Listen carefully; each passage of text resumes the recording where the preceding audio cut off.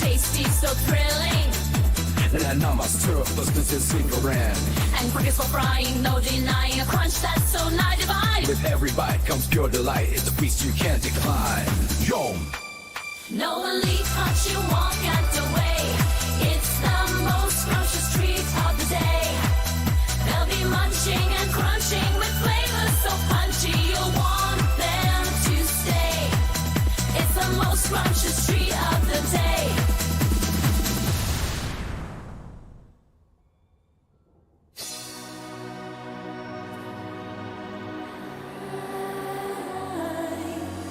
Yes, they're crispy and snappy, make you feel oh so happy. With every crunch a song you launch, enjoy that won't defray. It's the most scrumptious treat of the day. Come on, try Katsuki Locust today. Come on. It's the most scrumptious treat of the day. They'll be munching and crunching with flavors so punchy you'll want them to stay. It's the most scrumptious treat of the day.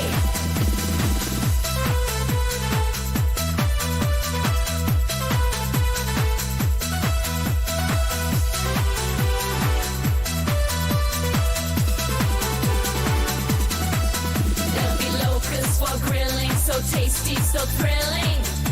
And namaz turfless cause it's single ran. And crickets for frying, no denying a crunch that's so nigh divine. With every bite comes pure delight. It's a feast you can't decline. Yom!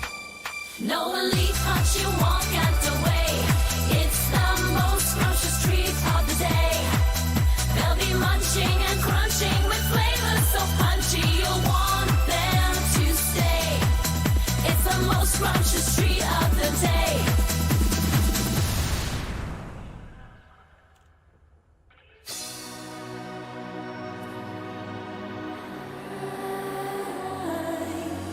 Yes, they're crispy and snappy, make you feel oh so happy.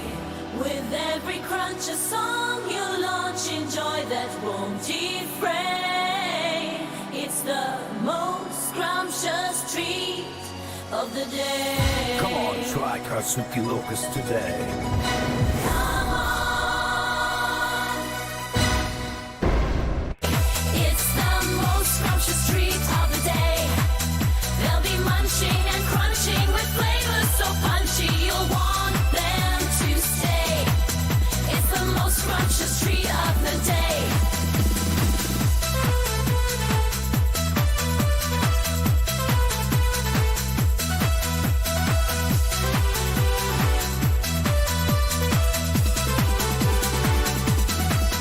There'll be locusts for grilling, so tasty, so thrilling.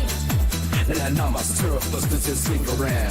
And crickets for frying, no denying a crunch that's so nigh divine. With every bite comes pure delight. It's a feast you can't decline. Yom! No elite punch, you won't get away. It's the most scrumptious treat of the day.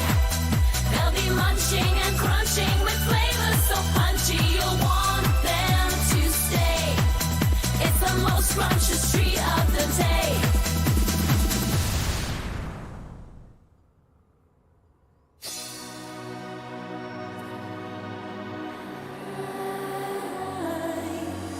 Yes, they're crispy and snappy, make you feel oh so happy. With every crunch a song you launch, enjoy that won't defray. It's the most scrumptious treat of the day. Come on, try Katsuki Locust today. Come on. It's the most scrumptious treat of the day. They'll be munching and crunching with flavors so punchy you'll want them to stay. Are we muted? What? What's going on? Hold on a second. We are not muted. Whoa! Hi! Hello, welcome to this stream. Okay, my ears. Okay. We're good. Oh my god.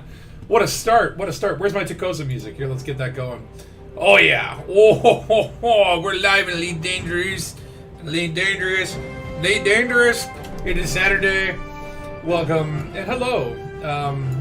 Takosa is now redundant. What? How did he get redundant? He's never. No, that's not true. I mean, I love the AI stuff, but it doesn't have that Takosa touch. It's fun though. It's super freaking easy too. You just the computer knows. I'll tell you, the computer knows a lot. You gotta be careful with those computers. Anyway, how's it going? I am Commander Spatula. This is Dangus. And yes, Dark Heavy. You want an update on the previous Warbucks? Yeah, it went freaking-tastic. So we ended up, I don't know if I still have the data on me. I don't know where to find it. But we ended up, so with the total donations, so like, the donations went on and on for the 4 days. And then the shirts that were purchased were added in. And we ended up, I think, hitting the 7,500 mark. 7,500 pounds for a special effect. Let me just, hold on. If I go to the Pilot's Lounge, because I could read to you what, yeah, so Orange Phoenix, but Commanders just want to thank you all for being part of and ensuring yet another successful Operation Warbucks event.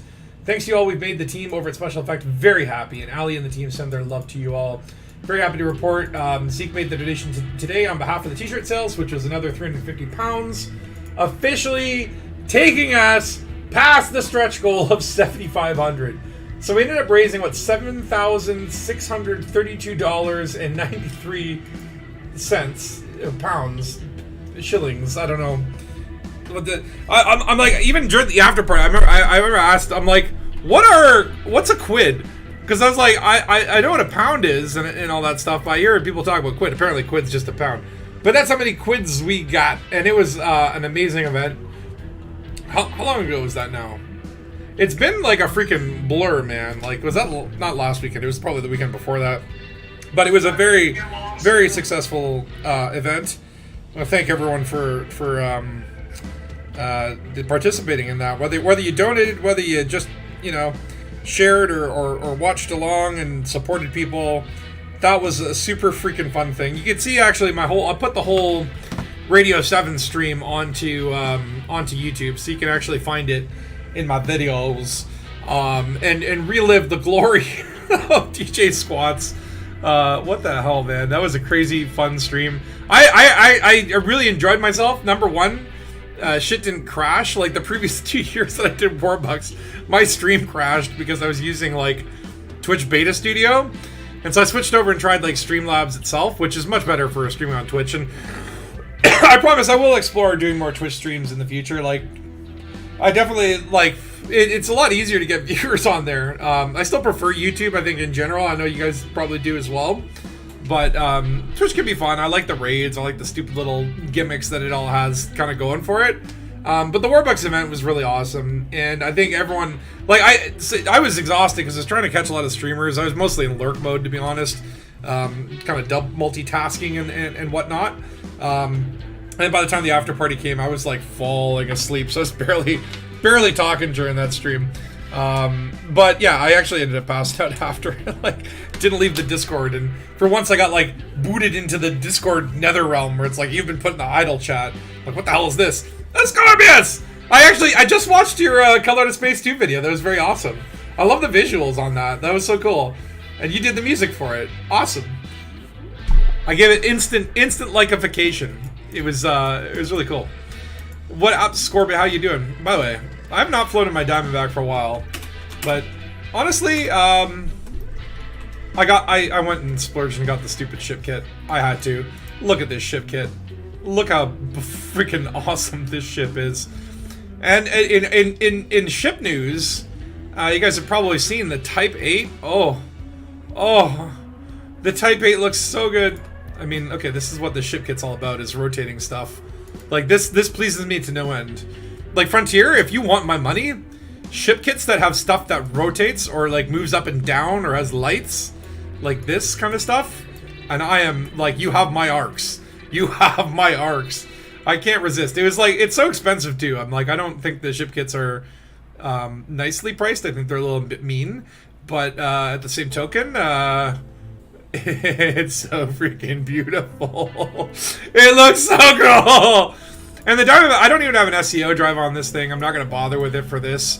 Mainly because I'm running out of materials and I'm running out of money. You did the music, Inf Whale did the visuals. Yeah, it was a really cool combination. What is it, Clockwork TBX? I don't know if it's Clockwork. It's certainly it runs like clockwork. Let me see here. What did I do? What's the ship skin? I believe is the. It's got such a cool name too. Like it's just a skin, but like you give a skin a cool name, and I can't resist, right? The Survey Radium. The Radium. Then there's also Titanium, which I like the look of this, but my ship's called the Red Rocket, so it's got to have some red in it. Indium. Sodium. The Sodium. Copper. Boron. And my favorite skin of all the skin is the Summer Night Mango. The Night Mango cometh. Like, what an amazing skin. But no, I'm going to stick with my Radium. And then, of course, like, these ship kits, man. The only thing I didn't like was the spoiler for it. I think it's this one. Which is, like, I prefer the fishtails. That just gives the Diamondback a nice little, beautiful rear bumper. It's got a clockwork wind-up key there on the... Oh, I see what you mean. It's, yeah. It's like a little... Like one of those little, like, old 50s robots or whatever. Yeah. I don't know. It's freaking amazing. I love the Diamondback. I think the Diamondback is probably, like, the best exploration ship. Because you're small, you're nimble, huge jump range. The only chagrin is really, like, what the hard points do not support... What I would put if I could put like a size 6 fuel scoop on this, but I don't have weapons. I don't need weapons. I don't know why I have a manifest scanner, just in case. You never know. Some piracy might present itself. It's like you can downscale all this stuff. Like the top speed on this thing is not very good, and it does not regen, but that's fine because when you go down in the black, you don't really need it. You just want to strip everything down, make it lightweight. The only chagrin is like you've got maximum size 4. So I've got a 4A school foop, a school foop. What is a school foop? And I've got a bi-weave shield that's like low power or whatever, because you want to still smash into the planets, and then just a 3 guardian boost. The rest is just like it's not got a lot of guts, but you don't need a lot of guts because it's got swagger. Okay, it's got beautiful swagger. Yes, the tiny fuel scoop is the one chagrin because you will have to spend a lot of time refueling, but at the same token. It's just such a beautiful little ship, and my favorite is just the way the docking animation looks like. I mean, again, some of these ships have these beautiful nacelles that, like, actually animate. You don't really get to appreciate them unless you go to camera mode. Like this and the Killback, and soon we're gonna get this Type 8, and holy shit, like, Frontier is freaking, like, obviously, like, new ships are exciting, but then they could put out a bunch of, like, they could just put out another Chieftain, and I'd be like, all that excitement would be gone. They're putting, like, the Python Mark II is the sexiest ship, and I love it, and it's so good, and it flies nice, and it's like a nice little combat nugget. And then, like, friggin' Type 8, they just showed pictures of that, and it's like, whoa, this is like that industrial kind of, like, cool. I'm just excited about the Type 8. I probably won't do early access for it, but I will definitely buy 2 when they come available in stores. I mean, I'm actually thinking about doing early access just to give Frontier money to show them that, like, if they keep putting out ships like this... but I don't want to do that for early access, so it's like, I want to... like, okay, if they put ship kits out for it, I'll buy it. Because I don't like the early access thing. I mean, I get it. They gotta make a buck, but... I did it for the Python, and it's like, actually... It's fine. I mean, like, it's not like... It doesn't offend me or whatever, but, like, I don't know. It's not... Like, my point is, like, if they put out cool-looking ship kits like this with rotating stuff on it, they're gonna get all my money, so...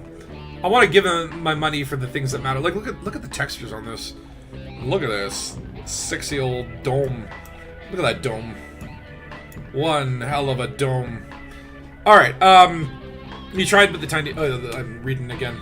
Okay, so, anyway, I guess, yeah, what's been going on other than the Type 8? The Type 8, super excited about that. That looks freaking awesome.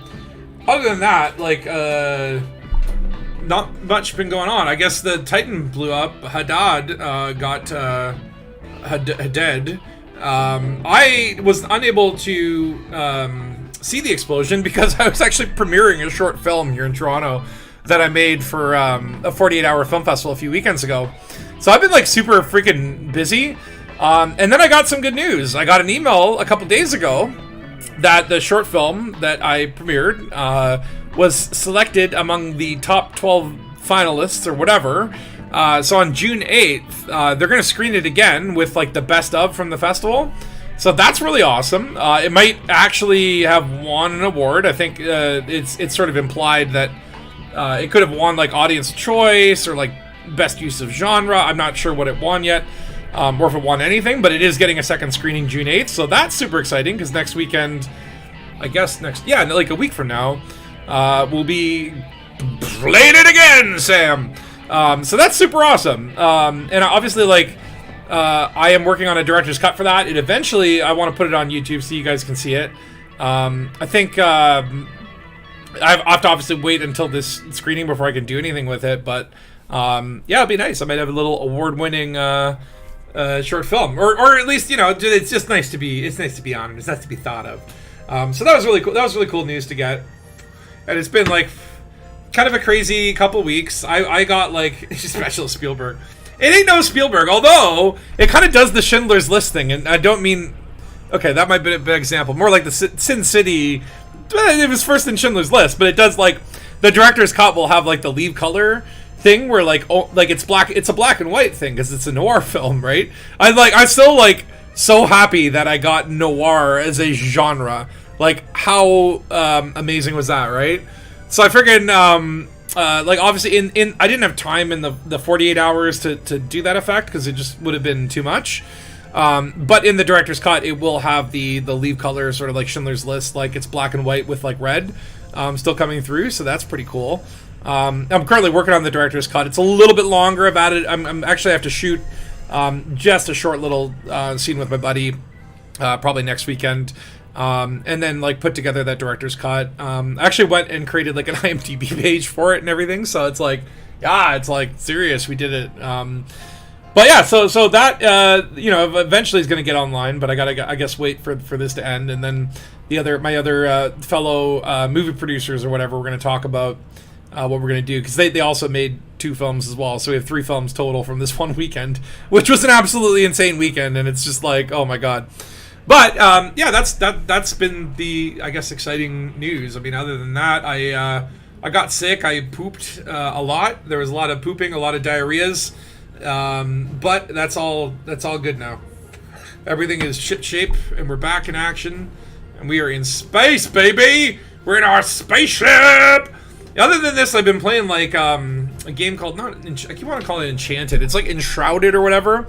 It's like a Valheim type game I've been playing with my friends. It's just like base building and going around and exploring. That's been kind of like fun for a few evenings here or there. But it always comes back to Elite for me. It always comes back to the freedom of getting into a spaceship and going around and just basically jacking off in space. Not jacking off like literally, but more metaphorically, because that's what we do. That's everything. All right. Anyway, so you know, the other thing is, and I you know, if you've been following, it's like I've been really loving the Elite Dangerous guys and what they're doing. They've been doing some crazy stuff on streams now with the guys building ship interiors, and it's, I don't know if do I still have like the link to it. Hold on. Elite Dangerous, the ship interiors, interior. I don't know. He gave that a link, but I don't know what it is. Yeah, I've lost it. But the guy's building. You should watch him on Twitch or whatever. He's building ship interiors in like Blender and whatever, but then uploading it to a website so that like you can actually have a browser open and get out of your, like in the browser, like get out of your seat, go explore your Cobra. There's a little coffee machine. He was doing a last stream building a bathroom and like modeling out a toilet. It was amazing. This is exactly the kind of content that fits the Spatula brand, so I was very excited for that. But yeah, so friggin', you know, that's been really cool. And then obviously, like, these guys do this amazing stuff. If you haven't done the... What was my mystery called? The Fingerprints of the Black Prince. That one, I made it an adventure. And that's super cool. And, you know, it's kind of... And then there's also, like, I will tell you this. There's a secret mission on the site. And I won't tell you how to find it. Because I think part of it is, like, you just kind of have to be paying attention to stuff, and then you might notice something weird, and that leads you to maybe do something that you know, you dig a little deeper, and you keep digging, and you keep digging, and then it involves, like, JSON code and Python assembly language and friggin' QR codes and QR codes within QR codes and metadata of images and ROT13 ciphers. Like, literally, like, a full-fledged, like, scavenger hunt mystery is, like, hidden on their site. And that eventually, when you put all the pieces together, you get the URL to the secret adventure, and then that itself has a whole series of freaking insane clues that you have to go through. And it took me, like, I think it was, like, 48 hours or so is how long it took it to crack. And I was, like, obviously I slept in that period, but, like, it was like a fever dream of just mystery solving. And I got it in the end, and you get this, like, cool special badge. And then, like, literally, like, reached out to, like, Thargosu and Optimus Koala. I'm like, that mystery was, like, one of the hardest things I ever did. They're like, holy shit, you completed that in, like, 2 hours? I'm like, dude, you're talking to the galaxy's greatest detective here. This is Spatula 007 in the flesh. How could I not do it and still have the reputation for the greatest detective of this goddamn galaxy? But that, honestly, if you do find it and you like puzzles that are going to test you in every possible way, I do recommend just poking around their site and looking for it. If you need hints, I'll give you hints, but I won't give you the answers because part of the fun is going insane doing that.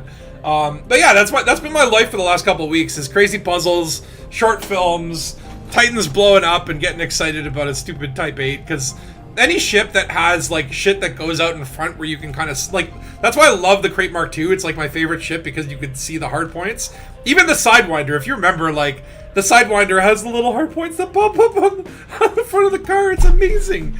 I love it. But anyway, what the hell are we doing today? So speaking of these Dangerous people, I figure I'd start kicking off this mystery here. So we got this thing called Journey with an Extinct Civilization. Of course, you dock and mean, and what do you get? You get friggin' let me take that off. Get this stupid Ramtaw mission, and it's like, oh yeah, I remember this. I can't believe that this is still going. Like, this is still in the game. So, like, if new players want to do this, you get like an actual friggin' thing, and you get what, basically 4 weeks, and it's only 10 million. I think it was like 100 million back in the day, but I think you get credits for some of it. But I guess this mission must tie into that somehow, because as soon as I docked here, I got it, and I think I just saw a Dead Star. Oh yeah. What is he doing? That kind of motion is unnatural. But yeah, so basically, we're gonna do this dangerous mystery, and then after that, so really, like, okay, I need to, like, make some money, and I need some materials real bad. I'm starting to, the bank account is starting to look low, only less than 800 million there, and, like, I think the fleet carrier maybe has 1 billion. So before I do some mining, I want to do some, like, bounty hunting and some fun stuff. I might do some geneticals along the way if we get the opportunity. Like, I definitely need to start getting some money, and I need to replenish a lot of my materials as well, because some of these materials are pretty low. We only got 3 borons. What's up with that? How can we can buy ship skins that have boron. No core dynamics components, I'm just out of those. Like, everything's looking pretty low. And it's like, when it comes to, like, upgrading these new awesome SEO drives to make them better than your existing stuff, you kind of need materials for that. A lot of it is this wake scan stuff, and this is the stuff that honestly is the freaking worst, because you kind of just have to sit there and scan wakes, or I guess go to Jameson, just violate his grave. But I guess I could also go to a material trader and just trade stuff, so that might end up happening. But obviously, I need stuff. That's the key here. But yeah, so where are we here? We're gonna do this mystery. So let's read the summary of the adventure. So After completing your last mission, you decide to make a stop at Felice Dock in the Mini system, a place you hadn't visited in years. You appreciate the familiar atmosphere of the space station. As you're about to power down... I've never been here before. I usually go to... There's like an engine... Who's the engineer in here, actually? There's like... Someone lives here. That's right. That's right. Who's there? Who dare? Who's in Mini? Oh, it's gotta be Ramtah, right? Because Ramtah... Yeah, Phoenix Space. And yeah, it's Ramtah. Yeah, of course it's Ramtah. He's giving me the mission here. But usually, yeah, I just go straight to Ramtah. I usually don't land at Felice. But as you're about to power down your onboard computer before heading to the bar, as per usual, you hear a notification for a new message. Huh? Strange. So, you start here. You need an SRV for this, a surface scanner, 4 to 8 tons of cargo. It's competent difficulty, and it's going to take about 2.5 hours and go 1,200 light years. Now, interestingly enough, and we'll get into this, these guys do some incredible shit with their website. Like some of the puzzles that they've put together, they can read your pilot's log and kind of respond to it. And this one, I kind of skipped ahead just to see what might be there. Hey, Ray Bobby, how you doing? I kind of skipped ahead, and it seems that this one has some interesting aspects to it that just show what a wizard Thargosu is in coding. Of course, this one's by Commander Thargosu, and worth 300 smackaroonie points. And right now I'm like, if you see here, I don't know if this will... Okay, that taps properly. There's this badge I got, Secret Elite. Oh yeah, that is a very rare badge. Let's see here. I am in 53rd place, Spatchberg. So, you know, I gotta be number one. I don't know how you get to be number one, because I think, like, when you look at the spread, it's like, wow, okay, these guys have done everything on the website. But I'm like, okay, John Baker has 1,104 points. These guys all have 1. Where's that extra 3 points come from? There's got to be another secret on the website for 3 points. Well, I will find it one of these days. But before I get to that level, I guess I just got to complete all the damn mysteries. So yeah, journey within an extinct civilization. Your usual habit would have been to leave your ship and head straight to the bar without paying much attention to this alert. But something inside of you urges to check this message. You mean this one?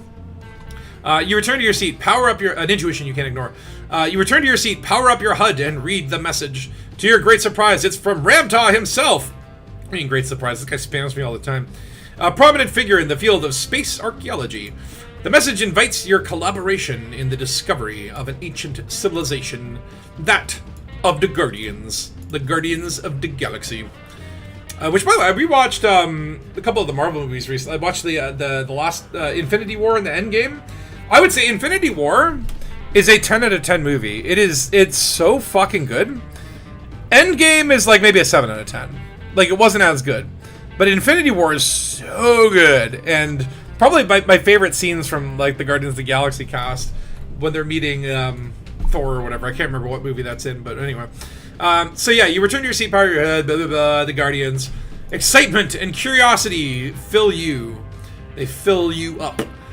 You temporarily forget about the bar. Oh no. And start examining the details of the message. The opportunity could be the greatest adventure of your life. A dive into the mysterious history of the Guardians. A chance to uncover secrets lost from the centuries in the unexplored corners of the galaxy. The galaxy doesn't have corners, it's a circle. A significant decision lies ahead of you. One that could change the course of your destiny! Well, that's dramatic. Okay, let me turn off the music because there's audio here. So this is a message from Ramtah. Commander, I have an opportunity you'd be foolish to turn down. New Guardian sites have been discovered. The codices at these locations could reveal a great deal more about... It sounds Guardian different than I society. imagined. I've developed a way to decrypt the data from these Guardian sites, and I'll relay the relevant information back to you as soon as I have it. Although I cannot specify the various combinations of objects and data types required, my decryption software should help decipher the ancient data.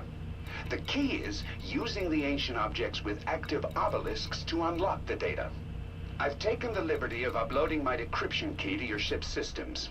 Unfortunately, the ancient technology adapts to the cipher after a few weeks, so our task is time critical. Please explore as many ancient sites as you can find. If you find all the data entries, there will be a bonus in it for you. Now, Now, I've done this before. I've never completed it because completing it is like insane. I think Dead Star you have, but like I believe it involves like you have to like scan. And this is where it's good that they updated the Scarab now so you can hold 4 cargo. But I remember it was like you had to like scan like the Beta obelisk with like an urn, and scan the Gamma obelisk with like a casket and a relic. Like it involves a lot of crazy ass like combinations that like at the time when I was doing it weren't quite worked out. And then I started following a guide, and then I found out it was totally glitched. From what I remember is you got like I think 2 million or something like that per scan, and then if you completed them all at the time it was 100 million. Now it's like 10 million, which is like you could literally like kill 3 people and get that much money. Like you could just stomp one little Orpheus on the head and it's still, even after it's been nerfed, is worth more than completing this mission. So I don't know if this requires completion, because like 2 hours and 30 minutes there's no way you can scan all the damn Guardian artifacts, but it'll still be fun to do this mystery. So here's where it gets interesting. So find your inventory here. Useful items will appear as the adventure progresses. So right now I have an empty inventory, and I'm like, okay, let me just test something here. If I were to just buy a commodity, would that appear in my inventory? Like, because this is like, I should buy, do they have bio waste? They do. Okay, we're bringing a bio waste. So let's see here. If I now refresh, does that... The excitement level you had reminded me of Kung Fu Panda! Energy level to 11. I've never seen Kung Fu Panda. Let's see here. Oh, don't skip ahead. Open the inventory. Okay, hold on. It seems to be processing. Empty inventory. So it doesn't consider... Either it doesn't recognize the bio waste, or it doesn't consider it useful. It says useful items will appear here. It depends on what you're using it for, but I'm going to bring this bio waste just in case. You never know. Alright, so a mega ship and a treasure. While listening to this message from Ramtah, you remember that you already know some Guardian sites, but is it enough to fulfill this request? You decide to refuel and embark on the adventure. You take off from the station and begin to boost. Okay, well, we gotta do that then. And begin to boost to enable hyperspace jump-in. But, barely on your way, you receive a second call from the engineer. You cut the engines to hear his message more clearly. Okay, I'll do that in a second. Your bio waste is not useful. Well, because it hasn't been refined yet. Once bio waste is refined, it becomes a very potent weapon. Okay, so we gotta cut the engines so that we can hear the message more clearly. So let's do that. Let's cut the engines. No more thrusters. Okay, let's just cut the music as well. And what's bio waste gonna say? Time is of the essence. The war with the Stargate is raging. Look at this! You got lip syncing! Scarab, look! You to join Professor Melville so that he can share his work on the Guardian Read. Also, how come he's French now? This will help you get straight to the point. That's so cool! Talking The heads! amount of data to be recovered is so substantial and time is so precious. Every passing week intensifies humanity's distress in the face of this war. Ooh. I'm sharing the coordinates of the professor with you. One strange thing, by the way. It has been some time since I last heard from the professor or his crew. Should also be looking for clues in this. They may be experiencing technical... Because if I know Thargosu, he's all about the clues. So that's cool. I mean, definitely... Okay, so Ramtah definitely had a different voice from up here, because this is not... Commander, I have an opportunity you... Or maybe that's like, I don't know, Ramtah's assistant? This is like the real deal. Time is of the essence. Time is of the essence. Okay, so the War of the Thargoids Rage and invite you to join Professor Melville, which that sounds like a fake name. So he can share his work on the Guardian Ruins with you. This will help get straight to the point. We gotta get like data, time's precious, blah blah blah. Sharing the coordinates of the professor with you. The one strange thing, by the way, is it's been some time since I last heard from the professor or his crew. They may be experiencing technical difficulties. A mega ship? Experiencing technical difficulties? I think more likely they got blown up by Thargoids, but let's check it out. So we gotta go. Here's your first destination coming into focus. You double check one last time that you have Ramtah's mission in your left side panel, so that's apparently important. We do. You input the coordinates of the megaship into your onboard computer. heading for the CT. Where be the CT?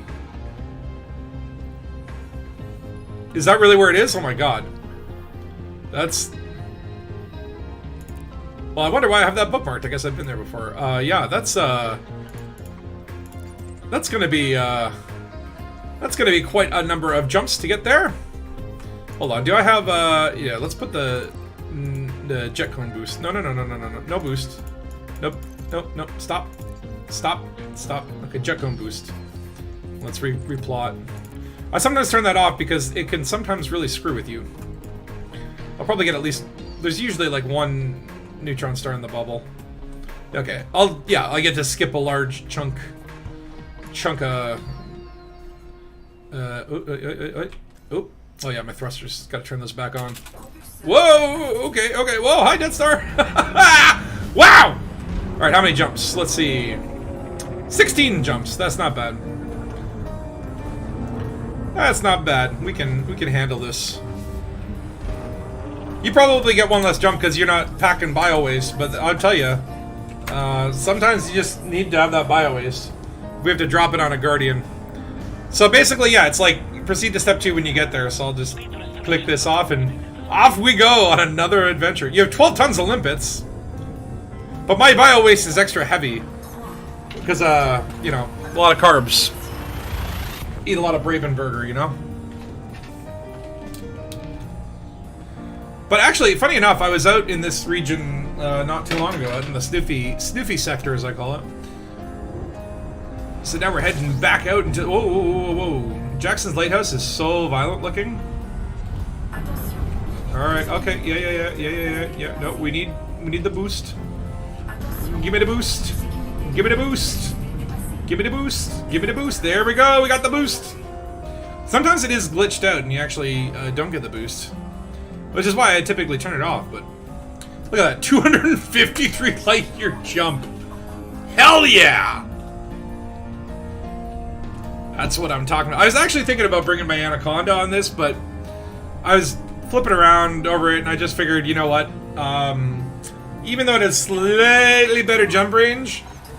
If I need to land somewhere, the Diamondback is just, that's where it really is superior. The other one that's really good is, and I wish, I was thinking about the Phantom. The Crate Phantom is also a wonderful little exploration ship. I think that's what it's best for, in my humble opinion. Alright, we gotta make sure that we're scooping as we go, because, oh, wait, where'd my route go? Where's my route? Okay, hold on. Yeah, the Diamondback 2 does not have the best heat management. Okay, apparently my route disappeared. That is fine. Yeah, that's the one thing about the Diamondback is not only does it have a small scoop, it does not deal with the heat well. It's got a small PP and it comes too soon. That's basically the attributes of the Diamondback. Ladies do not like the Diamondback. Alright. 15 jumps, or 14 jumps, that's no big deal. We can do this. But yes, Warbucks, awesome. I was so happy with the outcome. It was so much fun. And then, like, doing this short film, it's been, like, a really kind of crazy month for me. So, like, and I mean, even then, I've been getting a lot of downtime and stuff like that and sleeping. But I got sick, like, twice this month, too. I got, like, a flu, and then I got, like, I guess a stomach bug or something like that. So it's been, like, it's one of those things where, like, you know, you have a couple months where everything's kind of slow and nice, and then all of a sudden, in this one month, like really the month of May, it's like 5 million things happen all at once, right? Like everything was very exciting. Like even friggin' yesterday, it's like I had a Zoom meeting or whatever, and like 5 minutes before the Zoom meeting, my neighbor decides to just start banging on the wall and sawing stuff, like literally right before. It's one of those, it's just like, because it's just like, that's the theme of May for me, is just everything happening all at once. Which, by the way, that's a great movie. Oh, the Type 8. Oh, yeah. I'm a huge fan of the design. I think, like, the Python Mark II has to be my favorite looking ship at this point. Like, that is the ship of my dreams. Like, that is the sleek, beautiful interceptor. Oh, it's so nice.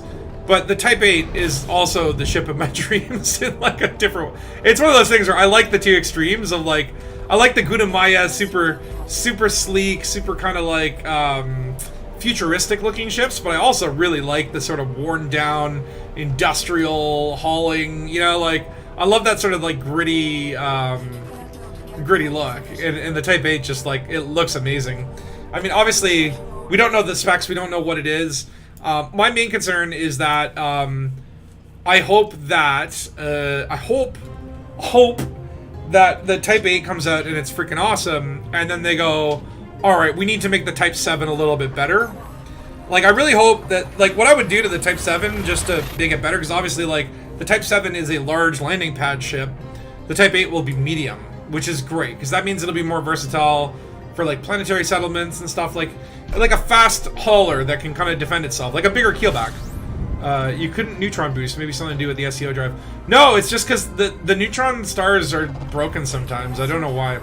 It happens randomly. That's why I usually disable them, because like sometimes they just don't work, and there's no real explanation other than I think the game just kind of shits itself a little bit, which is okay. You know, it's an old game. It can shit itself a little bit. It's earned that right. Ooh, what's that? Looks like a landable planet with rings. Look at all the juicy moons. Ooh, that's a big boy. Oh, ooh, hi. Ooh, these have not been landed on. Hold on, this might be... Where do you find it? 4 biologicals? 5 biologicals? I think we gotta land on one of these. Which one want to do? Let's do the last one. Because that's got 5 biologicals. Yeah, we're also gonna do some exploration during this because Bubba Spatula needs some money. And when you find unlanded planets, oh, let me make sure. Am I in a? No, this is a Maverick suit. I need an Artemis for my exploration gun, or whatever the hell it's called. But yes, Papa Spatula needs some money. The bank account's starting to look a little sketchy. And honestly, probably one of the best things that you could possibly... And I don't have an SEO drive on this, otherwise I'd be boosting the hell right here. The T8, okay, so I'm thinking like one T8 is going to be like mining, or maybe not. I don't know. I feel like the Type 9 is still a great miner. Although the T8 probably handles better. I don't know. I definitely want one T8 to be like my smuggling ship. It will be a smuggling ship because it looks like a cool smuggler. And the other one, yeah, maybe a mining ship, maybe a combat ship, maybe a ship to remove, like a forklift to remove NPCs from the mail slot in Shinrada. I don't know. I'm definitely gonna have 2 of them because like it looks so good that I want 2. You wonder if all the ships would be retrofitted to deal with SEO. I think what would be good is just like if they did like an engineering experimental module. So it's like, okay, with the older ships, yeah, like if they're wobbly with SEO, you can even that out at the expense of jump range kind of thing. Like instead of Bass Manager, you get like SEO Stabilizer. I think that would be a good way to go. I mean, don't get me wrong, I kind of like the wobble. Like I feel like it's a little unfair. The Python Mark II just it's so easy to fly with that thing. But yes, the Type 8 does look like a great mining ship. I mean, I don't go mining that often. I already have like a mining Type 9, but I mean, I could just have 3 of them. I mean, you can never have enough ships. I mean, you can't have more than 40 in one location, but there's no limit, so you could have 40 at every station in the bubble. I wonder if that, like, if you could just go around and buy Sidewinders, max out your inventory at, like, different things, see if there actually is, like, an upper limit. Okay, hold on, I'm gonna probe this bad boy. It's a 2-prober, so that's fine. Let's see what we got here. We got some Fungoida, we got some Echikatsa Cactoida. What are we gonna find? What? Osseous Calcidius? What's that? No, I don't want that. Let's see what we got here. Bacterium, Stratum, Tubus! Ooh, I love me some Tubus. I think we're going... so it looks like you can see the Tubus and the Fruxtia do not like each other. I'm more of a Tubus guy. We're gonna go hardcore Tubus. Sometimes you can land on the borders and then try to get everything, but I know the Fructuxia or whatever, that's just like grass shit. We don't need no grass. There's probably other types of grass. Like in theory, yeah, you could land in like the blue part in that middle of that not blue part and probably get the best of both worlds, but sometimes it can be harder to find the plants that you really want.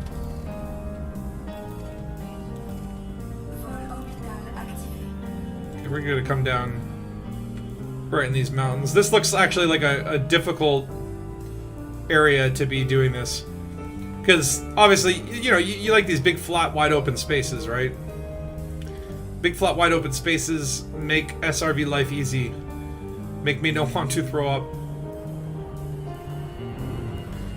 I wish the color map or whatever, I wish it was a little more coded. Or, like, there was, like, more intensity in certain areas that was, like, darker, and you could aim for those areas. Because sometimes you do get down, and you're like, okay, this is a whole blue area, but it's, like, very hard to find stuff.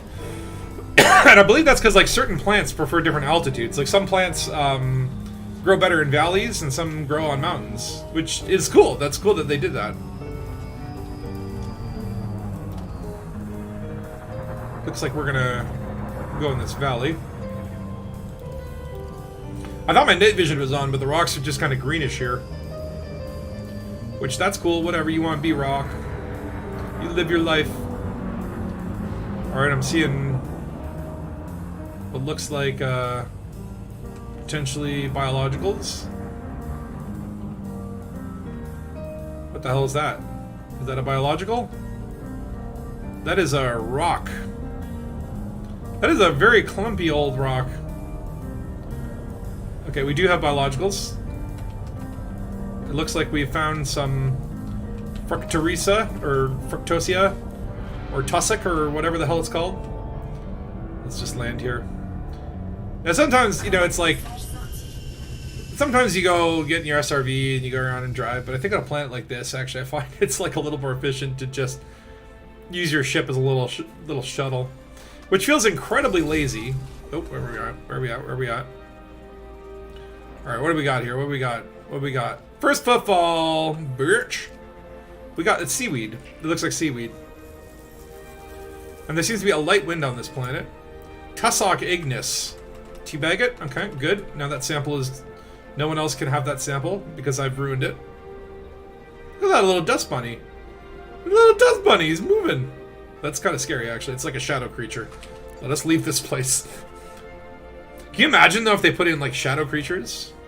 I think what this game needs is, like, because clearly the Thargoids kind of have that little bit of, like, a kind of a Cthulhuian, how do you say that? Cthulhu-like properties to them.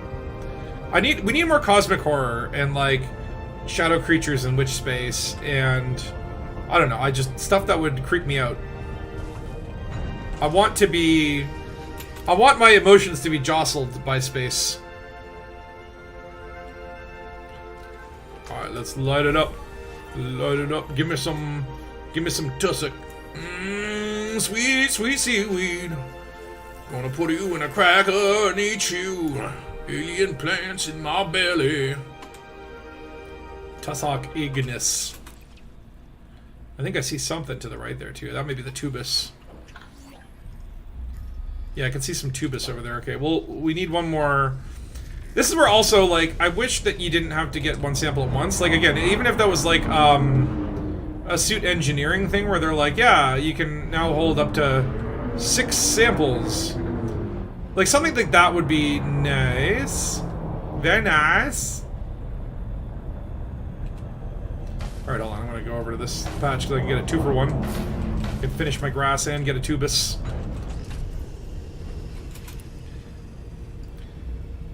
Now, I'm wondering, so we got, what, we got Frontier saying at the beginning of the thing, they're like, we're gonna do 5 ships, right?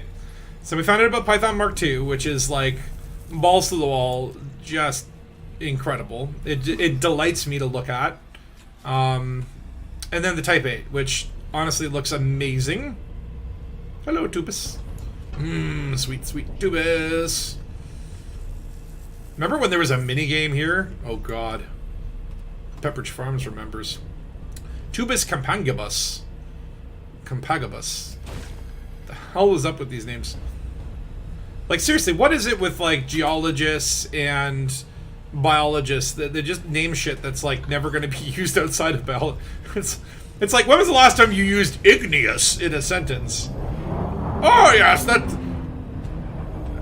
fellow seems quite igneous. I need some tubus in my life. It's like they make language that only other biologists or geologists would ever understand or give a shit about. It's like a secret coded language. This is why I brought a Diamondback, because it can land anywhere. Collecting Ramtah sock samples. Ram-ta-ta-ta-ta-ta. What up, Thargozu? Yes, I'm doing the mystery. Although I stopped on the way because, like, I need money. And when it comes to the best source of money outside of murdering Thargoids, genetic biology is probably the best thing that you can do right now. And so any unfootfallen planets that I find along the way that have a lot of biology, I'm going to stop at. Which means this mystery might take longer. I was hoping to do some bounty hunting at the end, but I think at the rate I'm going so far, it'll probably be, I don't know. It depends, because I'm hoping this Ramtah mission does not... It's not like, yeah, collect all the samples, because I'm like, that will be way more than 2.5 hours. But I remember, like, back in the day doing it, and it was glitched out or whatever. Is this tubus? Looks like a nice little tubus forest here. Ooh, yeah, lots of tubus. Just land right in the middle here. If we could just... yeah, if we could just... I think I'm caught on a tubus. Get off me! Get off me! Oh god, it's touching me! It's like when you go in the pool, or in a lake, when you're swimming in a lake, and then friggin' the seaweed kind of grabs your foot. It's, like, creepy. With the first footfall on top of that. Oh, yeah. I mean, this is the amazing thing, is that, like, we're like... like, literally, I jumped on a neutron star, and then one jump, and finding planets that don't have first footfall with 5 biologicals. And these are going to be first discoveries. Now, the thing with the geneticals is they pay pretty damn good compared to just, like, blah blah exploration. I saw Death Star landing there. They pay pretty good, but you get way more from first discoveries. You get an insane amount. I'm gonna do a suspicious flyby of Dead Star. Let's go up on the mountain. 2.5 hours is important information. 2.5 days would have been alarming. Well, that's the thing, because, like, the original Ramtah mission, like, and this is back when, like, there were no guides, and it's like, you have to have, like, an orb, and you have to have a thing, and you have to have this and that, and then scan a certain type of obelisk, and then it turned out to be, like, somewhat glitched. Hold on, what's that? That's definitely something. That's definitely something. What is that? Okay. Looks like, turtles. Oops, my shields, my shields. Okay, hold on. Hold on, hold on. Pips the systems. Let's be gentle. We don't want to die yet. Watch it! Watch it, Jetser! Oh my god. Unsuitable terrain. How dare you? I'm in a Diamondback, sir. Everything is suitable to me. For the right price. Okay. 89%, that's fine. I didn't bring an AFMU, but... we're gonna be fine. We're gonna be fine. Okay. We'll scan these little turtles, too. They look like turtles. Mmm. Very lickable. I like the coloring on this. And that... this is like, after doing some Elite Dangerous mysteries, I wonder, is that a fingerprint? Is that a clue? Is that... do I have to scan that and turn it into a QR code?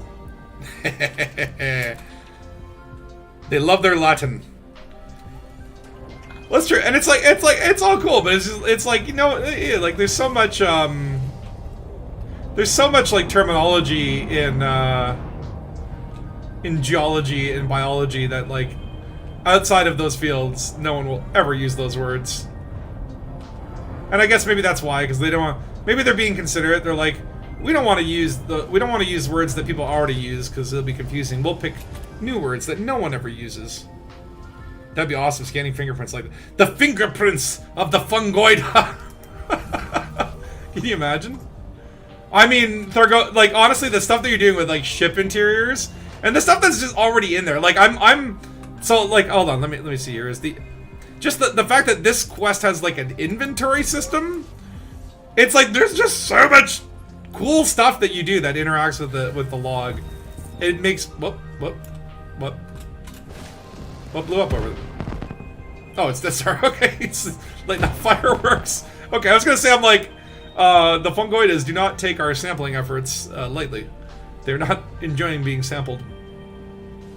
All right, one more fungoid and we can get out of here because I think like it's like the only two things that we didn't scan are the bacteria and which I never scanned the bacteria, even though they do have again good payouts.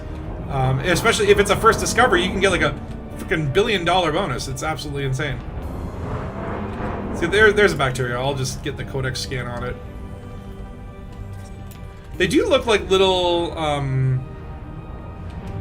they look like little galaxies or something, little flowers. It's kind of like I would get that and hang it in my room. That would be a nice little, or a fridge magnet. Or oh my god! Oh my god! Okay, bacteria's gone violent. Okay, we're gonna land here. That scared the hell out of me. Oops.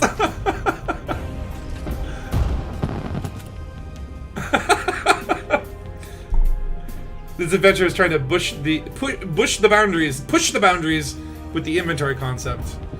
Well, I put bio waste in my inventory and it's not showing up, but it did say in the description only useful items will appear here. And I think that is, you just don't know how useful bio waste can be. It's got me out of many a pickle. Stratum executus emeraldus. We got the emerald fungoids. That would be like they got the thargoids and the fungoids. Shipping tier is making nice progress. Oh, I love the toilet you were installing. That was amazing. All right, we shall carry on. It's quite a few jumps, but that's nice that we have the first footfall on this little lovely old moon. First footfall. Again, there's if you want first footfall, there's another moon with 5 bios, and oh, 2 other moons with 5 bios, and then one with 4. So, and then there's this guy over here. Whoa! Ammonia 10. Wow. Okay, hold on. Oh, this one has first footfall.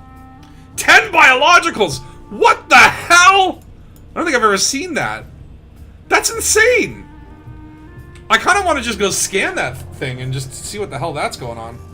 What up, Barefoot? How you doing? Okay, I gotta get away from Death Star before he gets overzealous with his fireworks. Okay, I need to see that moon because that's crazy. Yo, Guru, what's up, man?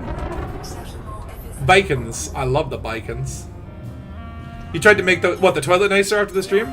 Oh yeah, I love the fact that you have a little washroom and it'll be interactive. Like even if you could just flush the toilet, that tickles me greatly because that like again, it's just like it's I think like again when you look at like Elite and ship interiors, a lot of people their argument is that ship interiors are not useful. There's no gameplay associated with them, and I completely disagree with that. I think you got to be creative to get gameplay in there, but I think the main purpose is immersion, right? And I think that's what Elite does better than anything. You feel like you're in space. It's a 1-to-1 scale Milky Way galaxy that you're popping around, right? I wish I had SEO right now. I'd just be jamming it. But like you know, it's so like ship interiors, even without gameplay, would increase the immersion by a factor of 500 million. Like it would just be so amazing. But at the same token, I think there could be a lot of gameplay there, right? And fingerprints of the Breben. But that's exactly where I think what you're doing, Thargusu, is like super cool because you can show that there's gameplay, right? Again, it could be like analyzing a sample. Like you got a little lab in the back, and it's like you analyze these samples, increase their value, or you know you go back into the ship and you can maybe like take a little wrench tool and smack your shield generator around and boost your power by 5%, or maybe smack the FSD with a hammer and get a 5% jump boost. And so maybe like in a multi-crew scenario, you could have a friend just hanging out in the back of the ship, smacking away at that FSD while you're jumping to get those little jump boosts, right? Like there's so many, you know, again, you could have running around the ship turrets, you could have a little cabin where you have all your awards, and like you can put posters up on the wall, Karsuki locusts, you know, a little kitchen, maybe you can eat little snacks, you know, again, and a lot of it is just like immersion, but it gets you feeling like you're really out there, and I think that's not underestimated, because that is like the key to this, like this thing, right? Interior gameplay going back to manual emergency repairs. Well, exactly, right? Like, oh, I didn't bring an AMFU. Well, thankfully I got my handy dandy Maverick suit, and I can just go back there and cut open a panel and just smack it with a wrench, and that fixes it, because that's how you fix things. You smack them. Or at least that's what I used back in the day. You ever have those like old TVs with like the knobs on them? And it's like they'd get a little fuzzy, and you'd literally smack them, and they would repair themselves. So maybe it's a little more like retro tech, but like, you know, that's the way to do it. It's very steampunk, right? Okay, I know this has been landed on before, but 10 biologicals. I just need to know what's there. Like, that's amazing. I don't think I've ever seen a 10 bio planet. Like, I think I've seen maybe 8s or 9s, but 10 is like, wow. And it's a 2-prober too, that's easy. Also, these probes, and I can like run through their tails, I love it. Like, really, I think Frontier with the exploration rework, like the FSS scanner and the probes, absolutely, that's a saucy pizza. All right, what do we got? What do we got? Aleota, Bacterium, Cactoida, Concha, Fungoida, Stratum, Tubus. It's got everything. Everything you could ever want. Okay, maybe I kind of want a Cactoida. I want to see a Cactoida. It's Ammonia World too. I got Death Star just like launching probes at me. I love how gravity's like curving them too. Oh shit! I'm going too fast. I'm going too fast. I'm going too fast. I'm going too fast.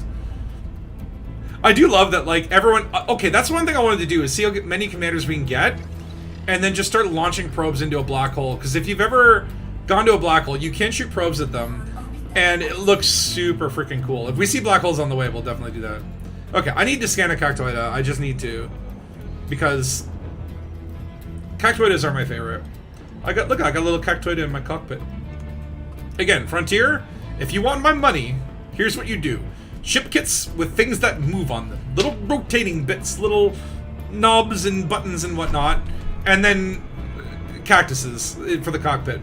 And think about this. If they did ship interiors, think of all the cosmetics that you could put up in your captain's quarters. Custom Gutomoya toilets with an upgraded bidet. You know, and it's like people would shell out the moolah for this kind of stuff.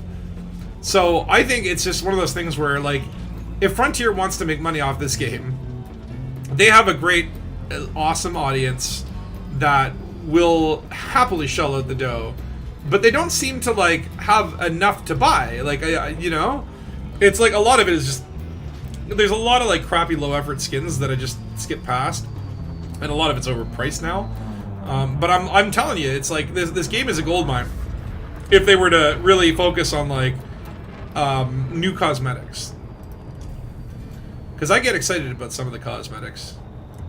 And it does, like, even though it doesn't improve your gameplay, like, I just want to be in some badass looking ship, you know? Even though you can barely, like, the only cosmetics you can routinely see are those dashboard baubles. But it doesn't matter. Like, it's like, if I know that my ship is this big old purple monstrosity, it's my immersion. Whoa, whoa, whoa, whoa, whoa. Is that a Cactoida? Nope, no, that's the grass. We don't care about the grass. We want the cactus. We want the cactus. We have cactus down here? Ooh, okay. Got something down here. What are you, my friend? That's a rock. But hold on. Is that Cactoida? I think that's an Aleota.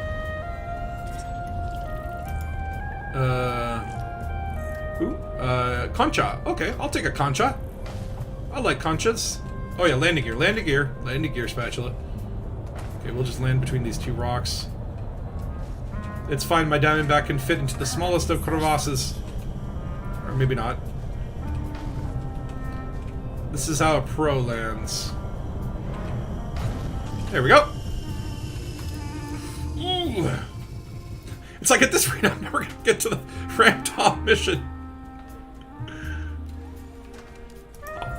I hope it's like it'll be like it's like if you scan any plants along the way, here's a bonus 5 billion credits for you. Oh, that's a fuzzy boy, and it's kind of segmented and has antennas. Oh, this is very lickable. Looks like a coconut. It's like a coconut that started to grow into a coconut tree. Mildly disturbing, to be honest. But look at this atmosphere too. Nice red sky. These ammonia worlds are beautiful. Yeah, you smacked your TV so much in the day it was working. I'm telling you, it's like that's the way old technology works. You just beat it around a little bit, and then it knew its place, kind of thing. With this new digital stuff, if you just smack it, it falls off the table and breaks. But this is the thing; they make things now to be more breakable. They don't make things to last; they make them to break now. Because Apple wants to put the next iPhone the next year, right? It's all got built-in expiry dates. And I know the lifespan of a lithium-ion battery, and it's not that they break it; it's just physics. But I prefer to believe that everything is a conspiracy, and everyone's just trying to take my money. Braben. Look at this little cluster of concha. Still have not seen a cactoida, but these are freaking interesting. Hold on, there's a couple in the light. I just want to get a good look at these. I like how they are all in various states of growth too. That's so freaking gross. I'm expecting they look like little pill bugs or whatever. It's like I expect them to kind of unfold and start attacking me. But honestly, the exobiology in this game is actually quite cool. Like, it is not like not 100% amazing gameplay. Like, it's pretty good, but like, oh my lord. Yes, being able to sample different, like, just make it an upgrade for the exploration suit, where it's like, okay, you can engineer this thing, engineer the gun in the exploration suit so that you can carry up to 3 samples per once, and then boom, like, everybody's happy, problem solved, no one needs to die. Okay, I think we got our last little batch here. Soft, beautiful landing. Your conspiracy is a conspiracy. You're thinking what you want me to think they want you to think. Life is more interesting if everything is a conspiracy, though. That's true. Oh yeah, give me that. Give me that concha. But yeah, I think like, because like they have suit engineering. By the way, what's this shit? Do I really need this shit? I don't know if I want this. Do I really want to? Oh, what the hell? I need money. But I think, okay, so you're expecting a giant rabbit. Yeah, I know, well, I mean, these look so cool. I love them. They're my favorite. I want one in my cockpit. That would be another cool thing, is like if you could create custom bobbleheads based on stuff that you've gone out and scanned. I think that would be an actual awesome dope feature. Okay, now apparently I gotta scan some grass, because apparently I decided to continue exobiology. And honestly, it's not that bad, especially when you're in a Diamondback and you're able to just like fly around like this, but there are times when it's like, when you're looking for a specific plant and then you go miles and miles and you just can't find it, it can sometimes drive you nuts. Especially with those grass things, which are a little bit harder to spot. Like, those conchas kind of show up on the radar very easily. Not on the radar, but on the... Sit. Hold on. Wait. Is that grass? That looks like grass. Let me get a codec scan on that. Yeah, Frutoxa flabellum. Flabellum. I'm telling you, this Latin terminology. It's something else. It's something else. But come on, we gotta get to Bramtel. Let's go, grass. Let's go, grass. Get in my... Oh, I landed on one. We'll just scan that one. It's like, okay, reading the genetic samples of a diamondback leg. What's going on there? They're growing diamondbacks in space! But yeah, so I would love it. It's right now you have suit engineering, but you don't have like, you do have suit things that will affect, like, for example, longer battery life on the tool usage kind of thing. But you don't really have anything that can upgrade the tools. And I think, well, obviously the Dominator suit does not have a tool, but that's because it's for shooting people. But I think, like, it would be lovely to upgrade the, upgrade the cutter so that, maybe, actually, maybe it does another function. Maybe upgrade the cutter so you could use it as a weapon and cut open people's helmets and cut their lives open. Hold on. Excuse me. Can we land here? Come on. I saw, like, a little bit of suitable terrain. Sometimes you just gotta roll around. Roll around. Come on. Don't make me... Another thing I wish you could do is just jump out of your ship. Oh, there we go.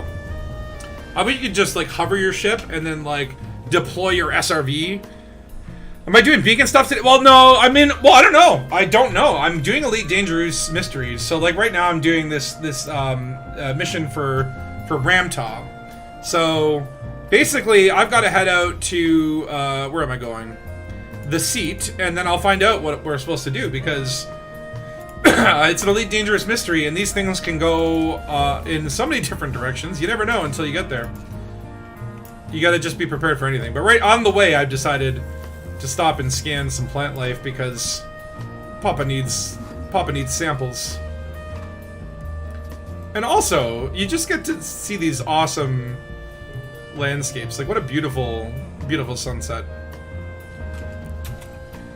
I think I am done with beacons as far as I know, because, like, I have pretty much everything that I need. I think there's a couple Guardian weapons I did not unlock, but yeah, we're going out here to the seat.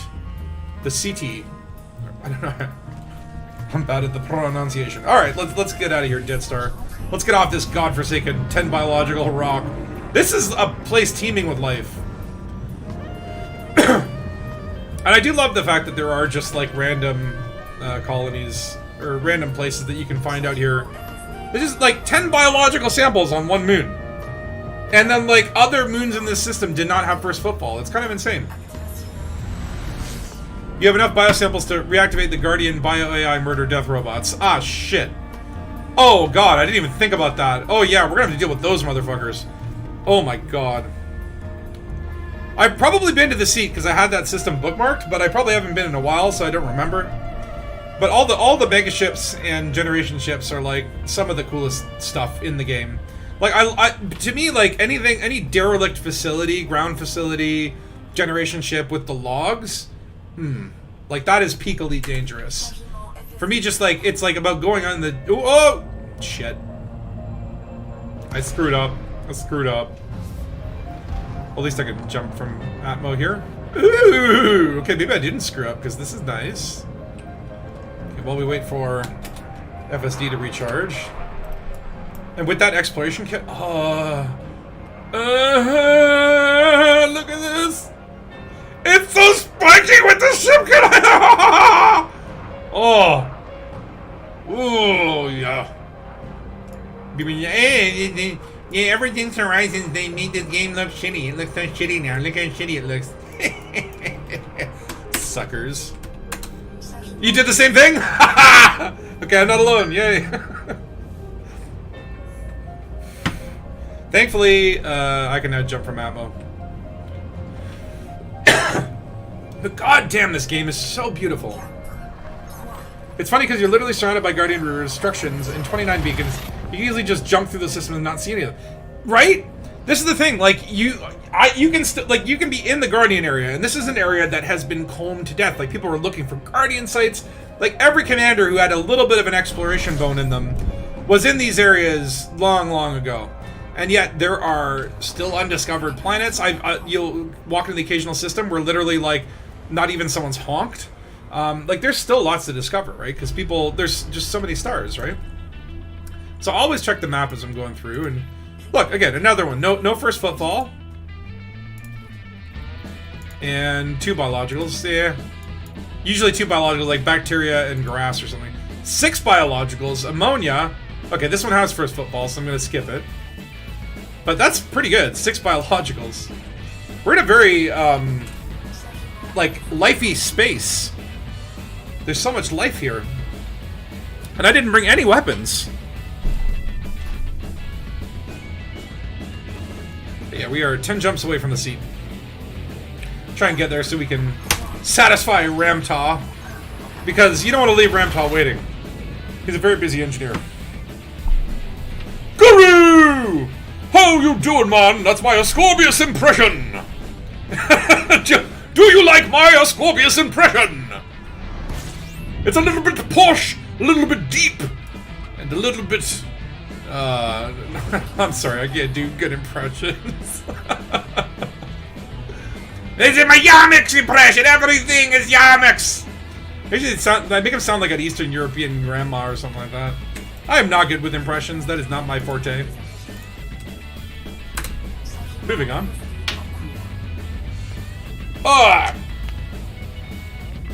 Honestly, it's kind of like I picked this adventure because I wanted to do something that got me a little bit out of the bubble. Because like after all the AX, you know, like shooting Ortheuses in the face and blowing up Titans and all that kind of like Xeno combat, there's going to be a big gap now, I think, before the next Titan goes, because it's not too bad. Do it in proper impression. You have to drive it the wrong way down the M1. That was so great. Yeah, the story behind that is like we're going to LaveCon. This is 2019, so I fly my little butt out to Britain or whatever, meet up with Ascorbius, and I think we great test in the car. We were maybe picking up Yamix, or no, this is like when we were going to LaveCon or whatever. So we had Yamix in the car as well. So it's the 4 of us. And we start going on the highway, and we're driving, and then I kind of turn to Ascorbius, and I'm like, isn't LaveCon like the other way? Like, we're heading towards London. And of course, like, leave it to the fucking Canadian in the car who has no idea where he's at to figure out that we were driving the wrong way for like 20 minutes too. For like 20 minutes. We got there though, everything worked out, and actually that was a lot of fun. And I would love to do another trip out there. All you drive the wrong way from an American standpoint. Oh, that's true. It does freak me the hell out. Although I remember, because Scarb was kind enough to pick me up from the airport. I came into the tiny airport. I don't know I can't remember what it's called now. But then it's just like, so like I just come in from Amsterdam, where I was just like smoking weed and eating pancakes, like Dutch pancakes. Oh, my favorite fucking food. And that's such a beautiful city. But anyway, so I get out to this small little shantytown airport, and Scorp picks me up, and then I get in the car, and he's like, "The pubs will close. We got last call in about an hour. We got a motor." I swear to God, I've never been so scared. We're driving way above the speed limit on the wrong side of the road through roundabouts and shit, and I'm just like, ooh, that's a beauty star. And I was like dying. But we got to the pub and managed to get a nice order in, so it all worked out. Yeah. Well, it's like, cause I just came in for LaveCon that one time, but I'd like to come back if there's like another LaveCon in the future. I was thinking too, there's so for the recent solar eclipse, I went out and rented a car and drove to a beach and watched the solar eclipse from a beach, and it was honestly like one of my top 10 life experiences. Like sitting on a beach in full totality and just watching shit get silent. The birds are all like, "The fuck is going on, man?" And just watching a solar eclipse. Like, it was an overcast day, so I didn't get to like stare at the sun during the eclipse, which was one of my life dreams. I did get to look at it, but through the you know, little bits in the clouds or whatever, right? Hold on. No one's landed on that. There's no biologicals.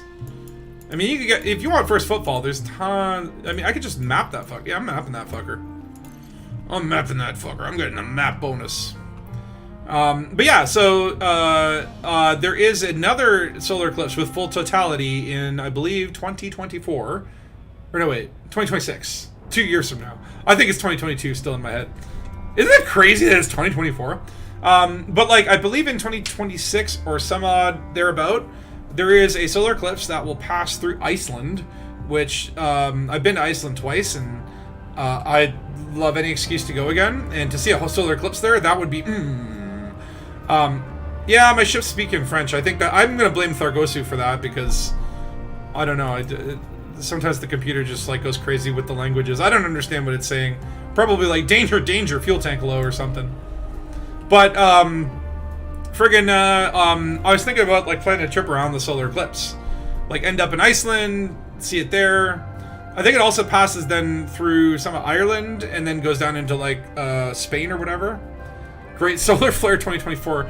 You're serious? You see these videos where they're like, we just survived a Carrington event. I'm like, get the fuck out of here. That was just a solar flare. Like, come on, you clickbait motherfuckers.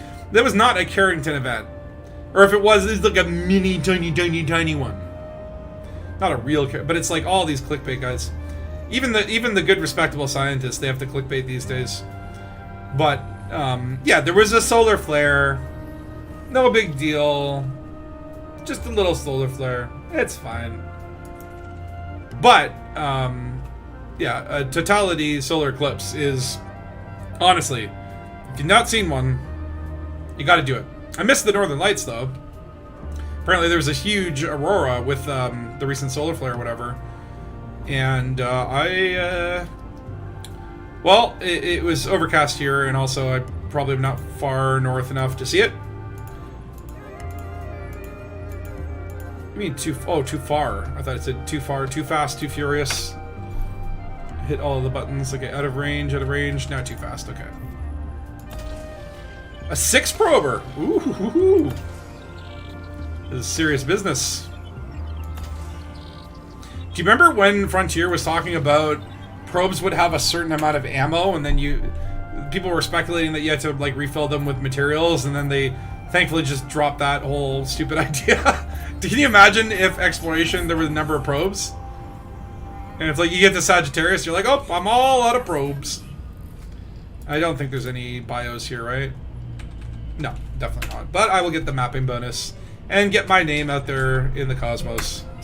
That some young explorer, years and years from now, because Elite Dangerous will surely be running forever, will log in and go on a trip to the Snoofy sector, following my footsteps, and they will see my name plastered all over the galaxy. Yeah, I know. Again, the devs. Okay, this is my theory. Is I think the devs, when they meet for their annual cabals or whatever, it's like they elect one person to be like, you are the anti-fun person, and your job is to take any features that we add and try to make them not fun. Because it feels like there's one guy. I need fuel, and this is not a fuel star. Okay, hold on. Do I have fuel stars coming up? I do. Okay, the next jump. Okay, good. Oh, Death Star's way ahead. He's making progress. But like, it does feel like it's like, wait, that got called out when a bunch of us went to FDev and told them it would be insane. Well, thank you to those who called them out for that, because that would be insane. Like, I still think like limpets should just be free and come out of your limpet collector, and then they just take time to regenerate. Like, I think that's how it should work. I don't think you should have to have inventory, because okay, I forget them all the time. That's why I wanted to change. But it does feel very much like there's one developer there who's just always looking for ways to take a good thing and make it be like, okay, that sounds really fun. Like, people really enjoy that. How can we balance it so that it's only somewhat enjoyable? Like, seems to be that's part of the philosophy, right?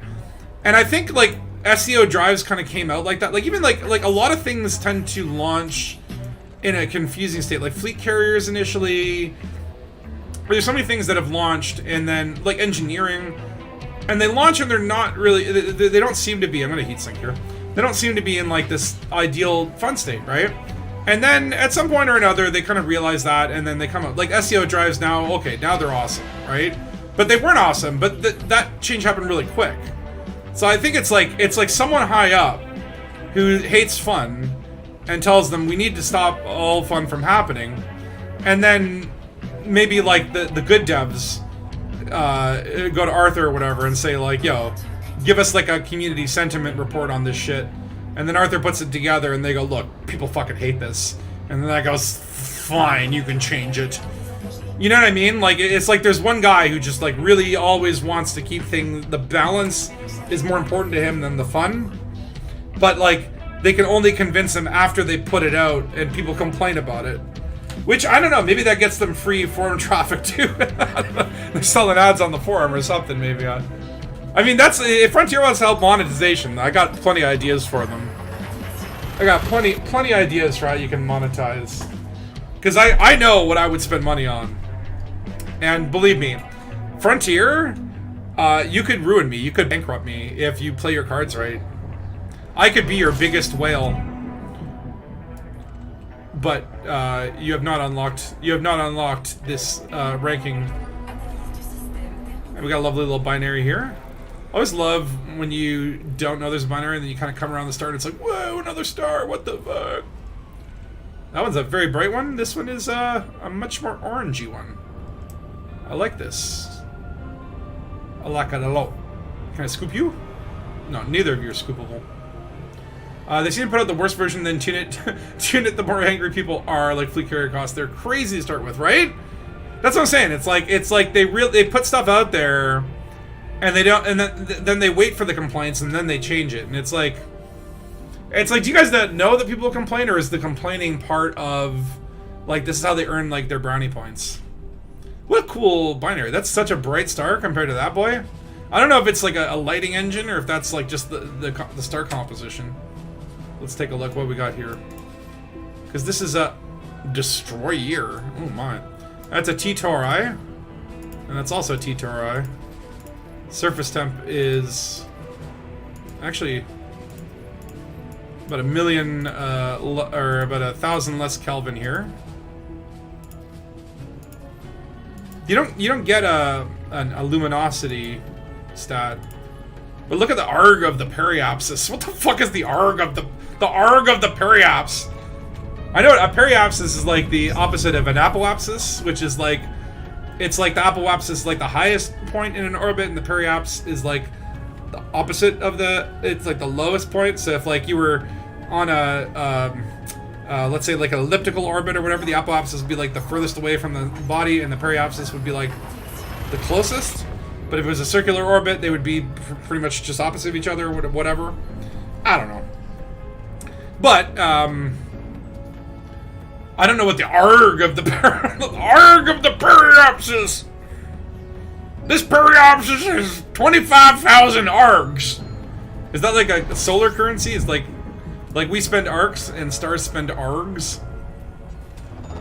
How many args will it cost to unlock the cosmetics for the stars? Dude, it's like, okay, so Frontier, I'll give you one free tip, and then the rest of them you gotta pay me for these ideas, because ideas don't grow on brain trees, okay? Sunglasses, different types of sunglasses, star-shaped, futuristic visor-shaped, aviator style, which we do have. That's all you need to do, is stupid freaking pairs of sunglasses. You will make $50,000. $50,000 in a day, the first day. Because people want sunglasses, Frontier. It's what they want. Ooh, neon. Imagine... I don't think any of these are worth it. Could get first football, but you know what? It's not what we're here to do. We're here to solve mysteries for Ram Tile. And also skin plants for money. 2 jumps to the seat. But, you know, but that's what I'm saying. Like, sunglasses, Frontier. Different types of sunglasses. Give me 10 different varieties of sunglasses. Like, we have regular glasses and we have aviator glasses. That's fine. But give us 10 more pairs of sunglasses and make them 2,000 arcs. 2,000 arcs each. Because 2,000 arcs seems like $2, even though it's probably like, I don't know, $50. I don't know what the conversions are. I'm very confused when I go to the ARC store. And I will buy them all. I will buy them all. Just because I want to wear different types of sunglasses. This is how you make back all that money.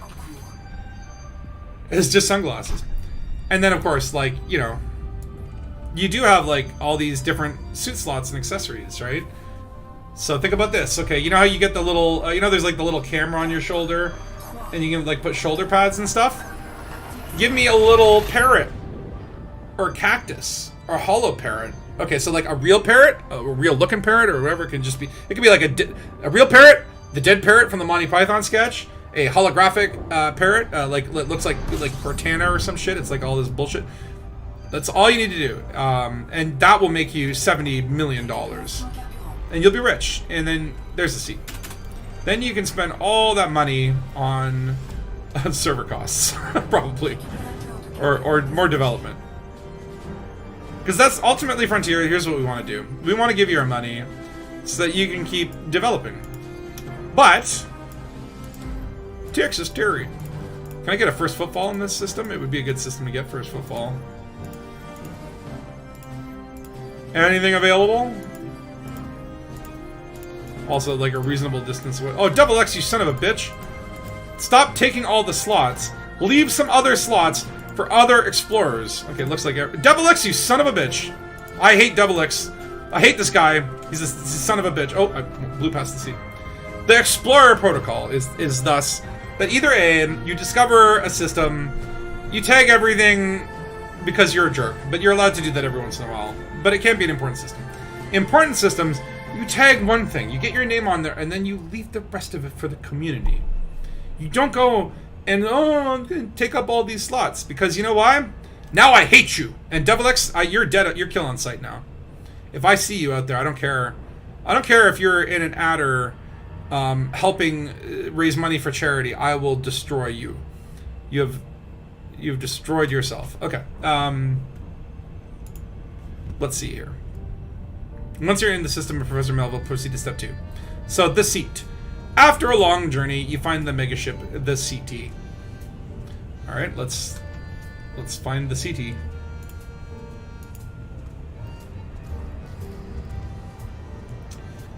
About to drop on the So you discover a disturbing scene, as you always do with megaships and generation ships. They never go well. They never go well in the Elite Dangerous universe.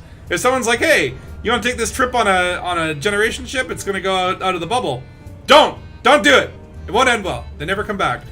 So the logs on board revealed much more to you.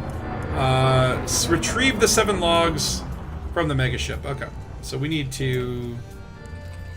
Where is the data link scanner? Okay, that's on another grouping. Love that effect, by the way.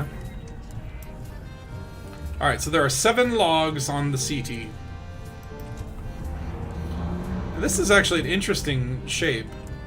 It's kind of got like...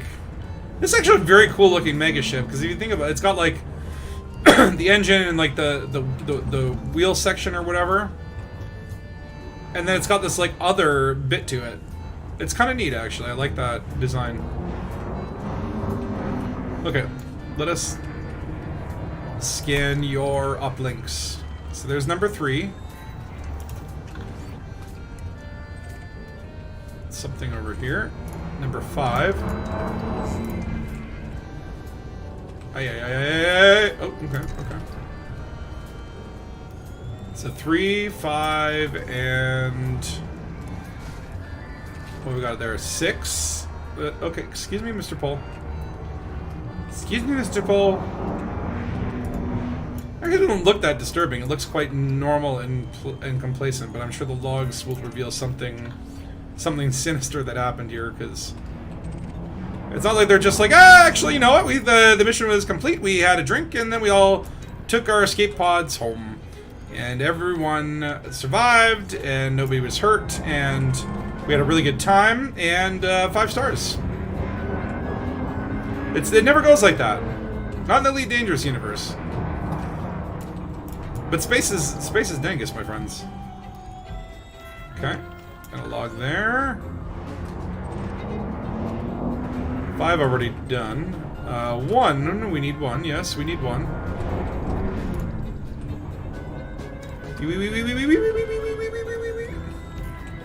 Okay, let's see. What am I missing? So 1, 2, 3, 4, 5, 6. I'm definitely missing 1. well, one log, but I don't know which one it is, because I was trying to keep track, but my brain don't do good thing. Okay, hold on. Uplink 2. I don't think we got 2. Oops, ow, excuse me, ow, ow, ow.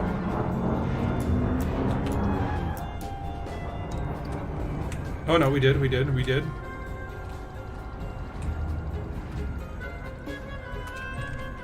Are there any on this section? We got 5. I definitely got 5. Uplink 3. Not sure. Okay, yeah, we did get that one. Ow! Oops, excuse me. Forgive me, I'm a little bit wonky. Okay, that's just the seat. The CT. Are there any logs on the underside? I don't remember getting any logs on the underside here.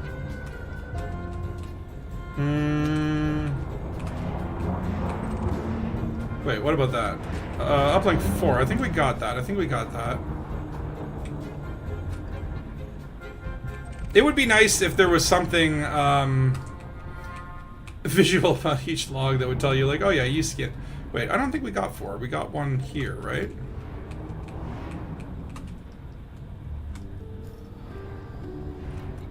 Oh, 0. I don't remember a 0. You must be the one. You love investigating the generation ship. Galconda turned out okay. Well, that's okay. Okay, that's true. That's true. The Galconda did turn out okay, and as a result, I got a fleet carrier out of that. So, the Galconda is the one generation ship that not only did it turn out okay for the Galconda crew, but it turned out okay for me because I made a lot of money when the Galconda needed tritium. All right, so we got a bunch of logs here. Oh yeah, this is fun. Okay, let me just go back to the Dangereuse website because I bet ya retrieve the 7 logs of the mega ship. Yeah, here we go. Because they have cool voice acting. I'm not just going to sit here while that jumped-up mechanic Ram-Tar spoon-feeds us information. Oh, who is That's this? what Professor Melville said. He wanted to know Is this more about Psychic? the Guardians, maybe figure out where they came from. So, off we went, with little to go on beyond the Professor's belief that there were more ruins out there. He claims to have information that will help us find more sites, but he's keeping it close to his chest. Only he and the pilot know where we're going.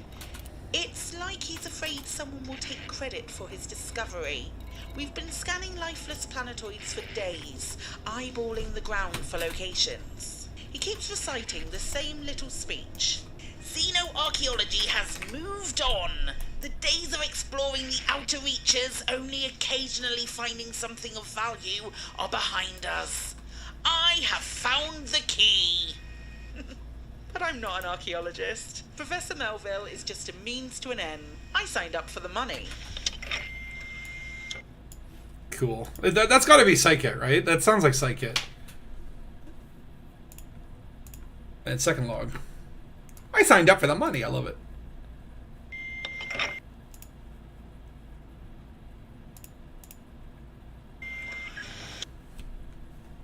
Dur. Is it glitching out? We received... But. Hello? Hello?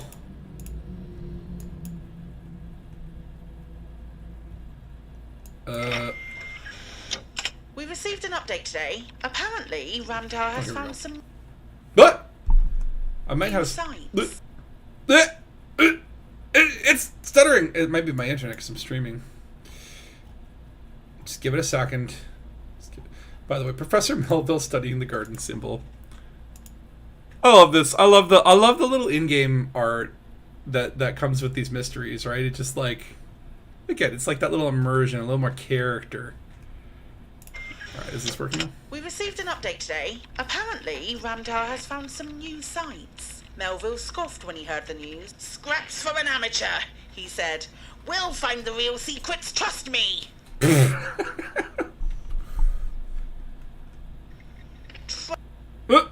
Oh, why is it doing this? Trust.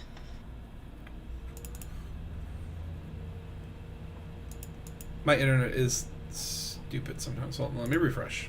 Maybe that'll help. That's an interesting thing. Why should...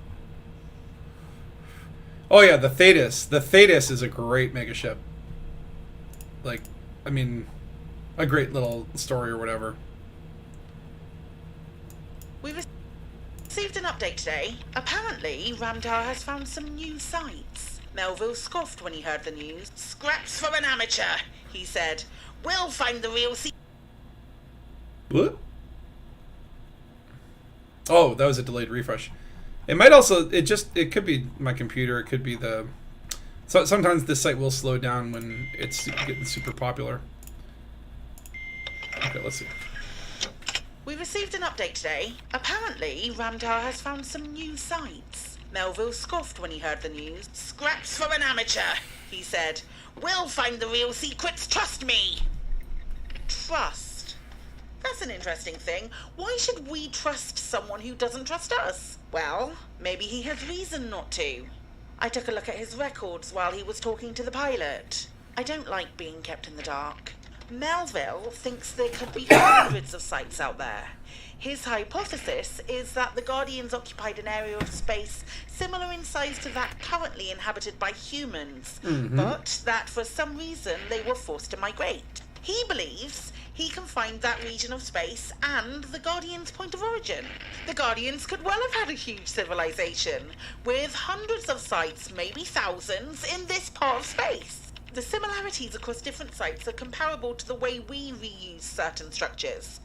After all, how many Coriolis stations are there in the galaxy? Because just like the game developers, there are only so many assets that you can put in the game. It's kind of a tongue-in-cheek. It's like all the like Odyssey facilities kind of like have the same layout, so that's kind of funny. Yeah, interesting. And you know that got me thinking. I'm like, we found a bunch of like Guardian sites. We've never found the Guardian homeworld. Like, what was their origin world? Right? Is it in the Snoofy sector and just hasn't been discovered? Could it be behind a permit? Like, obviously, a lot of the Guardian structures we find, they're just like one little base on a planet. So that would seem to me like an outpost, or like kind of like, you know, when you go to a human world or whatever, and it's like one of these like rocky moons or whatever, and we've got like a little city here or there. But, you know, like one would assume that the Guardian homeworld or origin world would be like I picture it like a Coruscant, you know what I mean? Like it would be a highly developed world, probably like I guess, I don't know. Would the Guardians be on Earth-like worlds? Would it be water worlds? Like we don't, I don't know if we know. That's interesting. But we don't know their origin world. We've never found it. So that's something to think about. And it's like we're so distracted with like Thargoids and like the war and you know where the Thargoids come from, the COL-70 sector, blah blah blah. I've never really thought about. I've never had that question of like, what planet did the Guardians come from? Interesting. Melville thinks the Sinuefe XR-H D11-102 system represents some kind of endpoint or last colony. Beyond that, the sites appear in clusters, with the number of sites in each cluster getting increasingly larger.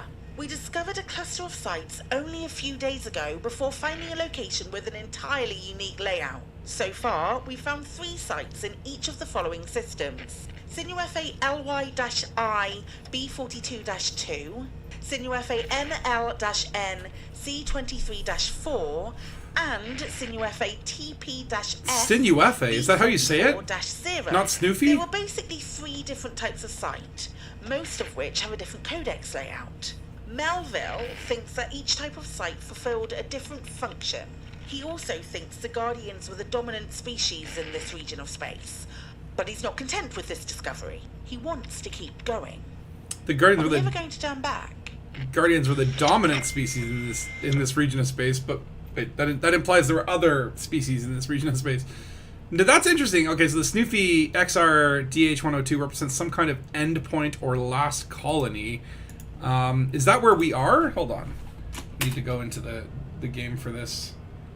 Where are we? D11-102 is also bookmarked, and that's over here. And that is what, closer to the bubble? Yeah, okay. So that must be like the first Guardian site that you can get. That's like the edge. So there's the edge of Guardian space. And as you can see, it goes like It's bigger than the bubble. It is actually, like, this whole area is filled with Guardian bullshit. But okay, that's interesting. So that's an interesting thing. Sinufi. I call it the Snoofy sector, and I refuse to change. Because it just sounds fun to say, the Snoofy sector.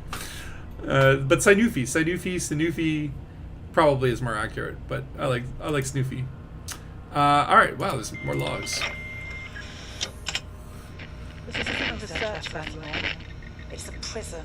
Now it's getting creepy. All means of Now it's getting communicating with creepy. The rest of the galaxy have been disabled. Melville has taken control of the ship. His obsession has doomed us all. I'm transmitting these records in the hope that someone finds them and comes to our rescue. But the chances of that are slim. Oh, there gotta be one mad scientist with their stupid ambitions getting everyone else into trouble. We're getting out of here. The ship was designed to leave the lab ship to fly solo, carrying out experiments, while the drive ship ferried supplies to and from occupied space. Oh, that's why there's We're two. going to trap the professor in the lab ship, blow the umbilical, and return home in the drive ship. The crazy old fool will have enough supplies to last him years. It's more than he deserves, trying to trap us all out here. I mean, very reasonable of them to do that. I mean, obviously the guy's like, but that's interesting because that's the one observation I had was like it's like two mega ships that are kind of tethered together, and really it kind of is, right? Like these were meant to detach, kind of like the Enterprise can do like saucer separation. So I guess like one of these is the research vessel, maybe the one on the right is, and then the other one's like a cargo ship or a ferry ship.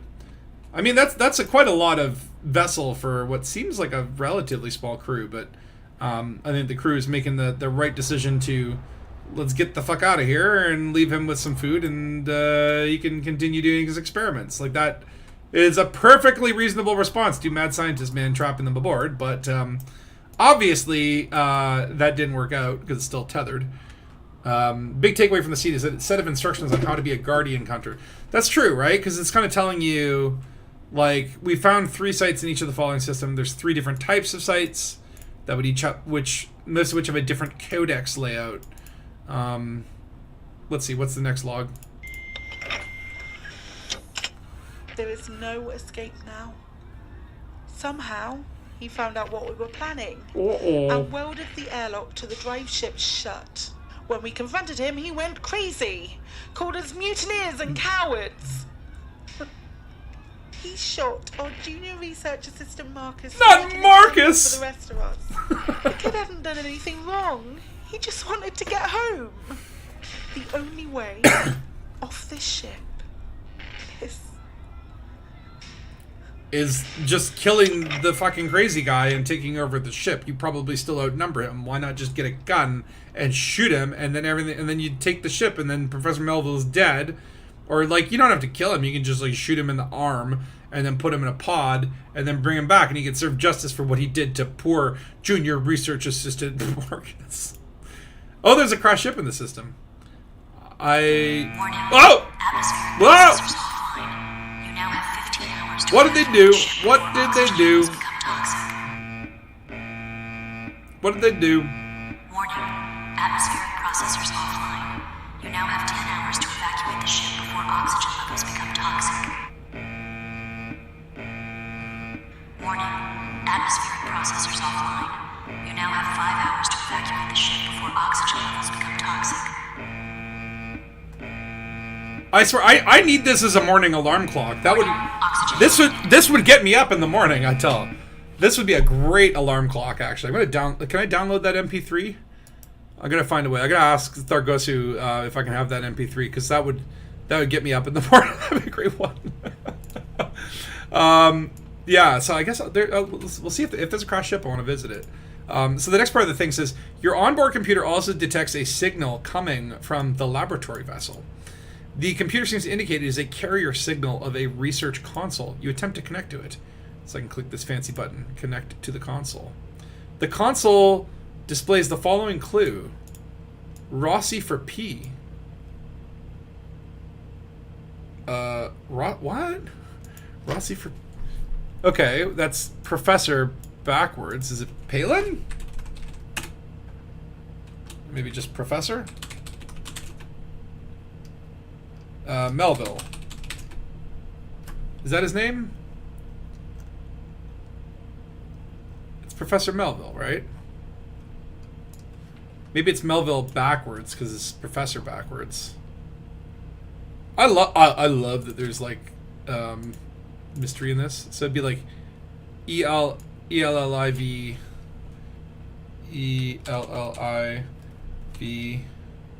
yeah. Hold on. I'll just put it there. So maybe it has to have capitals. ELLIVLEM. Come on, that's gotta work. Yeah, that worked. Okay. I love these puzzles. This is why I love this site so much. That would get you up in the morning. I'm not gonna kink shame.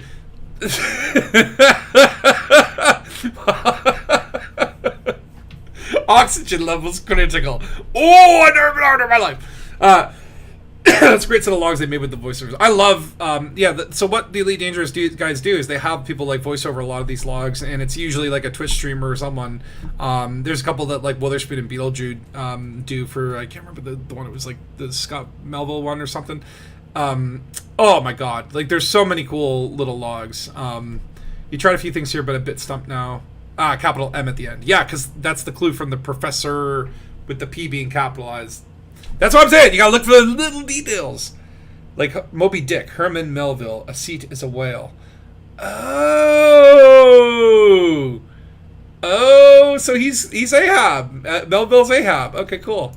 All right. So we got a video here. Whoa. It looks...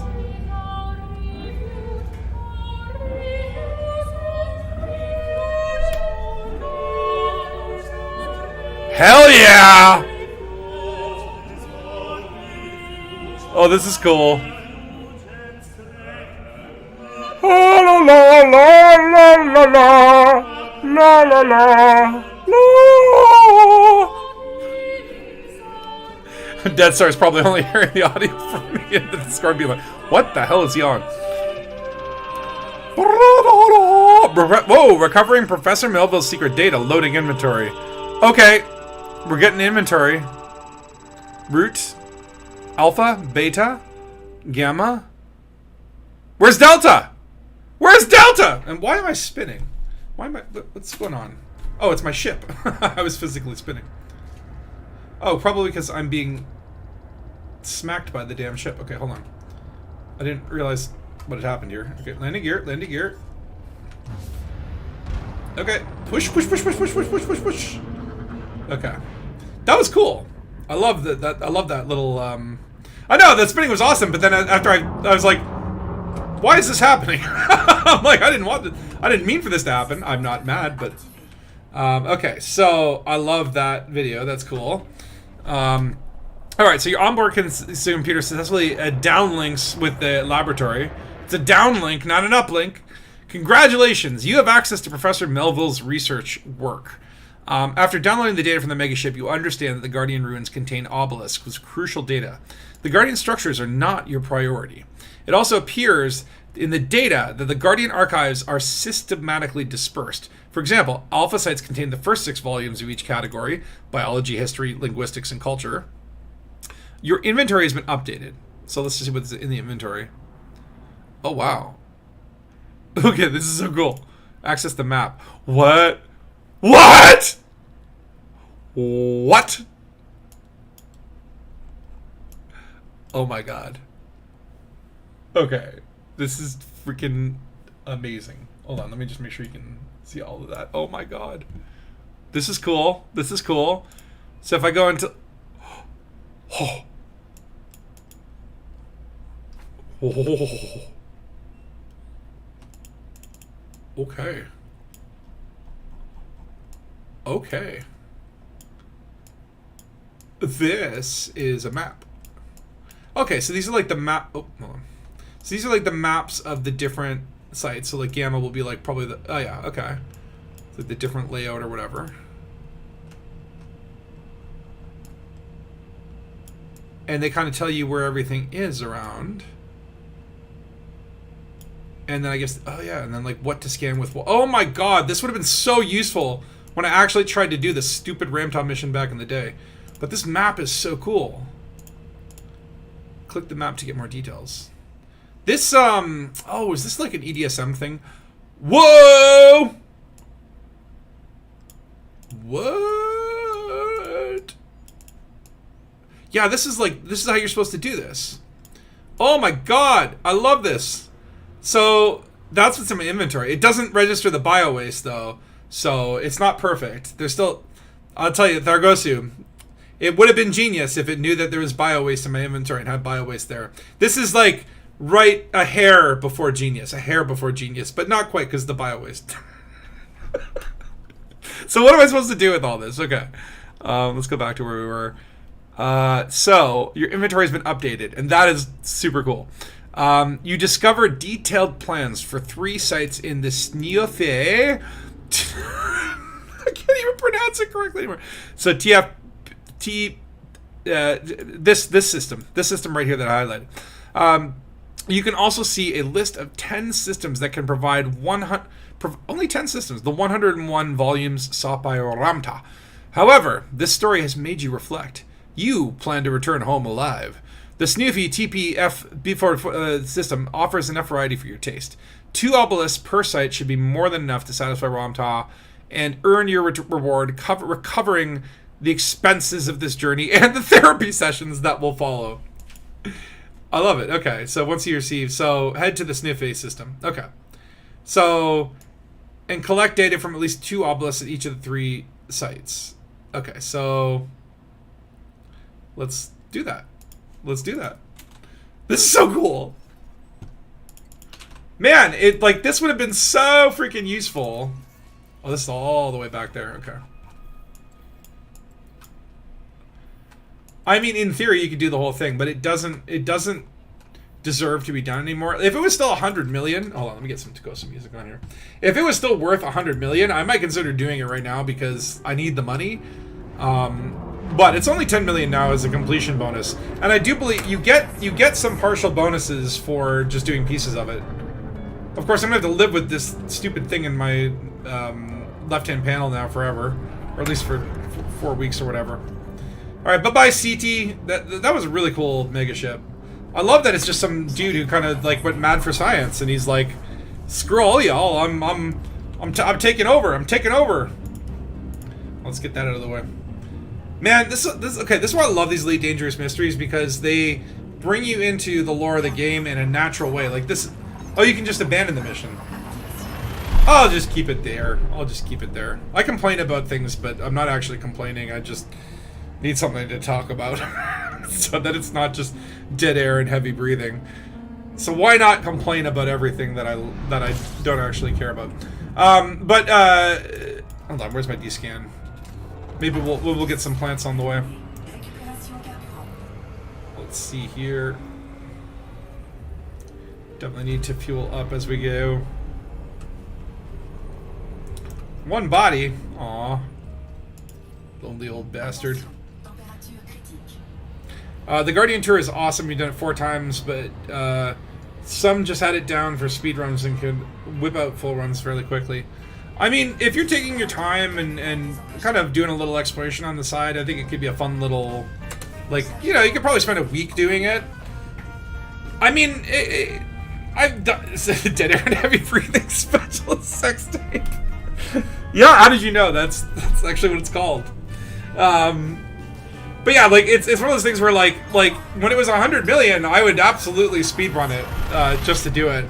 And I've spent enough time at Guardian sites. I mean, look, it's kind of been a while, so it's kind of neat to go back, because I finished like the Guardian grind, so to speak, or at least as much as I needed to do. I mean, there's always use for more. I probably could use more technological components if I can find them, because I think there are still like pre-engineered stuff and whatnot that you have to use components for to get one weapon. You don't unlock it, like you pay for each one.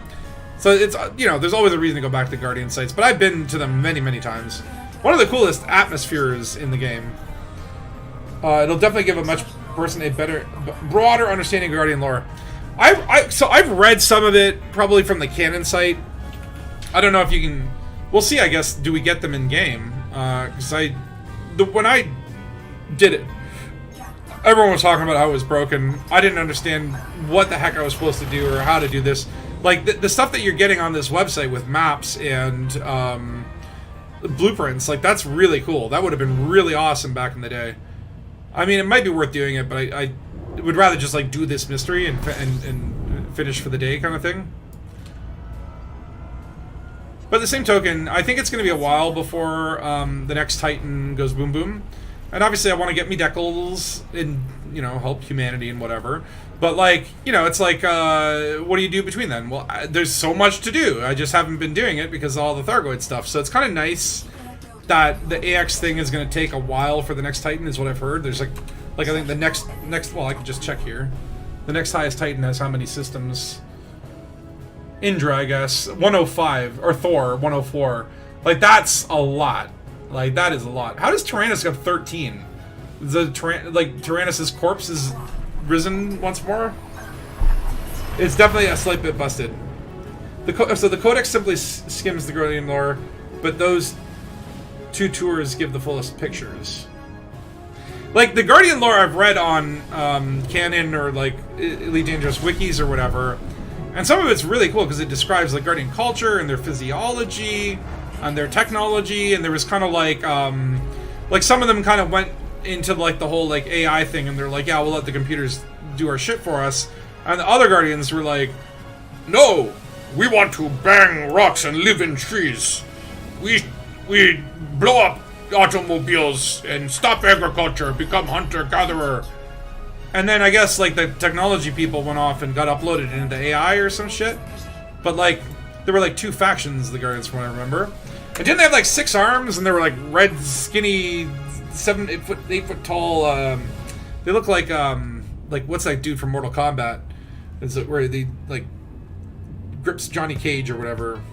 Gorax or something like that. What was the name of the guy from Mortal Kombat with the 6 arms? Right before Shao Kahn or whatever, you had to go through Gorax? Something like that. Gora? I don't know, but he looks like, they probably look like that dude. They turned into Bradford? Bradford. Don't make him come out. Don't make him come out. Yeah. Barack Obama. That's how you had to fight before Mortal Kombat. Can you imagine? Because I remember, like, okay, like back in the day, the SNES, there was NBA Jam 95 or 98 or something, and you could put in codes and actually play as Bill Clinton and Hillary Clinton, and, like, Will Smith, and, like, a bunch of different characters, right? But can you imagine putting Barack Obama in the next Mortal Kombat game? That would be dope. And it's been, yes, I can. Yes, I can. That'd be hilarious. Barack. But no, wait, wasn't there, like, a Baraka? Or am I thinking there was Blanca in Street Fighter. Barack.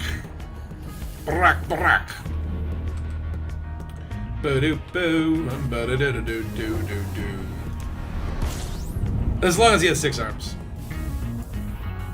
Well, Obama with 6 arms. Barack Obama with the 6 arms, and he's like, I was born on planet Melvin. I wasn't born in Kenya. Or whatever that bullshit was all about. Alright, let's take a good look here. Lots of... You could get First Footfall if you wanted to just do it, but no biologicals here.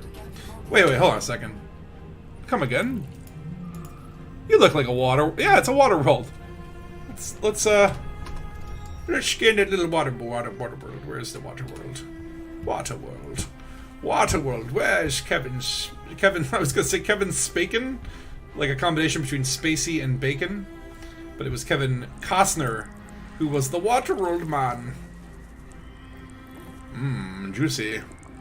Kind of a grayish... Wait, hold on. How many atmospheres? Hold on. Where are you at? Where did it say atmospheres? Why can't I say? Oh yeah, 1,000 atmospheres. Jesus Christ. All right, we're not going swimming tonight. Sorry, kids. The pool is under 1,000 atmosphere pressure. We don't wanna fuck with that. Okay, we're going to the next system, and that is where we need to go.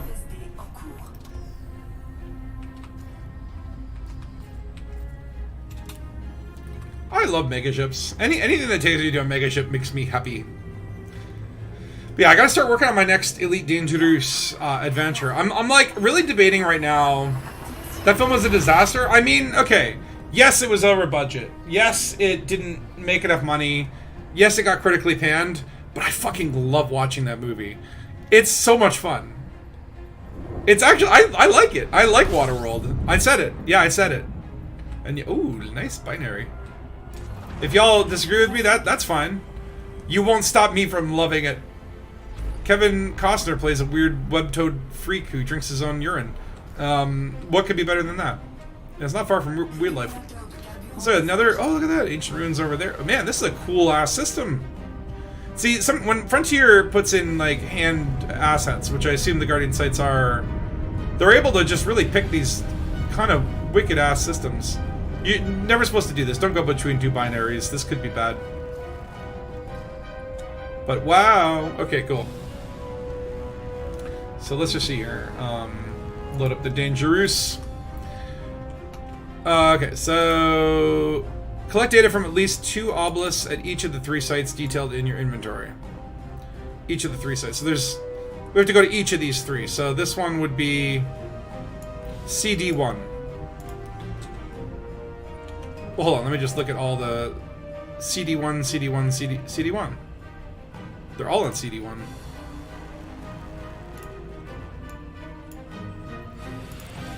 So there must be 3 sites on CD1. Oh, what I wouldn't give for an SCO. I didn't put it on because I didn't want to fuck with my very carefully balanced power.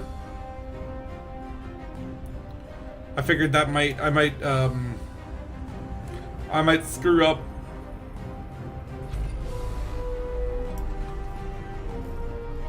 So let's see here. Where is CD01? Don't see any sites there, even though I can sort of see them if I... Oh wait, where the heck are they? I could see them before. Maybe it's on a different planet. Once we get close, though, I'm sure it'll be fine. But yeah, I like freaking Waterworld. I think it's a fun movie. It's stupid. The ending sucks, kinda ish. But I love it. And I love any movie that destroys Earth. Anytime a movie has the ball, you know, it's like a post-apocalypse. It's like Logan's Run. I recently rewatched Logan's Run. Didn't hold up that well. It's just like, wait a minute. I forgot that fucking Logan himself was the dude from Austin Powers. I was like, oh my god. But like, yeah, it was whatever. But anything that's like post-apocalyptic that deals with a post-destroyed Earth always gets me going. Are these? Yeah, Michael York. Thank you, Michael York. Here we go. Oh, that's a very cool binary. Those guys are tight. Locked in each other's embrace. I always love a good binary. Whether they be stars or planets. Hold on. Let me attempt to... Why can't I slow down? We shall use gravity for this purpose. So, let's see here. Ancient ruins. Okay, so there's 3, 2, and then Guardian structure. That's different. What's that? Oh, good call. You scan the planet. I Am Legend. I Am Legend I liked, and I liked the original. They had like an original ending that you could find on the DVD that I think I liked better. Although I prefer the Omega. It's basically the Omega Man. And I prefer the Omega Man, even though it's like kind of a shitty 70s film. Jenny a gutter. What was she? Was she like the one that Logan was trying to escape with? I liked her. And it's like to be clear, like the acting wasn't bad at all. It was just more like the special effects were garbage. There's one point where like rocks are falling on them, and it's like they filmed them in front of a green screen, and then like obviously the chroma keying at that time wasn't very good because it just looked like they had been filmed through a fish tank. It was just terrible. The structure are the one with the drones, and the structures are the ones with the drones and machine things. Right. Okay, I know what you mean. Okay. So let's, I guess, yeah, we'll go down to one. We'll do them in order. 1, 2, and then 3, because that means I can count. I can count at least to 3. Turgeon! There's no phone ringing, damn it. What up, Turge? I explained that well. You actually did, because now I understand. Oh yeah, drones and machine things. And that's, like, the ruins were, like, just the old... they look like computer tombstones, is what I'd call them. And then the structures are the ones that, like, have patrols and all that stuff. So, yeah, hopefully we don't want to go there. Just can't deal with those people today. Those damn Guardian Triangle bastards. We'll head down here, do this first ruin, and then I'll probably take a short bio break. But yeah, 3 sites. I could do 3 sites. That's no problem. And then we'll get those sweet, sweet Elite Dangereuse points. Can't wait to get points.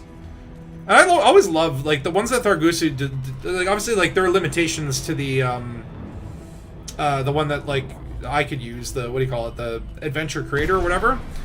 But, like, Thargusu obviously has some, like, genius-level coding skills. And so, like, the adventures that he creates have like, some really cool, interesting, either mechanics or puzzles or whatnot. It's all really cool. Yeah, I haven't actually been to, like, a ruin site in a long while. So this one's nice and on the day side, so we get to get a good look at it. And it kind of looks like... a bowl. It's kind of coming out of the ground, because I guess, like, these were put in Horizon, and then Odyssey came around and changed the way terrain generated. And so I'm betting, like, when this was, like, hand-placed initially... that probably all, like, flattened out with the terrain, but then as Odyssey's come out, you can now see that the whole thing's kind of built on a cylinder. Which, honestly, that's still fine, because, like, I could, in my mind canon, all of that cylinder, that's all part of the Guardian domed sites. Well, I'll go park over with Dead Star.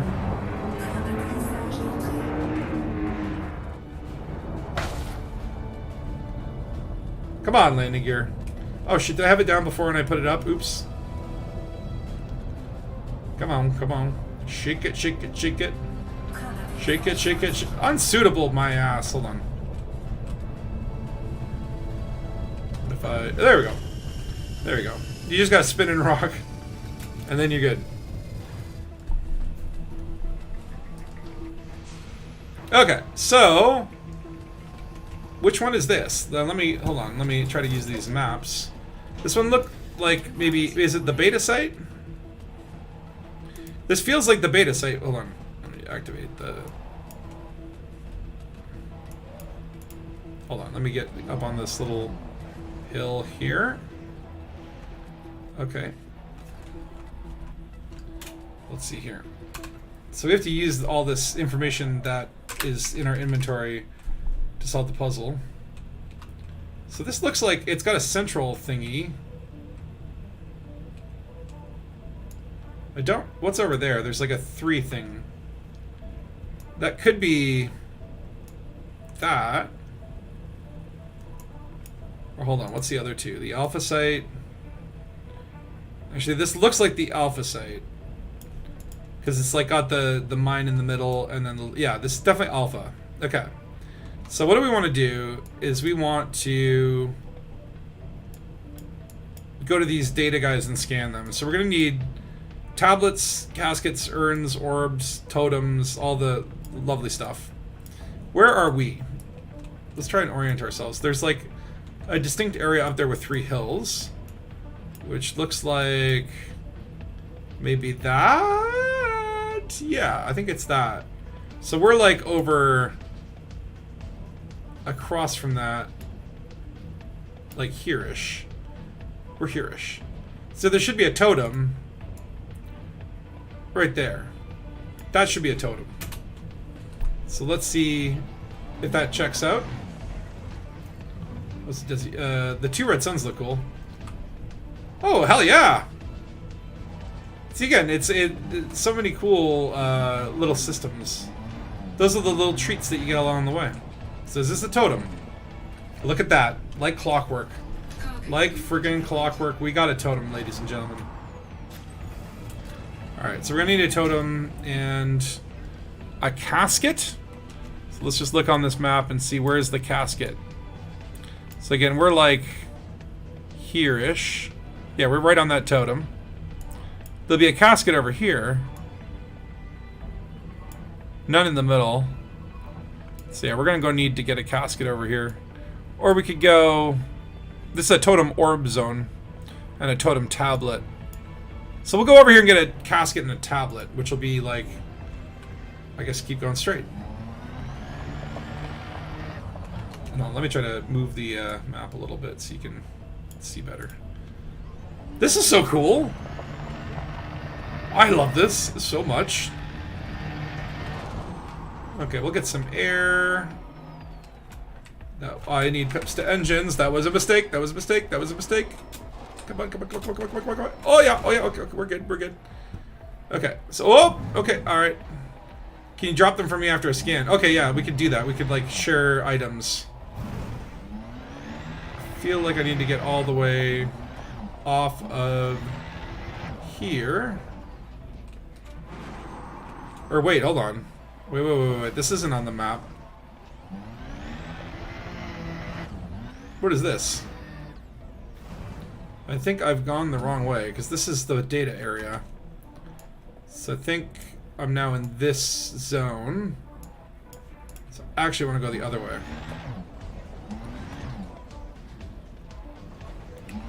So that's probably this is probably Totem Orb world here. So this is where you bring the totem orbs. Ah! Jesus Christ, those things rise out of the ground so violently. So we're gonna want to go this way. And kind of... Ooh, are those plants? Are there plants on this planet? Are those brain trees? Because usually guardians and brain trees like to be together. Oh. Maybe the guardians turned themselves into brain trees. I think these are brain trees. Ooh, Polysporous growth! Shoot it! Shoot it! Get the sweet nectar. What does that turn into? Manganese! Ooh, hello. Let me have that sweet, sweet manganese. Come on, come on. Go in my mouth. Thank you. Also, does Tree want to scan? Does Tree want to scan for me, baby?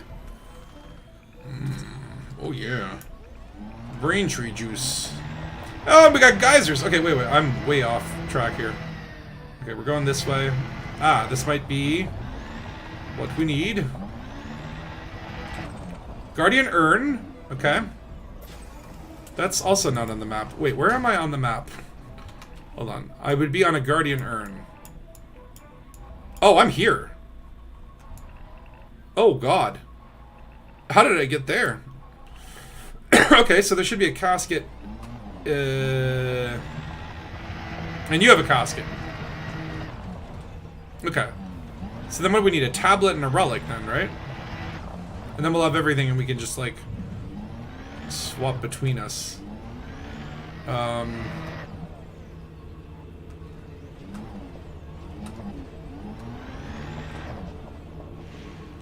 So if that is what I think it is, which is this thing. No, it's probably this thing. Then there'll be a tablet up over there.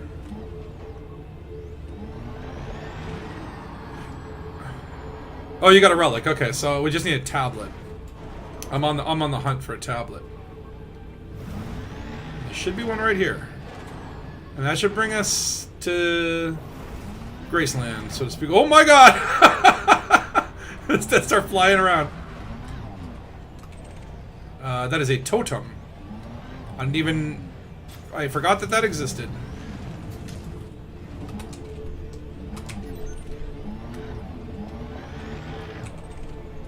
Ancient relic. I swear there was like another thing here.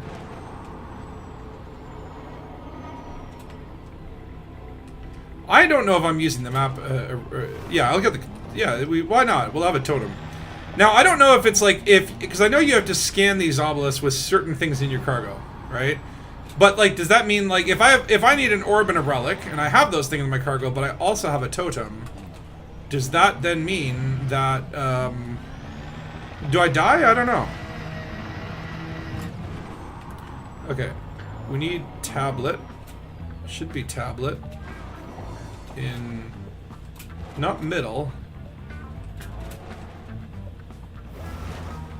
Or no, yes, in middle. In middle is tablet. Somewhere on the top shelf. Because tablets are definitely top shelf liquors. You've already discovered the seats. Yes! The maps are awesome. I love the inventory. There's a relic. I do not need a relic. Dead Star has a relic. I need a tablet. And this one says there should be one on the top shelf somewhere in here. Just don't fall into the mine. That is a totem. So wait. The totem should be the complete opposite of the tablet. Not sure what happens. Well, I guess we'll find it out. But yeah, I wonder if like, if you need just to have those two specific things in your inventory, or if like, if you have like them and two other things, it's like, oh yeah, whatever. At least you had them. Okay, it's got to be somewhere here. Aha! Tablet? Tablet. Oh yeah. The map works. Okay, so now for once I actually know exactly where I am. I'm on this tablet, okay? So right behind me, or I guess like, if I go, why can't I move? Okay, oh, because I wasn't hitting WASD. If I go up here, and then slightly to the right, okay, right here. So this is, okay, so Death Star, you come here, and we got some casket totems and casket urns, okay? So, what do I have in my inventory? That's not my inventory. Those are guns. Why am I pressing I for inventory? I've been too used to playing RPG games. It's okay to have more than just the 2 required. Okay, okay. Okay, so you just need to have them in your inventory. It doesn't matter if you've got duplicates. Oh shit, I've got 2 totems. So, I need a casket. Where be casket? That's what I never ended up finding. So we do need a, hold on, we need a casket. Do you have a casket, Dead Star? There'd be one over there. Hold on, let me see if Dead Star. Oh, you have a casket. Okay, cool. So that's a casket. Okay. Oh wait, I have to drop something. Hold on. I'll give you one of my totems because I have 2, so you can just keep this. There should be a totem behind me. Just make sure that got dumped accurately. And Death Star just ran over it carelessly. Okay, so casket and totem. So now we both have caskets and totems, therefore this should be able to scan. And give me that Guardian stuff. Ancient civilization data downloaded. You'll need the casket when you've done. Okay. Oh, because you only have 1. Okay. So this data contains evidence of increased animal husbandry, which I always, when I see animal husbandry, I always think of like people having sex with animals. Like I've made this sheep my husband, but no, it just means like helping animals be alive, I guess. So within the first early settlements, no doubt to ensure adequate food supplies. More startling is the fact they also practiced selective breeding, so they were definitely breeding. They possessed a reasonable understanding of inherited traits, which is remarkable given their level of technology. Okay, so you need the casket. Let me dump that. Or wait, I might need it again for the... Hold on. I need a casket and urn. Hold on. Let me do the other one and then... I do have an urn, right? I do, okay. So do you have an urn, Dead Star? Because then I'll need to drop both for you for the second scan. which should be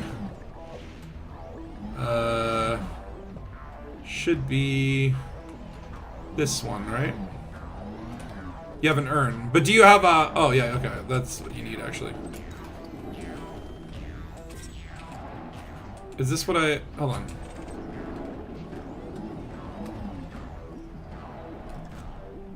Oh yeah, it's you gotta go here.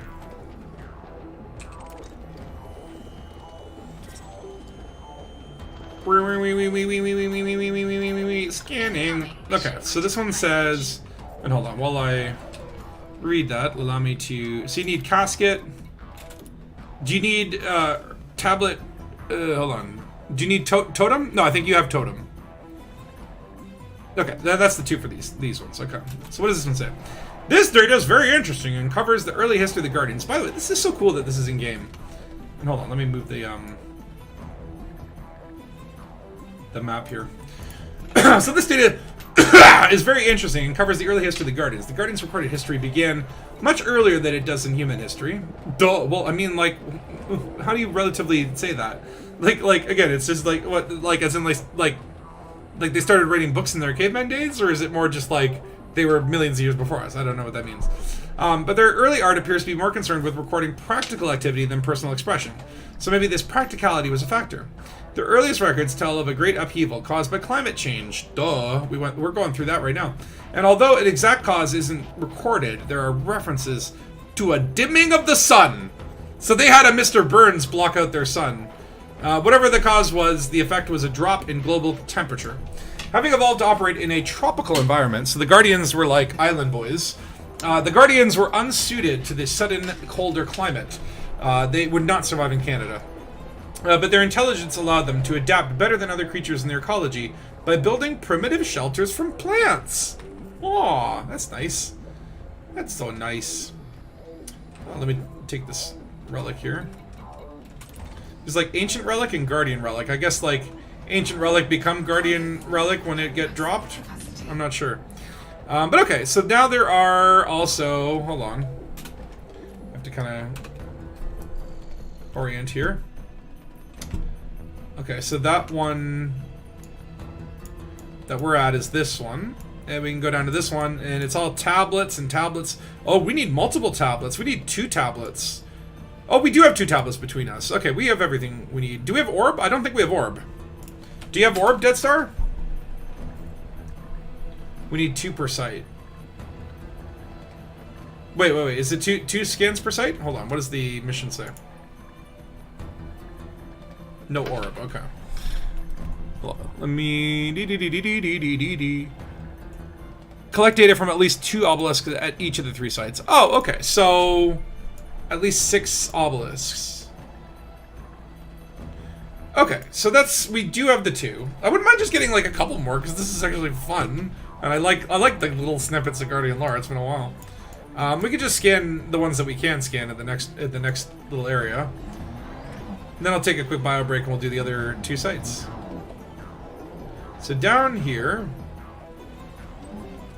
we'll have to skip the tablet orb, because we can't do that. What do I have? I have a tablet, relic, totem, urn. So tablet and urn, I can do the upper 3rd one. Excuse me, come through. It's good. Should be like here? Aha! These maps are so detailed. Okay. Give me the sweet, sweet data. Give me that data, please. What's this one? Language data. So from the data packet you discovered, I've gained a sense of very cooperative society. One in which all elements worked in unison towards a common purpose. Also believe they shared an expectation of mutual protection. I'm still delving into these mysteries, but I believe Guardians would be a good name for these species. Well, a little bit late for that ramp as a pre-recorded one. Is there also... hold on. What else do I have? Tablet and casket for the next one. So, do you want to trade, I'll give you this urn, and you can scan that one. And then can I have a casket from you? And Dead Star, you want to just scan the next obelisk up for me? That one is tablet and casket.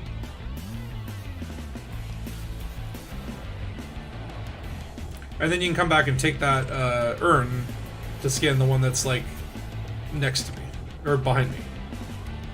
Yeah, you got it. This has probably done far more of this than I have.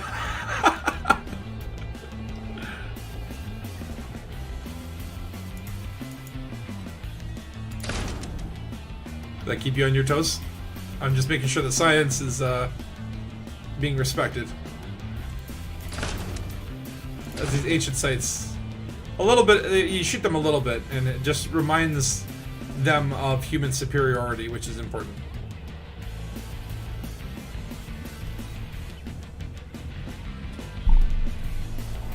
Did you get that scan, did sir?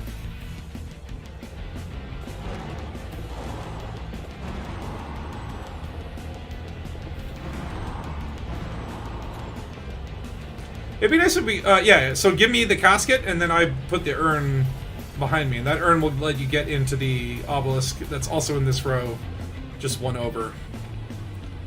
So just drop your casket, pick up the urn that's behind me, and then you can scan the other bad boy there.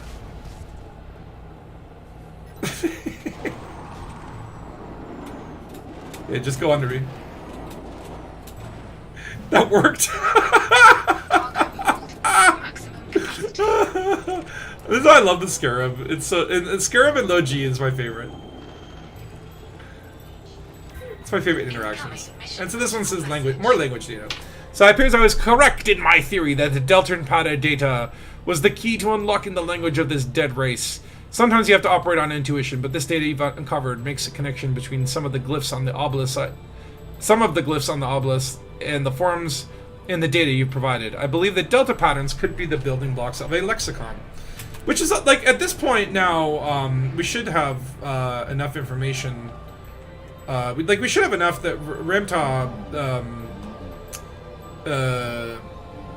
we should be able to get the full language, right? Like, he should have it by now. All right, let's head back to our ships. We'll go to the next site. Sorry, I just couldn't help myself. We'll go to the next site. After a short bio break.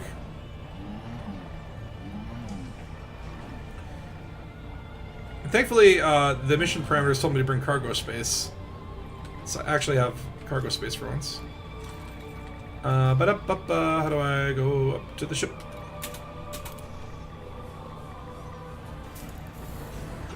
I think it's like 2 scans per site. Like the way the mission is, it says like scan at least 2 obelisks at each of the 3 sites. So we've done 3 or 1, 2, 3. We've done 4 here, or at least that's. But we'll still do like 2 at the other 2 sites, maybe even more. But before we do, get your kidneys ready for death or something like that. I'm gonna go pee pee, and I'll be back. And enjoy Takosa music until then.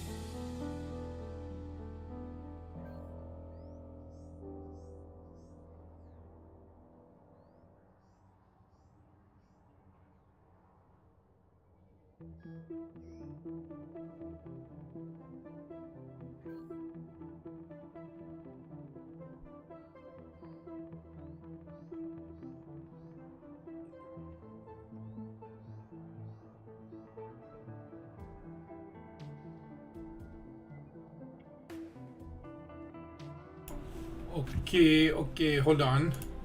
We're back. We're back. There we go. Buy break off. All right. Let's take a kidney pudding. I've never eaten a kidney. I know part of my kidney has been eaten, but that who shall not be named. It starts lurking. I'm waiting for the fireworks. I'm scared. Or are you out of fireworks at this point?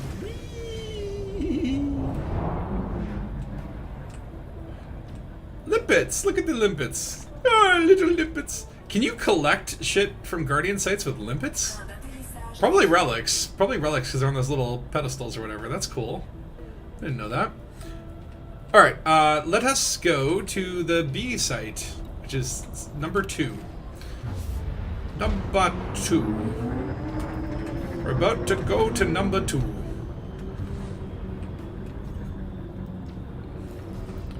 We'll have to go through orbital cruise to get there. I am flying manually in this ship. The top speed on my Diamondback is not its redeeming feature. It is meant to slowly explore the stars. And I believe we're going to have to get to the... Looks like it's on the night side of the planet.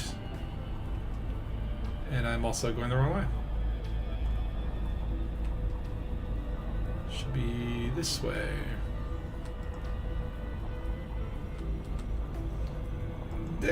Technically 3's closer, but we're going to do them in order, because remember, I get confused easily, and I can count 1, 2, 3, but 1, 3, 2 is very confusing.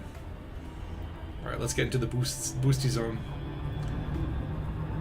I really do like this mechanic, I just wish you went way faster. Like, SCO this. SCO this. SCO this. But I do love flying around planets like this, it's kind of cool. You get that real sense of the orbital mechanics. I was at the whole Warbucks rap party or whatever on Orange Phoenixes or whatever that took place at Midland Hollow, and I forgot just how cool Midland Hollow is. Like every time I'm there, it's so cool, and then you kind of just, I guess, forget, and then you go back and it's amazing. Like Midland Hollow is truly an amazing, amazing place. See, Dead Star just went up further, like you're supposed to. That's like, if this would go even faster, it would be cool. I mean, it's still cool, but it'd be cooler.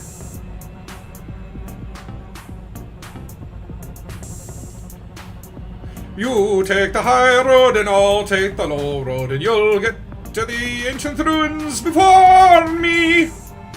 Oh yeah, this is gonna be nighttime. We better get those lights on, actually.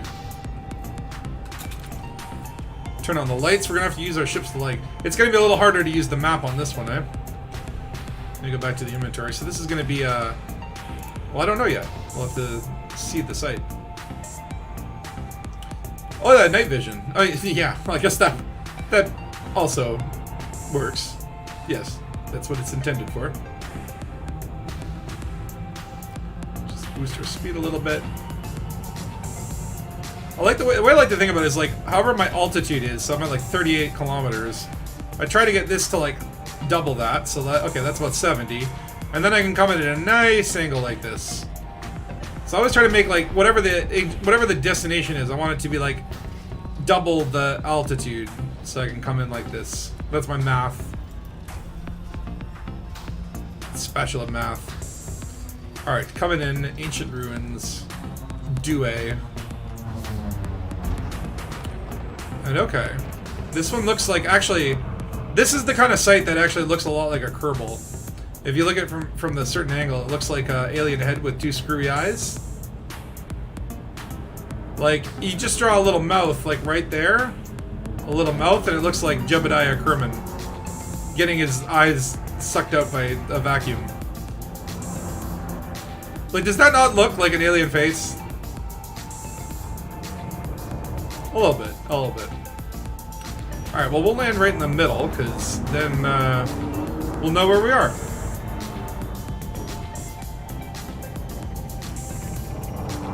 Alright. And that's good.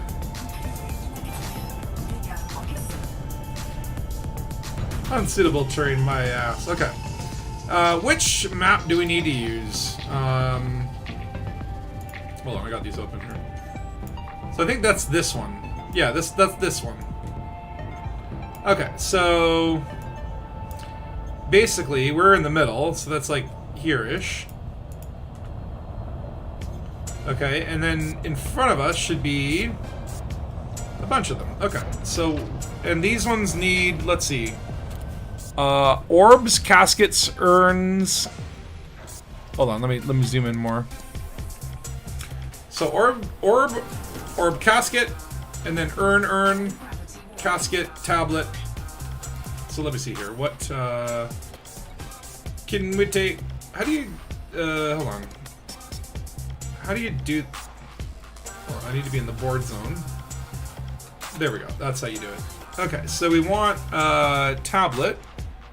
We'll take casket and relic and totem. Yeah, that's all we need. Well, actually, we're gonna need 2 totems.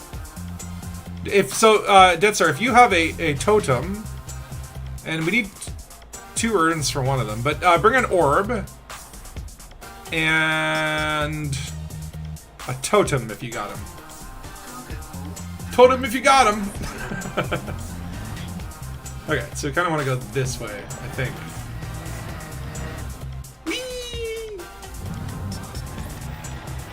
Okay, so this little grouping here, this little triangle puppy, this guy at the end needs orb, okay, and then orb and casket.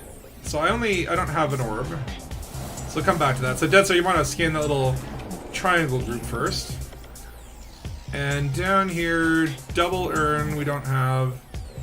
Casket and tablet we can do, which is the second one in. So this puppy here. Or no, it's the one after this one. This guy. And you can see, like, they have the symbols on them, right? Let us scan, and Ramtar shall grace us with his special lore. Okay, so...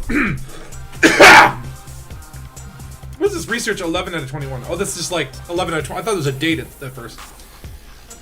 So this data speaks about the Guardians' history in the development of their modern society and first interest in off-world exploration. The Guardian city-states continue to operate over 1,000 years, and ancient forms of cooperative advancement resulted not only in a large population, but also a peaceful and generally happy one. But with a finite amount of land available, this population growth couldn't continue forever, as the Guardians neared the limits of a conference was organized. Astronomical research had become vogue in the previous decades, and the Guardians had identified a number of accessible planets capable of supporting life.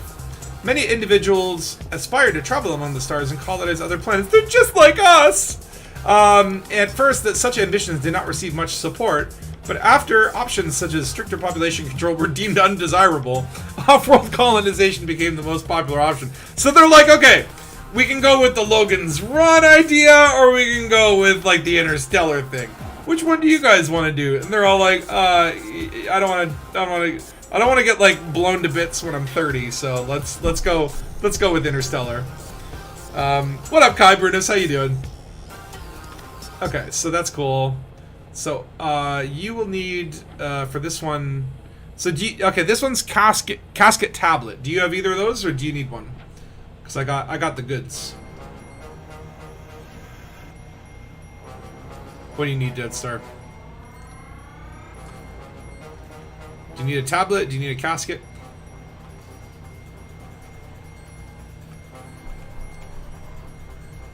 You've got both and complete scan. Okay, I see how it is. Alright, I don't have an orb. Is there an orb here? There is an orb. Actually, you know what? It doesn't look like I need a relic. So let me just drop my relic. I'll just go get an orb. Let me go get me an orb. Because if I go then down this way and over the wall. Ah! Jesus Christ! Okay. Oh my god. Okay. Relics coming out of the ground. Scariest thing I've ever. Okay, we just jump the wall. And then we turn around. And there should be an orb in this. Wait, is that a one? There's an orb. These maps are dope. Oh, open cargo. Okay, there we go. And now we can just go back. Remember, we only need 2 scans per thing, which is very kind. It's very kind of Dangus to design it such a way, because doing the full thing, if it was like, and just complete this thing for Ramtah, I'd be like, oh my god. Because then you would have to put like, yeah, time to completion, 21 to 30 weeks. That's what it feels like. Okay, so end of the triangle here is going to be an orb. So you should be 1.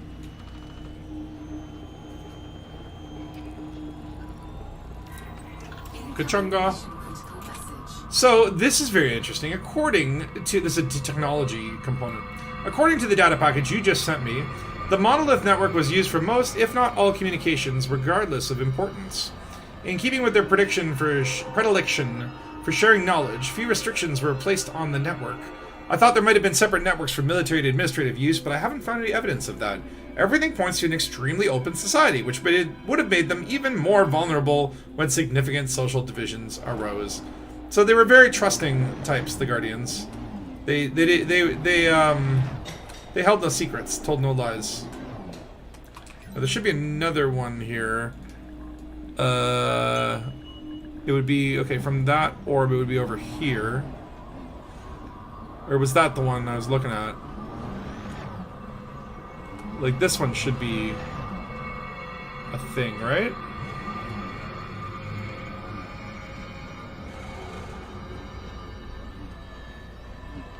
Or no, maybe it's the other side of the triangle. Yes. So this one should be good. What secrets will you reveal for a good time called Zamina? I didn't know Zamina was into that. It read Ramtah was here, and you smell the light fragrance of a 3-day-old bumpus, a bumpus that's bathing in the sun in Surochi environment. Ramtah's like, oh, that scan, that's my old dirty bumpus. What is a bumpus? Alright, decoded technology. So this is very interesting according to the data page. Wait, this is the same one we just got. So wait, did I scan that and then I didn't scan this guy? Ah, okay. Maybe this is the one I didn't scan. Ka-chung! Huh? One of these is orb and one of these is orb casket, and I have an orb. But I did scan that one, and it just gave me the same stuff.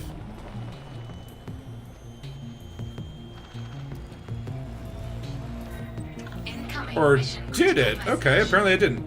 Okay, tell me. This data, while unremarkable at first glance, has proven something I long suspected to be true. The networks were content agnostic, and the full range of language forms was supported.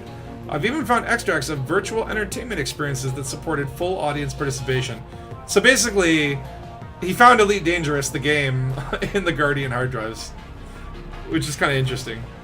Okay, let me see. Is there anything else that we can... there's another site over down there, and hold on. Casket urn, casket tablet. I got casket tablet. I know you got an urn. And there's tablet totems. Okay, so we should go... Let's just scan some more stuff. So if we go towards our ships, kind of. I think it should be over here. Oh, the urn is on your ship. Well, there's actually an urn not too far from the site, according to the map. Hold hold on. Is it this? Is this the one? This should be like... Yeah, like a 6 set here. This looks like the 6 set. And casket urn, this would be casket tablet. Yeah, you won't need an orb. You will not need an orb for these sites. So this is a casket tablet, I think. Or no, wait, this is the casket urn. So the casket tablet's over here.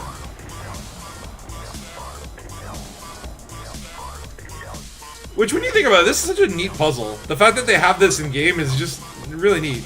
Zamina has been selling her astral wares across the galaxy for centuries. Alright, what does this say? More technologies. So this data of unremarkable... Wait. This is the same shit. Ramtah, you were... And now this is not active anymore. Is this the right one? Yeah, it's the middle one. But no.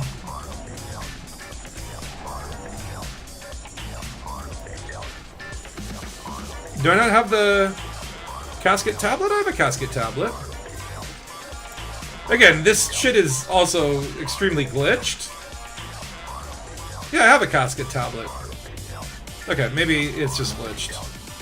We'll move on to the next area, which requires tablet and relic, tablet, totem. So I can do the tablet totem one. Which should be 1, 2, 3. This one. This map makes it so freaking easy.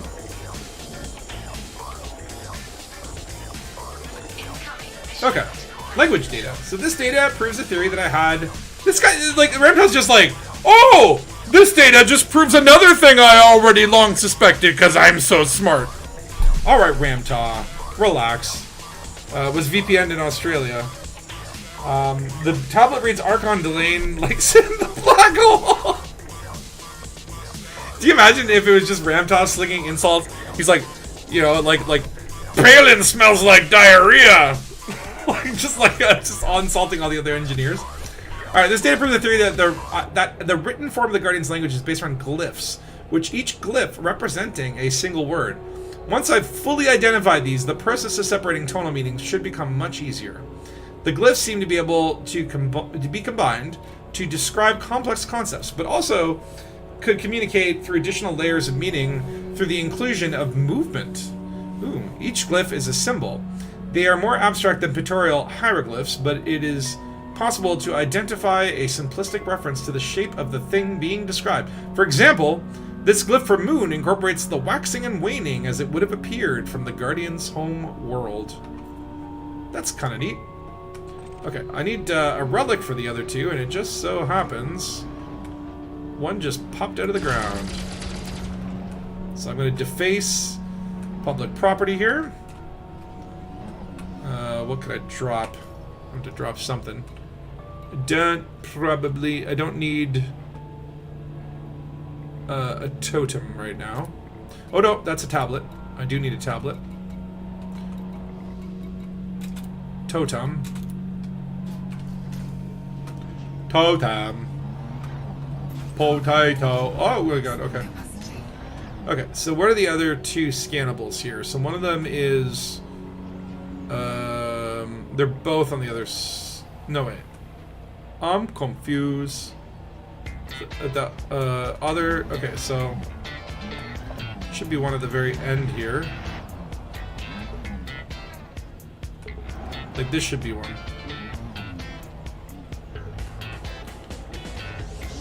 Aha! There you are. Thought you could hide from me, Guardian Obelisk, didn't you? But I see everything. So this is language data. So, oh wow, this data contains the most amazing revelation, is that my farts smell like sweet cherry wine. No, it appears to be the key to tracing the origins of the language, embedded in the glyphs format.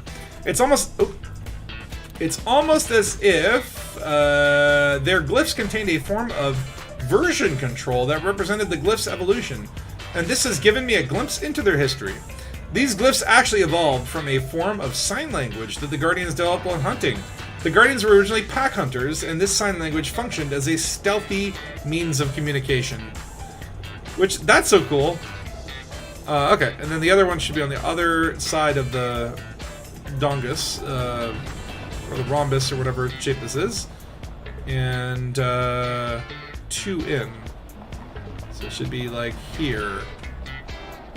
Ah, yes. I have you.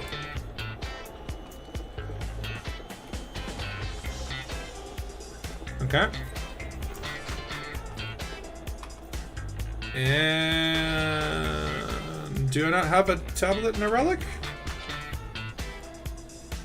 I do. But actually, you know what? That had different symbols on it. That looked like a different symbol. Again, it might be glitched, or maybe they changed it, or the information, maybe they swap or something. I think we're good here because we've got our 2. So we can go down to the next place. And, whatever, I'll leave the totem here. Or wait, no, I think I have a relic in the... whatever, I'm already on the... It's not worth the 2 seconds to go back. Alright, so back to the ships. Head to Site 3. But I love that we're getting little tastes of lore, right? It's always cool. Even though it's like the stuff I've read before, there's so much in Elite Dangerous that you kind of just... You can't remember everything. You can't... And so it's like, even if you do things over and over again, you retain a little bit each time.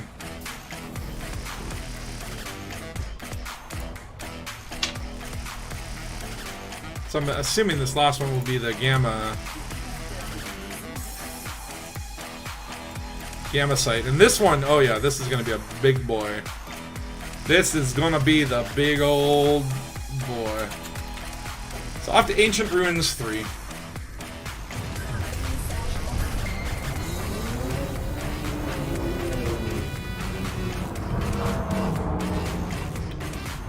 Archon likes it in the black hole.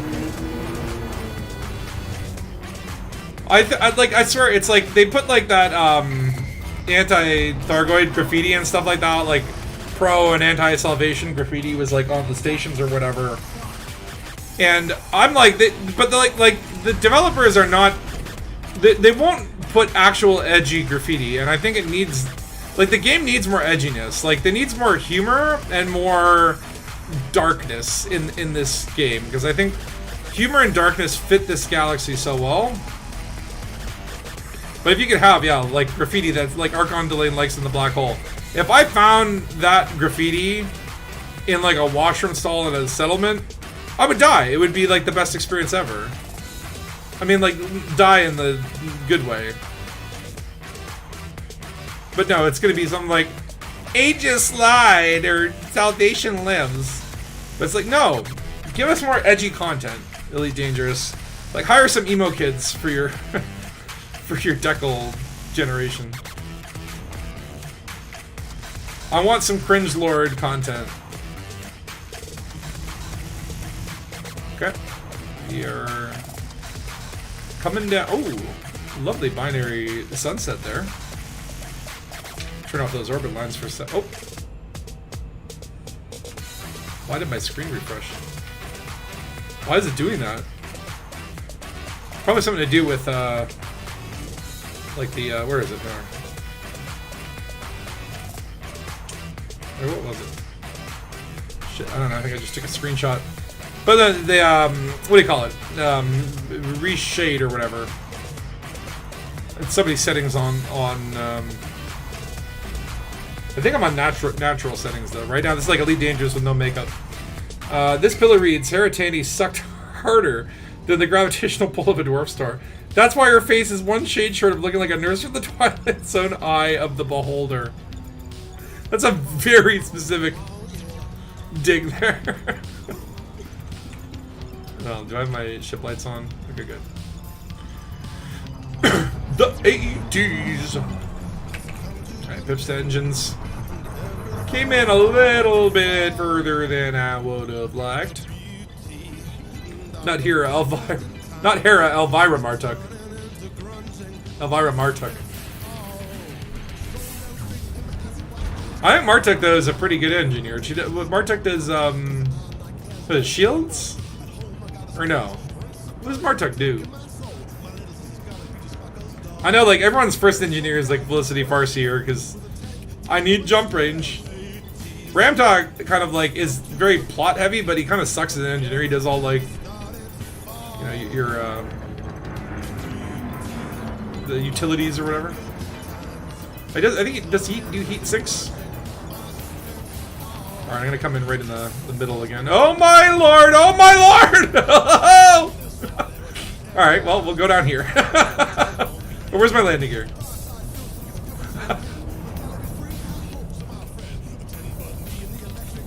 Just rock until we're there. Okay, good. FSD. Elvira Martuk doesn't. No, Felicity Farseer is FSD. Oh wait. So wait, does she do like more levels of FSD? Well, everyone engineer did a little bit of this, a little bit of that, you know. Haratani though, what does she do? Missiles?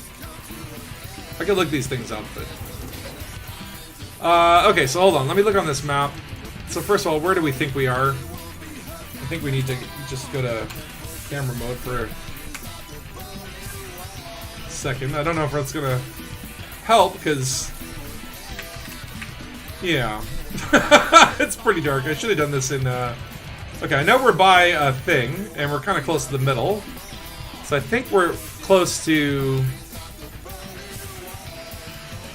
like, that's either this one or this one over here. Can we tell from the shape? Oh, wait. That's going to be this one, because it's got two off-putting ones. Okay, so these are like, so these two are here. We're like, basically, like, around here-ish. So that means, like, in front of me should probably be a totem and behind me a tablet. Let's see if that checks out. No, that's an urn. Okay, where the hell is the urn? Okay, urn and orb. So urn in front of me, orb behind me, right? That will help me orb. Relic. Okay, I wasn't not even on the map. That is orb. Yeah, okay, orb and urn. Orb and urn, okay. So I do need an orb actually, so let me scoop you up, and actually I could then use a tablet. Or no, let me just grab shit from my ship. I don't know what we need. I haven't been paying attention. And this is the last site, if I'm not mistaken. Do we need an urn? Well, let's see here. So orb and tablet and orb and totem will be good to have, because that'll get a lot done. And then a casket and an urn for the upper area. So yeah, I will take this urn actually. So I would say like urn, tablet, totem, orb, and casket would be good to have. So I have, what do I have here? Orb and urn. So I will take tablet and totem. I don't have totem. All right, tablet and casket then. Cargo hold at maximum capacity. And so again, this is going forward. Or no, wait, we kind of want to go to the right here. Yeah. So orb and tablet and orb and totem over here. So I at least can do the tablet one, not the totem one. And the tablet one should be... This map makes my life so easier. This is just like, where was the... Okay, there should be one here. Unless I've totally misinterpreted the map.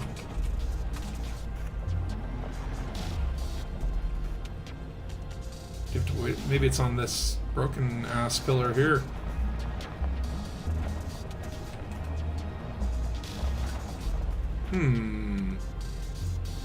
Oh no, wait. I got it backwards. It's over... Yeah, it's over there. I'm on the wrong end. Always going in the wrong end.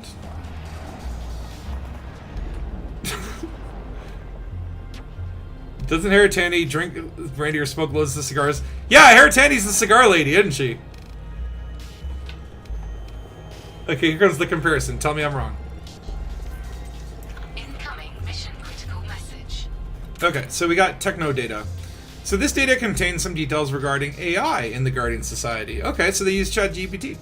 What really sets the Guardians apart from humanity technologically was the way they embraced neutral implantation. Not neural, that's neutral. Neutral implantation in artificial intelligence.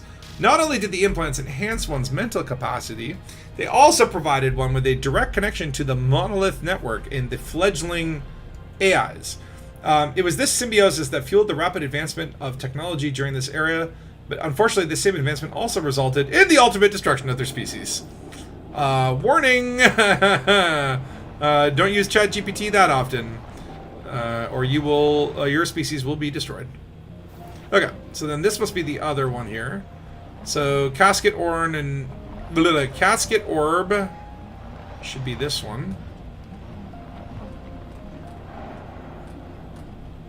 What you got? What you got? What you got? Well, that's okay. You can scan that one. I mean, I don't care about scanning them all.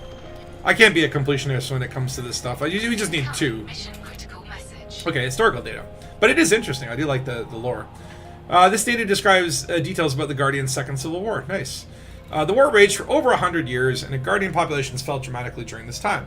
Fertility rates dropped due to the increased radiation levels, not because of the lack of Guardian sex. Those guys fucked all the time. But the radiation levels definitely affected them.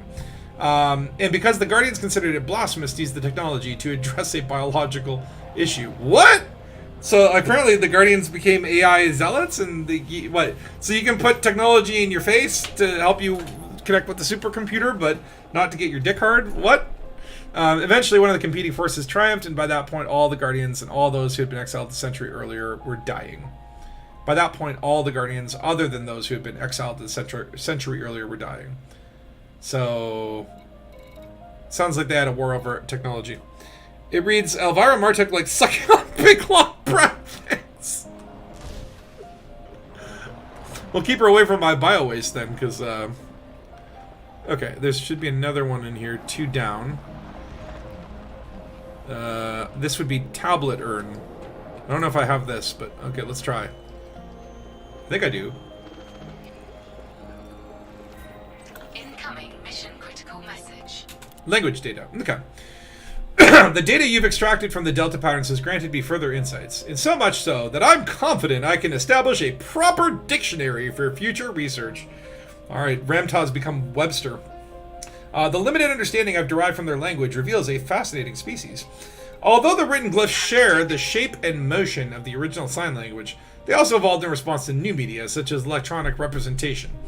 The glyphs on the obelisk and other structures provided the primary mechanism for recognizing the patterns, and also gave me the clues as to what the other data patterns might contain. Cool. Alright, then there's a bunch of urn shit up here. So there's one urn and urn totem. I can just get one more. Just get the urn one, which is on the edge here.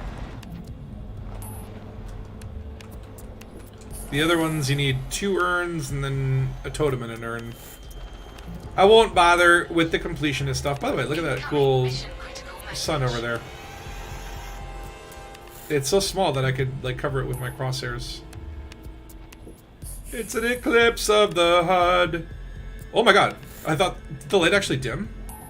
Total eclipse of the HUD. There we go. That star is now behind my... Okay, anyway.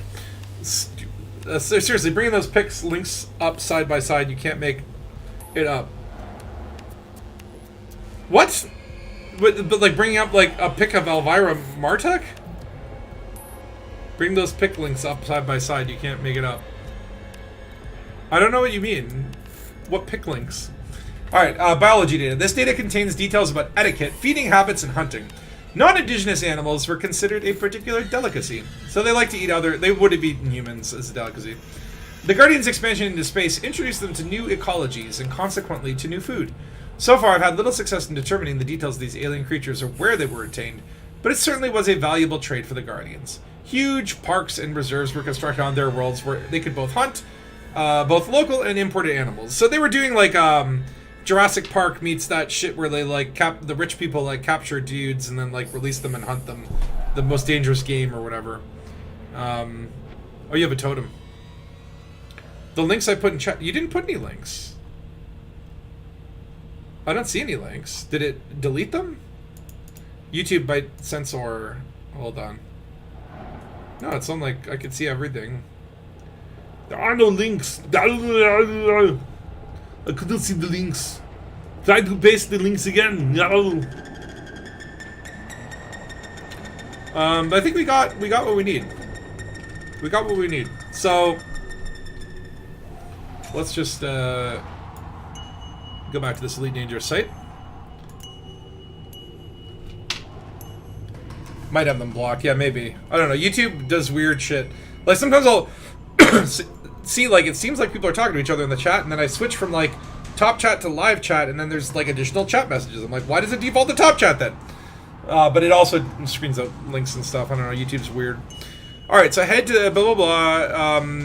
Go to the 3 sites, get all the stuff. Okay, so the professor's research confirms the need to collect Guardian artifacts that litter the ruins ground. It is thanks to these ancient objects that you can activate the obelisks. Regarding the obelisks themselves, few are still active, but the research team's detailed maps reveal the locations, which should make your task easier. Oh my god, that did make my task way easier. Thank you for those maps. Upon careful examination, you see that the positions of the artifacts are also marked on the maps. What a stroke of luck! Well, I feel like it was designed luck. Actually, that's a cool picture of all the relics together or whatever. The relic actually looks very different from the other objects or whatever. From left to right, totem, casket, orb, relic, urn. It's like a family photo.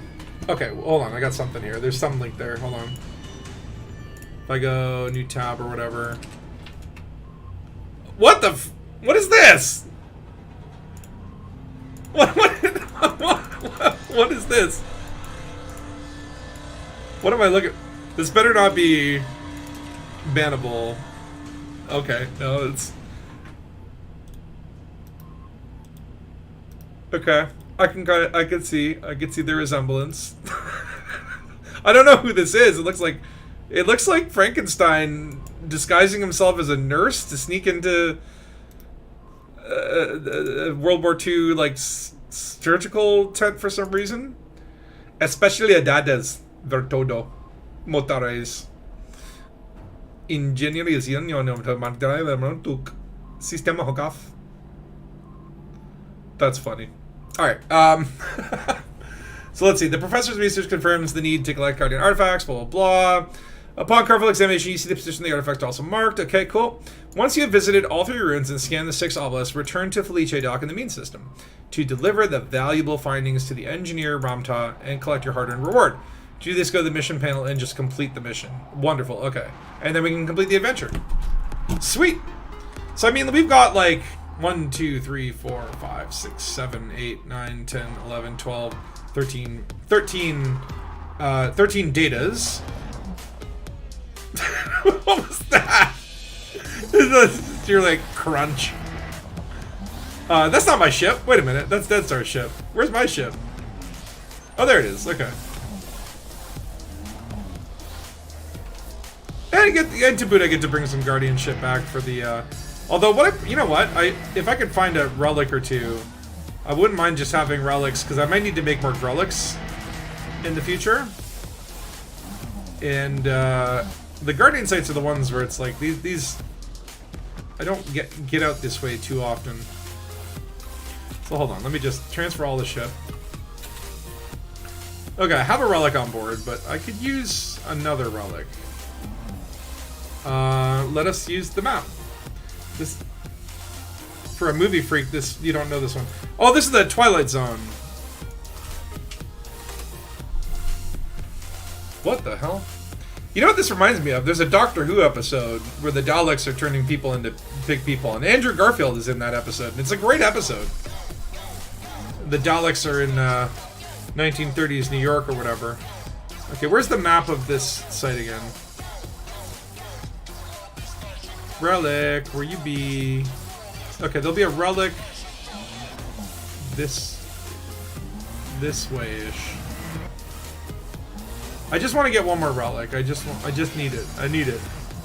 It should be in a little corridor. It should be just over this ridge.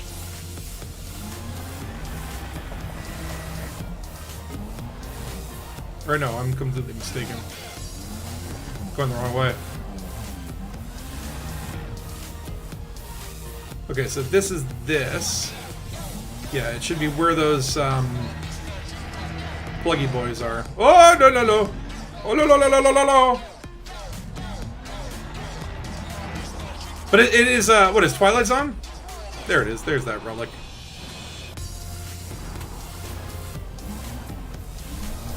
I mean, like, this is you know, it's like I'm a TV movie fan, but you can't watch everything. There's just so much content.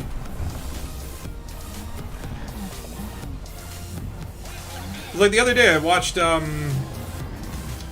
never seen this movie before. It's a great movie, Mystic River, with oh, another relic. Okay, don't mind if I do.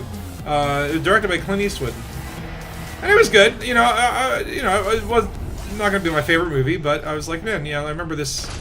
People made a big deal over this one when it came out, and I only saw it, what, like 15 years, 20 years, whatever, after it came out, right?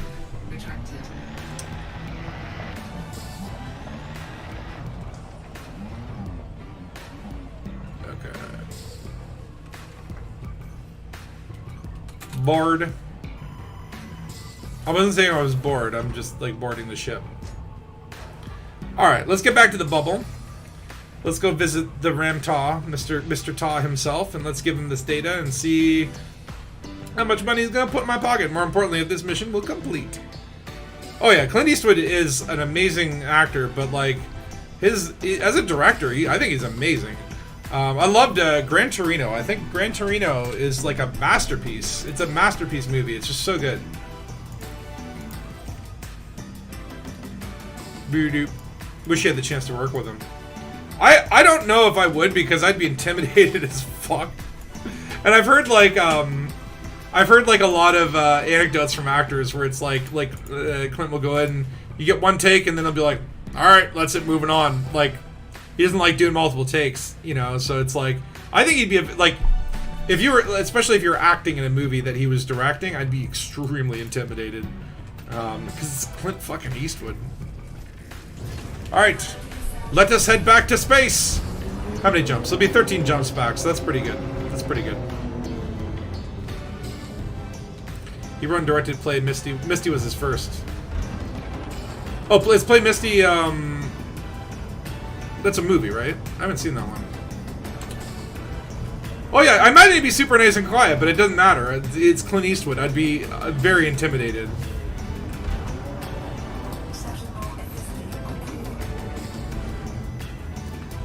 It's like unlike, like, it's like Martin Scorsese, I feel like would be like a director that maybe, you know, like, you'd be intimidated because he's Martin Scorsese, but at the same token, you'd it's like Clint Eastwood's just like fucking Clint Eastwood.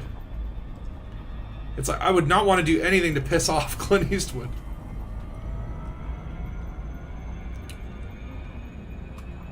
Alright, 13 jumps and we're back in the bubble. It'd be kind of nice to come out here. And yeah, on the way we'll look for maybe interesting planets. Maybe get some more genomicals. Like, I'm very interested to see from that one planet where we got first footfall. Like, that could be like $1 billion. No, it's not gonna be $1 billion. It could be like, it could be like 60 million. Like, no word of a lie. That could be 60 million. We'll see. Oh, hold on. Let me get rid of this Dangerous for now. Oh.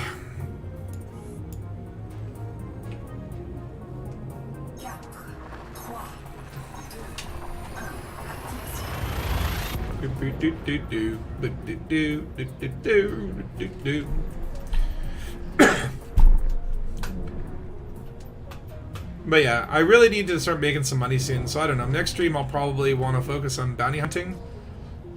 Unless these geneticals make me so much money that I just want to do it again. Because I don't mind the plant scanning. I know, like, it's not like the cream of the crop gameplay, but it's relaxing.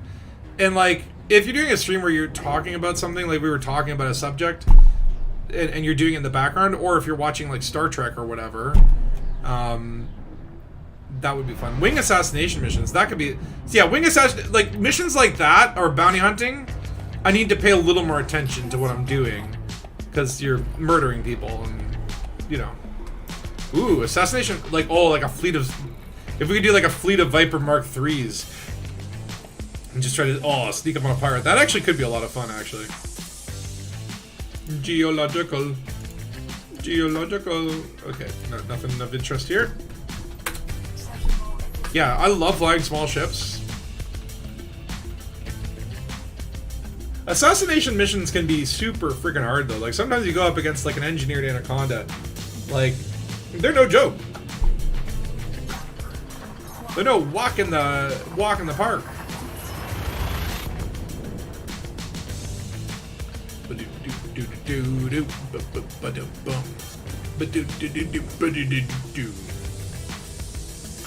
But definitely, like I find like I just want some excuse to use my brand new Python Mark II. I want to test it out with some PvE, so like bounty hunting is probably the most fun to do that. And we can go to my nanny or whoa! Woo! Alright, we got a giant system. What's this boy over here? Three geologicals. So of course we'd have geologicals. Look at all the fucking gravity in this system. We got gas giants for days. All these have no doubt been mapped. Oh, Russ Welder, another one I'm going to add to my must kill on sight list. He even did the fucking... Oh, he didn't do the moon. He didn't do the moon. He did all the gas on. He didn't do the moon. Kill on sight. That's I want. That's what it should become known as the. It's like he was such a nice guy until he implemented the kill on sight policy against explorers that scan entire systems and prevent you from graffitiing your name in the stars. It's such an arbitrary thing to do. But can you imagine though if you were like going around the bubble and then someone like tracked you down and was like, I finally found you, Commander. I saw you scan all the gas giants in this system and didn't leave one for me. And now you're gonna die. The planet here with football scanned from Commander Shitbird. That's a great commander name. Okay, this is not a scoopable. Let's see here. All the first footfall. Well, not the moons, but I don't want. Who cares? Who cares about those stupid moons? I don't want my name associated with no garbage rocky potato moon. Actually, if it was a little cute potato moon, I would like it. Wonder why I used the one in bird and not the other word. Yeah, right? Ah! Because I mean, the game like mega censors. I don't know if it's still doing it, but I know like at some point, if you would type like hello, like if you named your ship like Hello World, for example, it would censor that because the word hell is within the word hello. It's so dumb. And I'm like, really? You're censoring the word hell? Like, people would say, go to hell. But who cares? And of course, I turned the profanity filter off because I love profanity. But it's just funny to me that like the devs were so sensitive that they censored the word hell. I'm like, oh my god. Try not to use heat sinks. The Diamondback though is a hot little ship. That's the only complaint I would have is like if it could be a little cooler. It'd be an even better exploration ship than it already is. And it might be one of the best. I don't know, I think Asp Explorer is definitely probably the best explorer. I mean, some people say Anaconda, and Anaconda, they're great, but not when you're trying to land on shit. Not when you're trying to land on shit. Then it becomes a huge pain in the ass. If the Anaconda could, as like, it probably has the capacity for it, if it could hold like a Sidewinder or an Eagle or an Adder in place of a ship launch fighter, then the Anaconda would be the best exploration ship, because then you could just like get in your little shuttle and do a shuttle mission, and imagine how amazing that would be. And with ship interiors. Oh god, I'm giving you too much hope, aren't I? I'm sorry.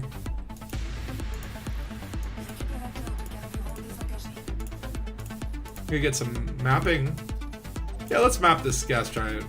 Why the heck not? Why the heck not? Oh, map an old giant. Whoa, don't fall into the sun. I'll map the old giant just so that we know more about it. For science. I've been actually binging a lot of Star Talk recently, watching Neil deGrasse Tyson's show. I love Neil deGrasse Tyson. There were times where, like, you can come off a little arrogant. At least there were times in the past where I was kind of put off a little bit from him. But I think I've come around to the fact that he's just like, you know, it's like we had Carl Sagan, then we had the Bill Nye, and now it's like Neil deGrasse Tyson. These are guys that like really bring science to the forefront and make science interesting and compelling. And I just love Star Talk and watching him. He does like to interrupt people, and he is a bit of a know-it-all, but I love watching him. Land the Conda in a flat area, set up a temp research base, use speeder bikes to explore? God damn! Dead Star, you trying to make me, like... I can't be any harder after that. Oh my god. Speeder bikes. That implies new SRV. Like, oh no, I have too much hope. Too much hopium. Hopium overload. Look, we're getting 2 more ships after the Type 8. You should be happy with what we get, okay? But a new SRV, a speeder bike, like a hover bike SRV. Something that goes fast. So that can ignore rocks.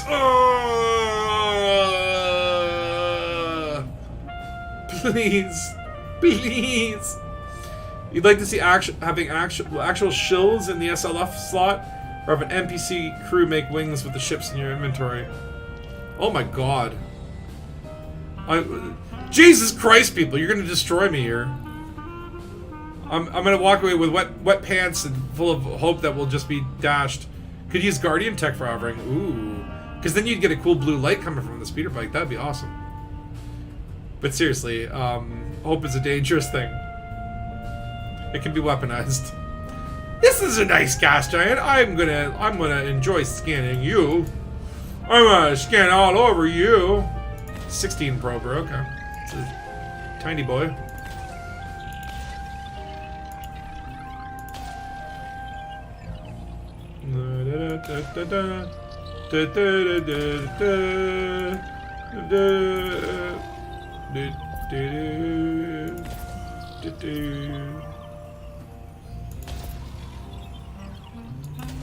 Trying to guesstimate where the hell I'm.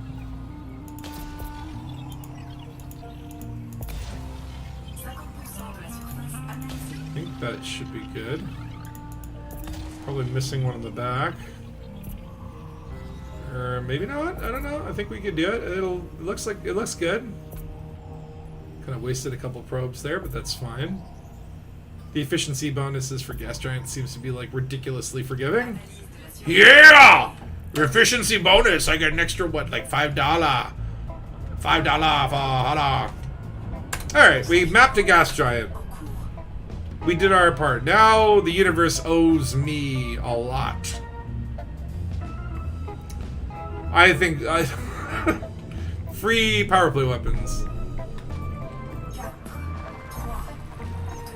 You think all we will see is ways for Frontier to monetize Elite, like the way Empire makes Vita to DVD from the Dark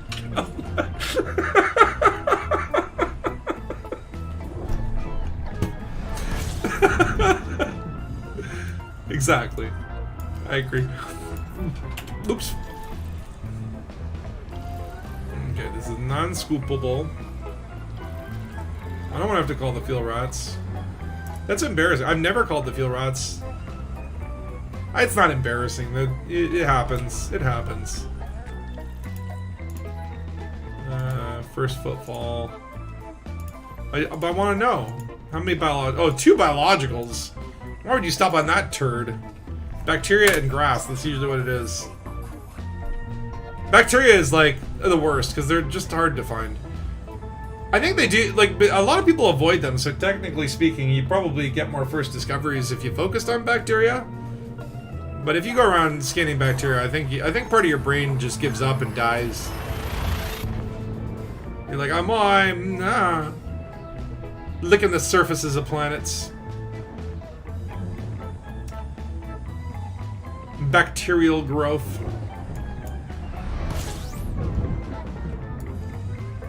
Okay, this is also not a scoopable. I'm starting to get worried. I maybe have 2 jumps left in me. Okay, next one's a fuel star, and it's absolutely the last star. And so it better be a damn well fuel star. Okay, good. Because these are not. There are some areas that when you're going through just certain regions of space where you go through a very large, like especially the Snoopy sector, there's a lot of T-tar eyes, and they're not scoopable. And so it's like sometimes you're kind of like, you're going through normal space or whatever, then you end up in like a T-tar eye cluster, and it's like 3 jumps in, and you're like, wait a minute, I don't even have the fuel to get back. That's you're gonna zoom in, you start like filtering the stars, you find like, oh, okay, there's 1K in the area that I can jump to. There have been many close calls like that, but I've never had to call the fuel rats. When it happens, it'll be an epic day. And I hope it's at Beagle Point or somewhere ridiculous, because they love that shit. They love the fun, wacky rescue adventures. Okay, let me just check the system out. No first football. Also no biological. There is, but yeah, that has been fallen.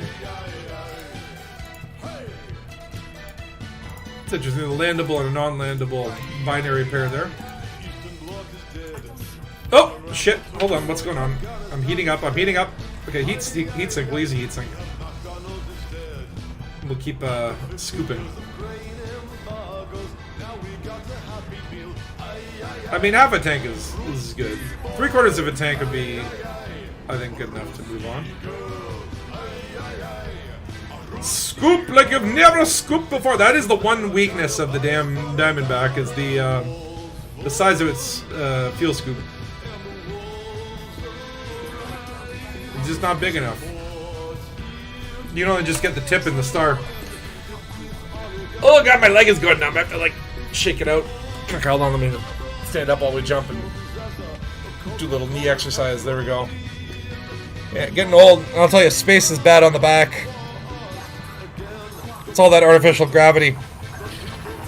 Which actually, that's something that's interesting. They did ship interiors, and like you're just like in your ship. Like none of the ships have artificial gravity, so it would have to be 0G.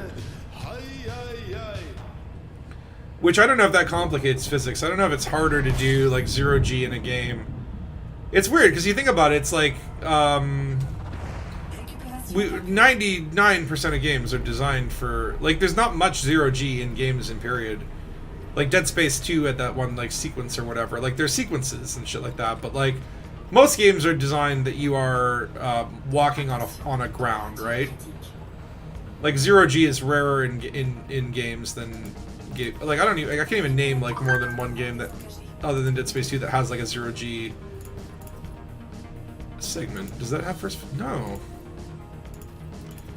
Fuck it, I'm doing it. I'm going there. I'm gonna scan the stupid bacteria, and we're gonna become bacteriological billionaires. That's what's gonna happen. Oh god, it's so far away. Where's my SCO? Why did I not put SCO? That would have been so easy. Oh well, whatever. We must suffer for our money. I do really want a lot of money. Because you know why? Because it makes life easier.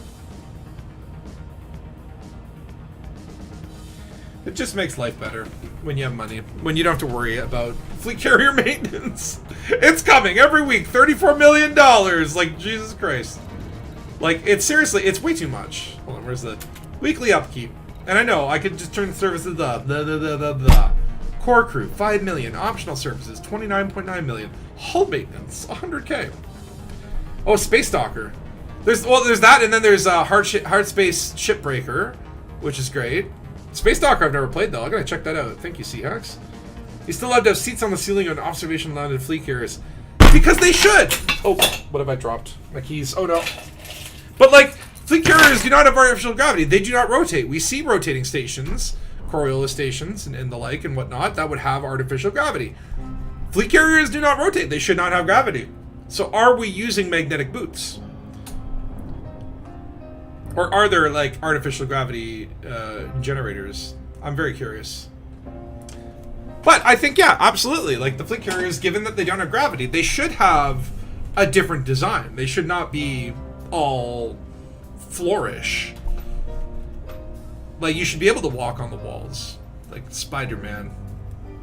Micro thrusters pushing us down. Maybe. Maybe they just have... Maybe that's what the blue fans are for. The blue fans just push everything to the ground. It's constantly windy. It's like Chicago in the winter inside of a fleet carrier. There's no artificial gravity in the... Well, that's it, right? There's no artificial gravity, so you have to rotate. I mean, maybe the inside of the fleet carrier rotates, like, on the interior. But that's impossible, because there are windows, and you can see from the outside it's not rotating. So people should be floating around in that bar, drinking on the ceiling. You made it back to Felice? Well, you let me know if the Elite Dangerous thing completes for you. I gotta scan these bacterias. It's first footfall, and I've become a bacteriological billionaire. It's like, you discovered the most important bacteria. This is actually like, this planet is where all life in the galaxy originated, just from one strain of bacteria that went all planispermia on the rest of the galaxy, and it is like the common root bacteria for Thargoids, humans, and Guardians, and also Witchall beef and diesel corn. Magnetic boots has been that way for 10 years. Well, that's obviously how it's got to be, right? That's how it's got to be. It's got to be the boots. Oh, hold on. Let me just. This is a 7 prober. Oh my lord. Okay. Didn't realize what I was dealing with here. It's quite a large marge. What's the gravity like here? What's our? It says 0.4 mass. What is that? What is that shit on the left? Actually, what is that? What is that? I've never seen that meter before, actually. It's like, how many years have you played Elite, and then you're just like, I found a part of the UI I've never looked at before, right? Okay, Boots is official lore. Gravity would vary around different areas of the station. Well, that's true, the Coriolis effect, right? So you would, if you were near the middle of the station, you would have barely no gravity. And if you were near the closer you go to the edge, the heavier it gets. So it's like, if you wanted to lose weight, you could just be like, I'm just going to move a couple blocks in towards the center of the station. And then I'll basically be a couple pounds lighter.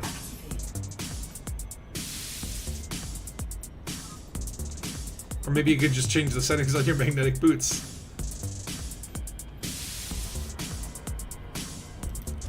Alright, we need some bacteriologicals, which are honestly the ones that I hate looking for. But, depending, night vision at night, or on a dark surface, and from a ship, from an aerial point of view, it's actually, yeah, it's a lot easier to find them in the ship. Like, if you get out and you're, like, walking around looking for them, it's very hard to see because they're flat, right?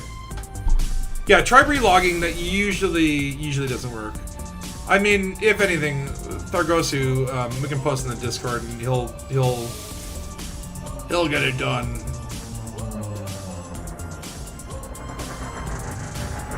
Alright, right off the bat, I think I have a bacteria. It's either that or a very large rock. Okay, slow down. Oh, no. No. That's not bacteria, that's just rock. Okay. Now, the bacteria will tingle my sensors if I happen to go over it. Watch it be like brown bacteria on brown ground. Like, sometimes they do kind of camouflage, sometimes they really do stand out. This is actually a harder surface because all the rocks are just kind of irritating me. Are you sure you're not bacteria? I guess not. And again, it could be like the bacteria maybe prefers a certain altitude. Some of them, it's just like the vibes. They like the vibes of craters. Or they like the vibes of mountains. The ambiance. So you can see I landed right in the zone, but like the zone for bacteria is usually like super fucking expansive.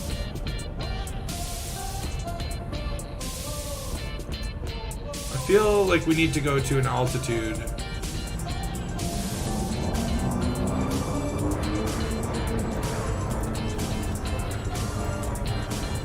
Man, this is tough because there's a lot of debris. This planet's very dirty. Congratulations. Okay, it worked. Okay, nice, Death Star, nice.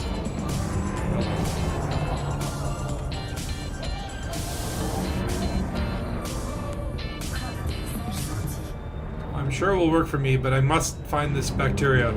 I must become the bacteriological billionaire that all my friends told me I had within me. They said, Spatula, you're like a billion bacterias. Something of that nature.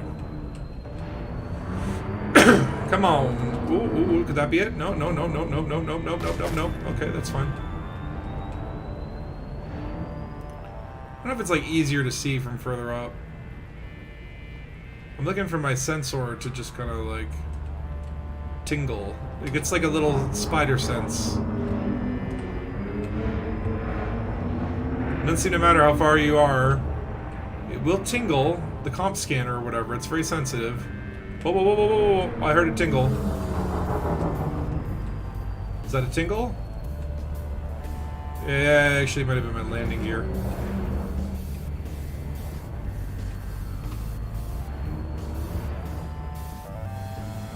Come on, tingle. No tingle. Damn. Okay, this terrain looks to be changing up. If you can't find it in the valleys, find it in the peaks, you know? Bacteria does like to look for bacteria at night. I know. What am I doing?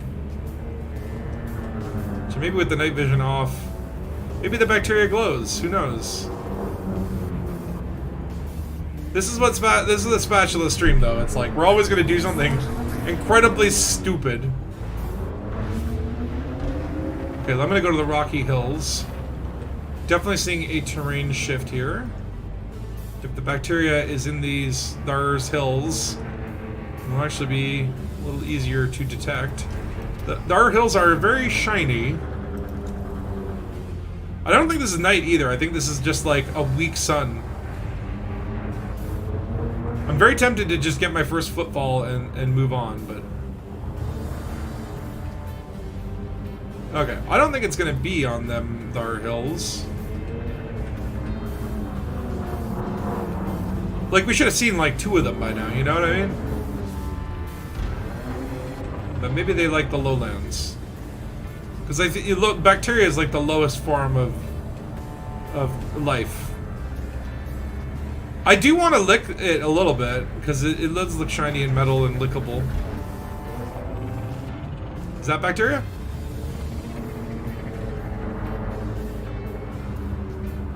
And again, the thing about bacteria too is like, oh yeah, it can grow anywhere. The whole planet is covered in it, but no.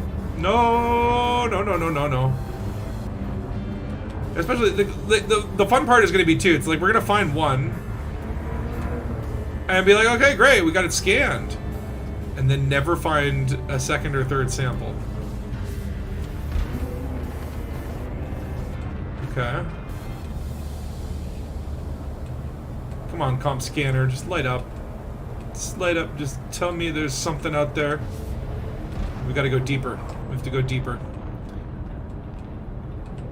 Now the fun part is the exhilaration of flying along this... Hold on, whoa.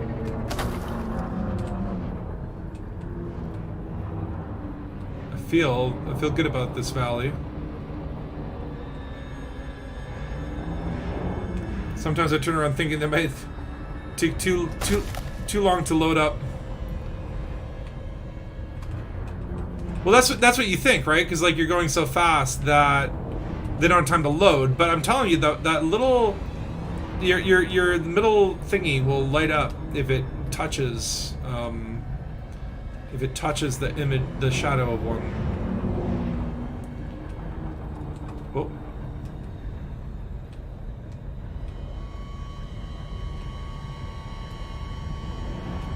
It's gonna be like beige bacteria. Okay.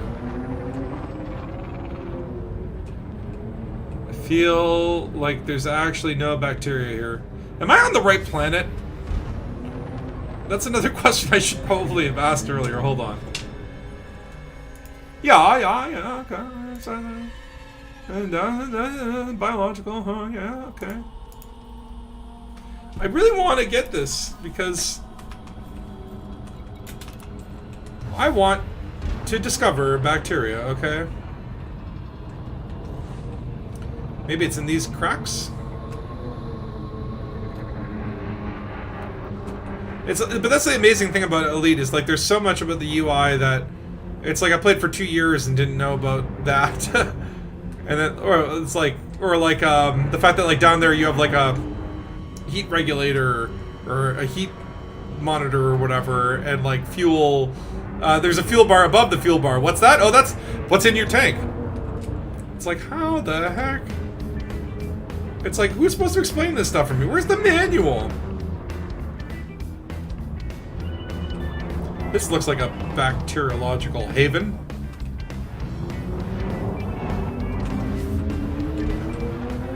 Whee! Okay, at least I'm having fun.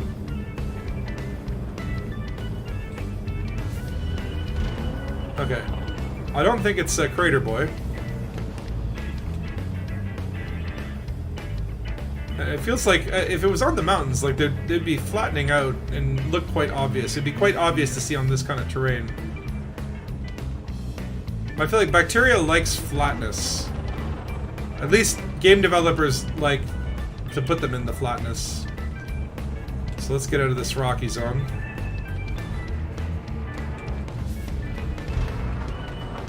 Whew, whew, whew. Okay, I'm gonna give it like 2 minutes and then I just go... Oh, yeah. Things just smoothed out real nice. Let's slow down a little bit. Alright, keep an eye out. I'm hunting bacteriums. These look like bacteriums, but I don't think they are. Ah, you little bacterias. Nope, that's just a rock. Boop.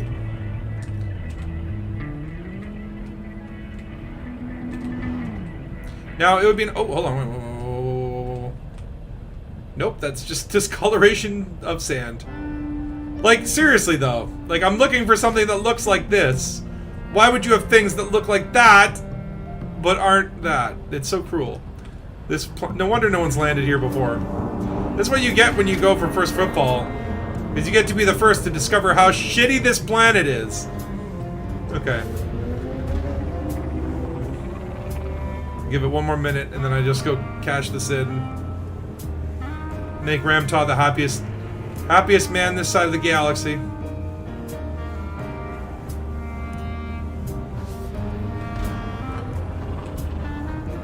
But it's like, seriously, it's like at this point, like, unless I, like, cross a threshold and there's, like, 100 bacteria as far as the eye can see, like, can you imagine just finding one and scanning it? And then it's like, oh yeah, this is super valuable.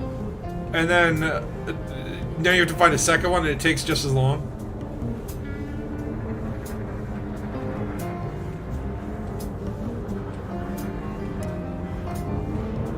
You feel like you would see one by now, right?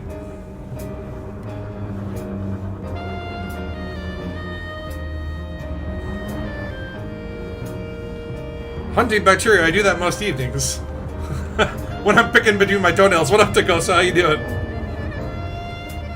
Yeah, I'm trying to find some bacteria to get rich off of, you know, become a bacteriological billionaire. But it is eluding me. It is being very elusive.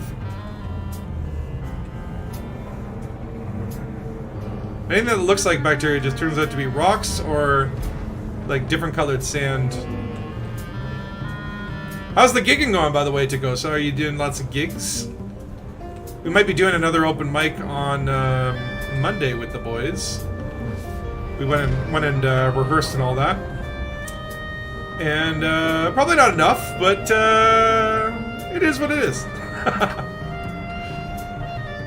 You're doing a great impersonation of Don music of his piano. I'll never put what? Who's Don? Don Piano. I am Don Piano. Don piano. Oh. Come on, come on. Give me the bacteria boss. Give me the bacteria boss. I think I may begin a little space madness.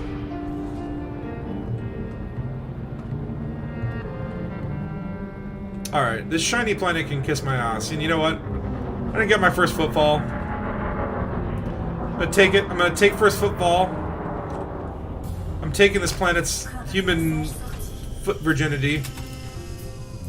And the bacteria can go, you know what, to itself.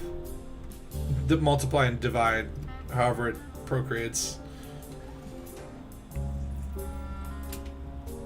Whee! I got first footfall on this shitty... Kind of... It looks nice. It's shiny. Watch me, like, blast off my sensor and it's like there's bacteria everywhere. You just have to land and get out for it to generate. Like, it would be nice if there were some tool on the sampler that could point you towards the long distance stuff that you want to find. 2 left at a festival? Then I'm too old for it, dude. Oh no. No, you're not. I mean, dude, I saw The Damned, like, literally last Monday. The Damned. With the original lineup. Like, these guys are for sure too old for it, and I tell you, they rocked hard, and those dudes looked like if you looked up cool in a dictionary, you'd find the members of The Damned. Those guys are just like fucking so much swagger, and it was probably in my top 28 shows of like all time. It was really fucking good. Great friggin' band, and I feel blessed to have had the opportunity. Okay, I'm not looking for bacteria anymore. I'm leaving. We're going to Ramtah. We're going to Ramtah. Okay. But yeah, they were incredible. And what have you put there, Kybernus? This is a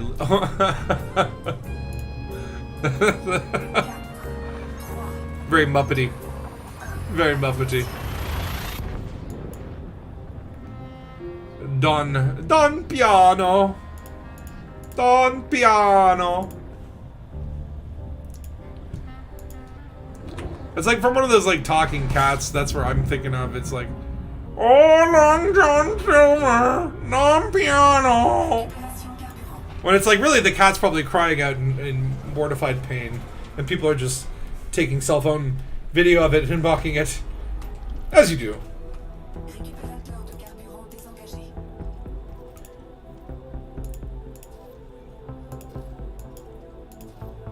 No, nothing worth landing on there.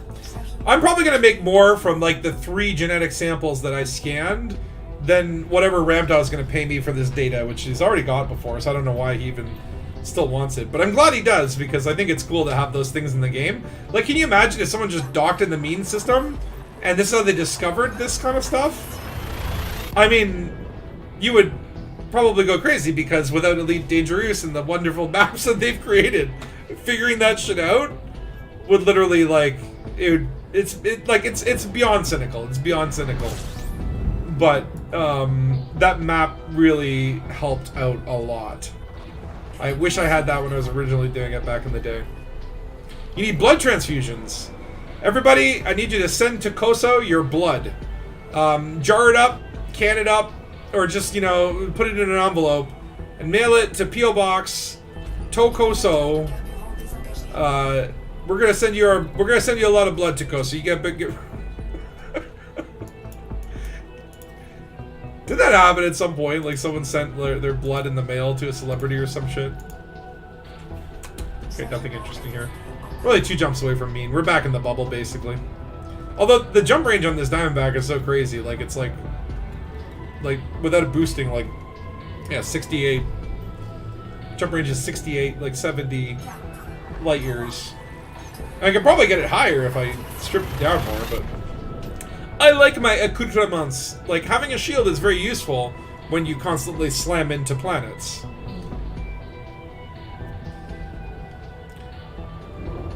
Alright.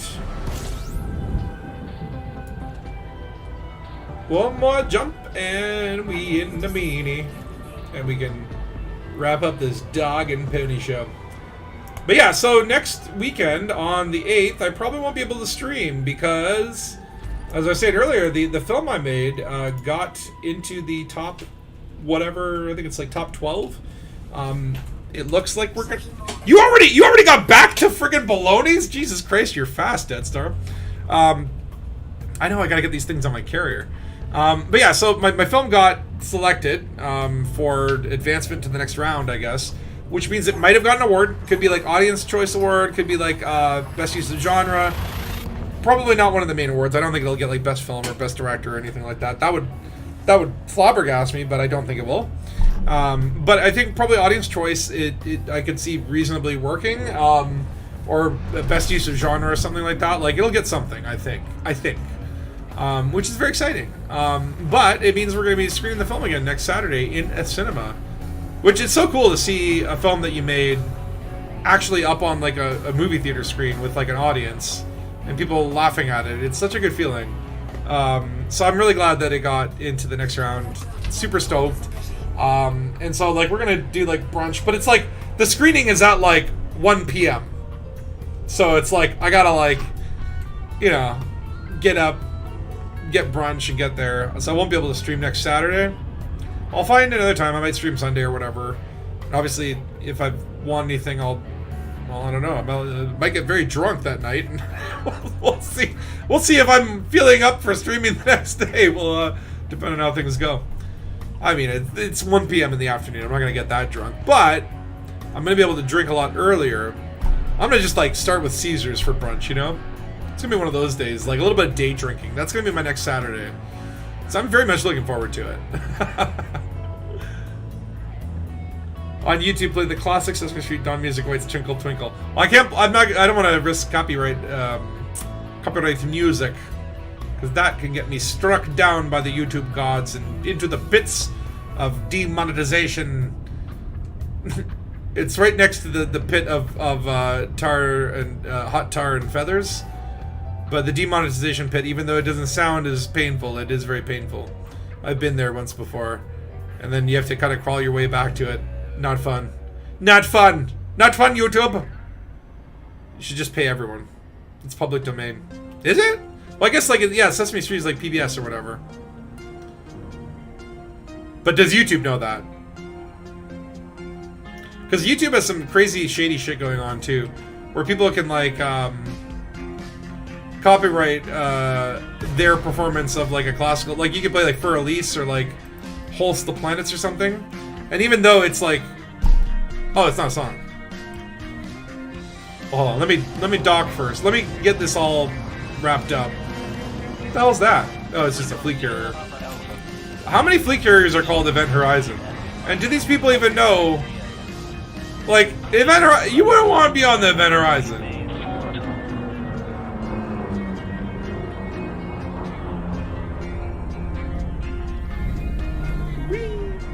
42! Love when I get 42. 42 and 07 are my favorite docking pads.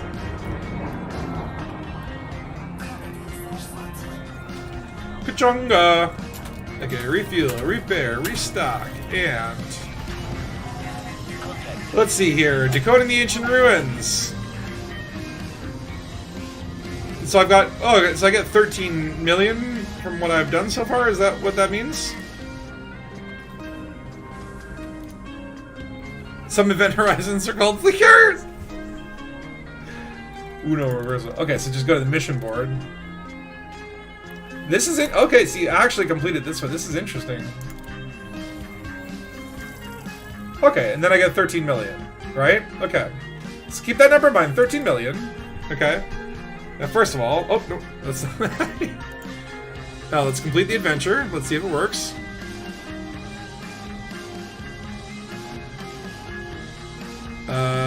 Mission completed. Scan 6 or more obelisks. So I may have to restart. Hopefully... ooh. It says 0 for scanning obelisks. That could be That could be bad. I have to do the menu log thing first, though, because that will tell the journal to get its ass in gear. Okay, let's let it back. Okay. Give it a sec. And... come on, fireworks. Yeah! Yeah! You have earned 300 points. You have discovered 13 Guardian datas. Elite Dangerous congratulates you and thanks you for your participation. 300 points, baby.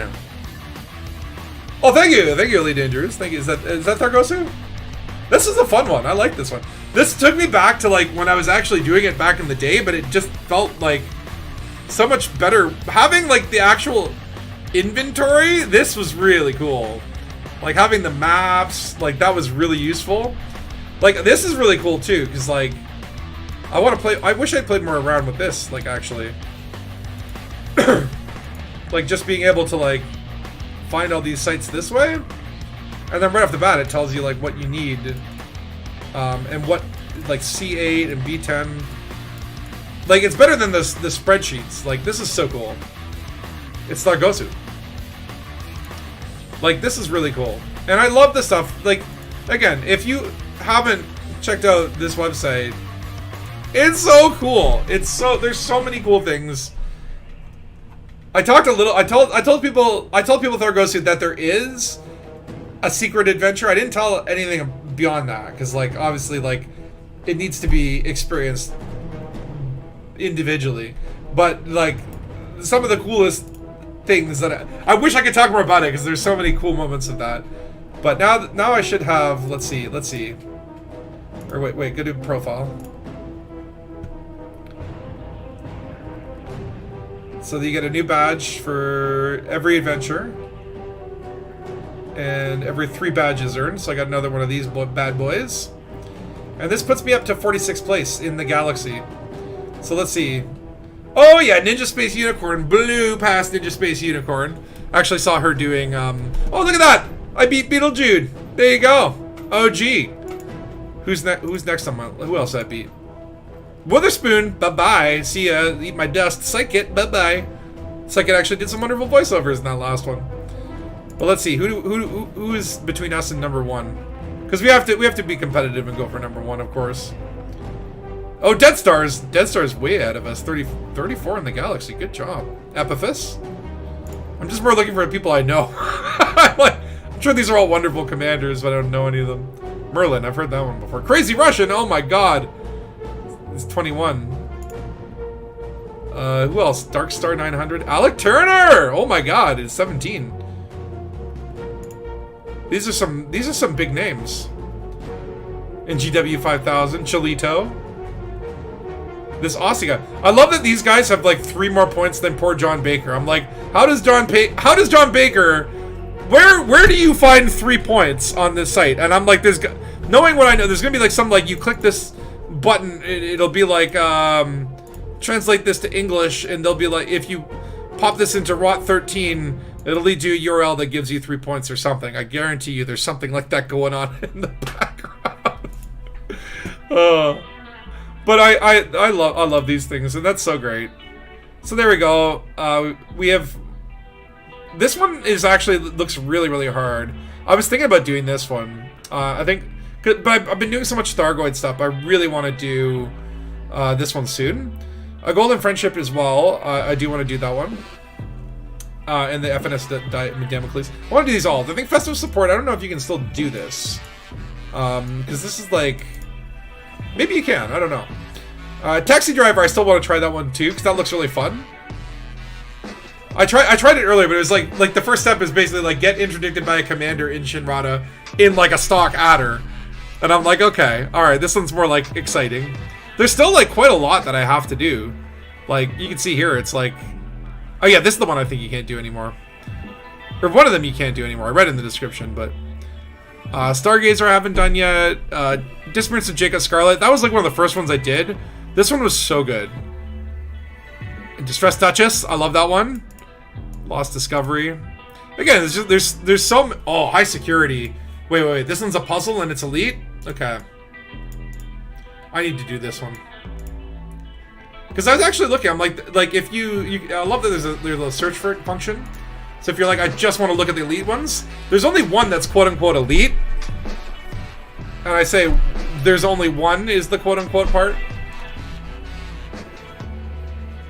These ones are usually like incredibly brain puzzling. Okay, I'll do this one. You can do the Christmas quest if you have the fireworks weapons, or go to Hut and Orbital. I have the fireworks weapons. Going to Hut and Orbital sounds painful, but I would definitely do it. I think I have Hut and mugs on my carrier, or at least you can probably buy Hut and mugs now from people on their carriers, if that's all I need. But yeah, amazing. It's just like every time I do one of these Elite Dangerous mysteries, it's just like you unlock so much cool stuff about what's already in the game, and it's like amazing. So just load the fireworks. Oh, okay.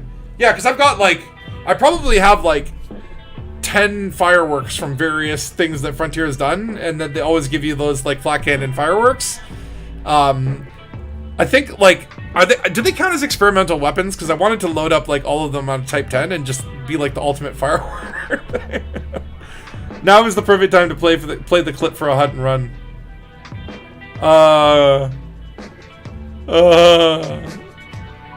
I don't know if I want to go to Hutton again. Because Hutton, it's like 45 minutes, right? I mean, it is almost like the perfect length for like an episode of Star Trek: The Next Generation. So there's that, and you don't really have to do much. SEO doesn't work for it because of the fuel concerns or whatever. Because like you don't have enough fuel. Okay, where's the Dangabus? Is it there? I should probably bookmark my damn fleet carrier because sometimes I just lose it. All right, let's head home, and then we'll wrap up this Shazmajaz. Oh, of course we're gonna go to Jackson's Lighthouse. Why not? Why not have some fun? Jump fleet carrier close to Hutton Orbital. Oh shit! Yeah, you can do that now. Yeah. Well, if there's space, because I guarantee, like, some of the popular systems like Midderland Hollow, it's like, you know, it's like you gotta really time it well. Oh god, okay. To get your fleet carrier in there when it's not being clogged up. Which, by the way, so I saw this from the Burr Pit. If you like, because obviously us prestigious fleet carrier owners think that we know everything, and probably do, but if you haven't taken your fleet carrier to like those systems where you can buy and upgrade the fleet carriers, you can now equip modules in the outfitting where you can actually sell or dispense or whatever caustic sinks and like all the new stuff that's in the game. Like you can now add that to your outfitting, which I didn't know. So apparently there's new stuff that you can actually put on your fleet carrier. So if you're like always kind of I don't want to go to these rescue ships and buy caustic sinks, or want to be able to dispense AX weapons, like you can get the enhanced AX weapons on your carrier in the store, which is pretty cool, especially if you are kind of like an AX themed pilot. Okie dokie, we're in the whirlpool. Now let's get the heck out. Please let me leave. Please let me leave. Okay, that was harrowing. Jackson's Lighthouse, a violent, what is it, neutron, or is it a white dwarf? It's a neutron. I don't think there's any white dwarfs in the bubble. Just like 2 neutron stars or whatever.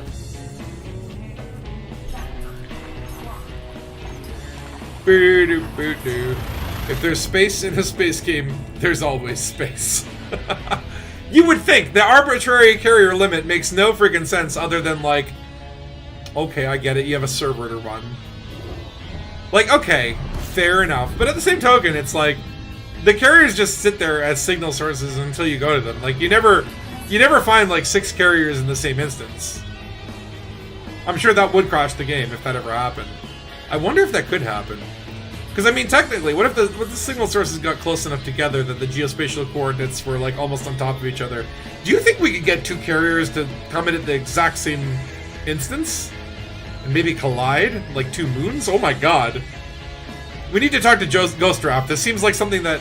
If Ghost Draft can get this request to, what's his name? Disemboweled Ego, I'm sure we'll have the answer within a week or 2. That seems like a very Ghost Draft thing to do. It's like we're getting our fleet carriers to merge. I haven't caught one of the streams in a while. I saw some photos from Barefoot the other day. They were doing like EVAs and asteroid fields. Always a joy. Always a joy. One of my favorite channels on Elite.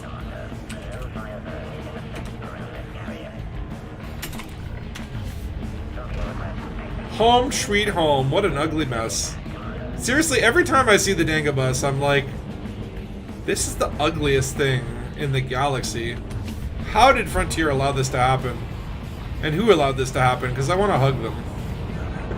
Because they made me happy. Except for them frame rates. It's so ugly, my frame rates go down. I think that's the canon explanation. All right, all right.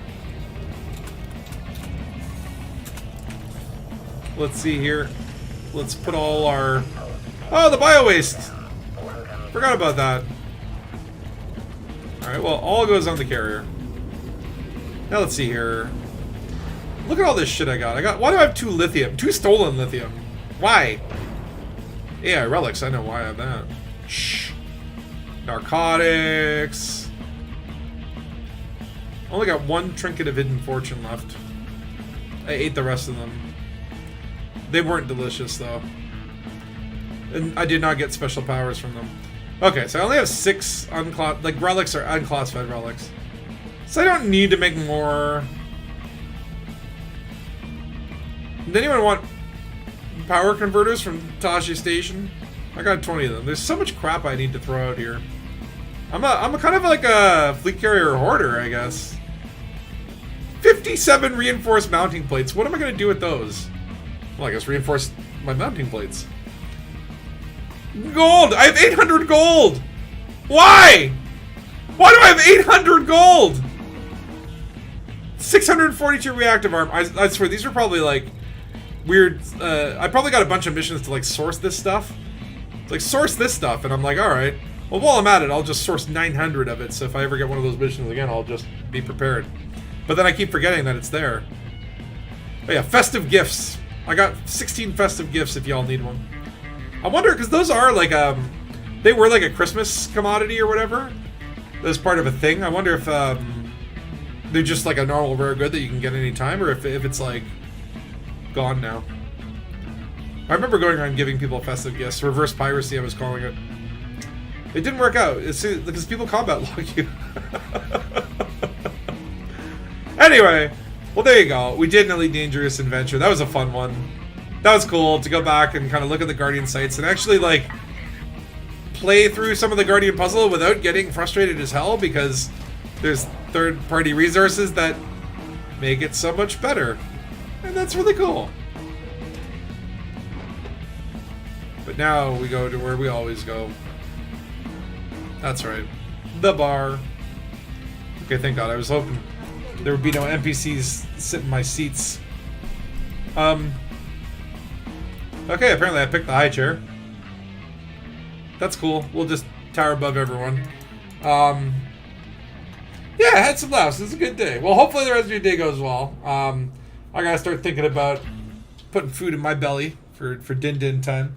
But thank you guys for joining. 07. And I won't see you next Saturday. I'll figure out another day to stream and yeah, I gotta get my shit in order. I gotta get organized. But no, I got my film premiere next week's, or well, re-premiere or whatever. So looking forward to that. I'll probably maybe stream on the Friday or the Sunday. I'll just kind of let you guys know in the Discord or whatever. But no, so it wasn't Patricia Morrison playing bass when I saw The Damned. It was actually the original lineup with what's his name? He has a fun name. Where's the beret? Hold on. Because like, and the drummer was what's his name? Like Psycho Rat or something like that. Oh, it's Captain Sensible. Rat Scabies. Yeah, Rat Scabies. Obviously Dave Vanian, and yeah, Paul Gray, and Monty Oxymoron, which was like, oh my god, this is the original lineup of the Damned. Like, oh my god, like I was so privileged to see them. Like, I own their Black album on vinyl, and I never thought I'd get the chance to see them live. I'm actually seeing The Exploited as well in September, which they were supposed to come. They were supposed to come last year, and then it got canceled or whatever. So the rescheduled concert was like 2.5 years after they were supposed to come, or something ridiculous like that, where I forgot about them. And I was just looking at my calendar. I'm like, oh, right, because it was one of those things where they didn't give you a refund on the ticket. They just rescheduled. But they rescheduled so far away, I literally was like looking at my calendar. I'm like, oh, apparently I'm going to see The Exploited in September, which is also a very fun one that I'll enjoy seeing. But yeah, 07 guys, have a great rest of your space day. Maybe I'll see you in the black sometime soon.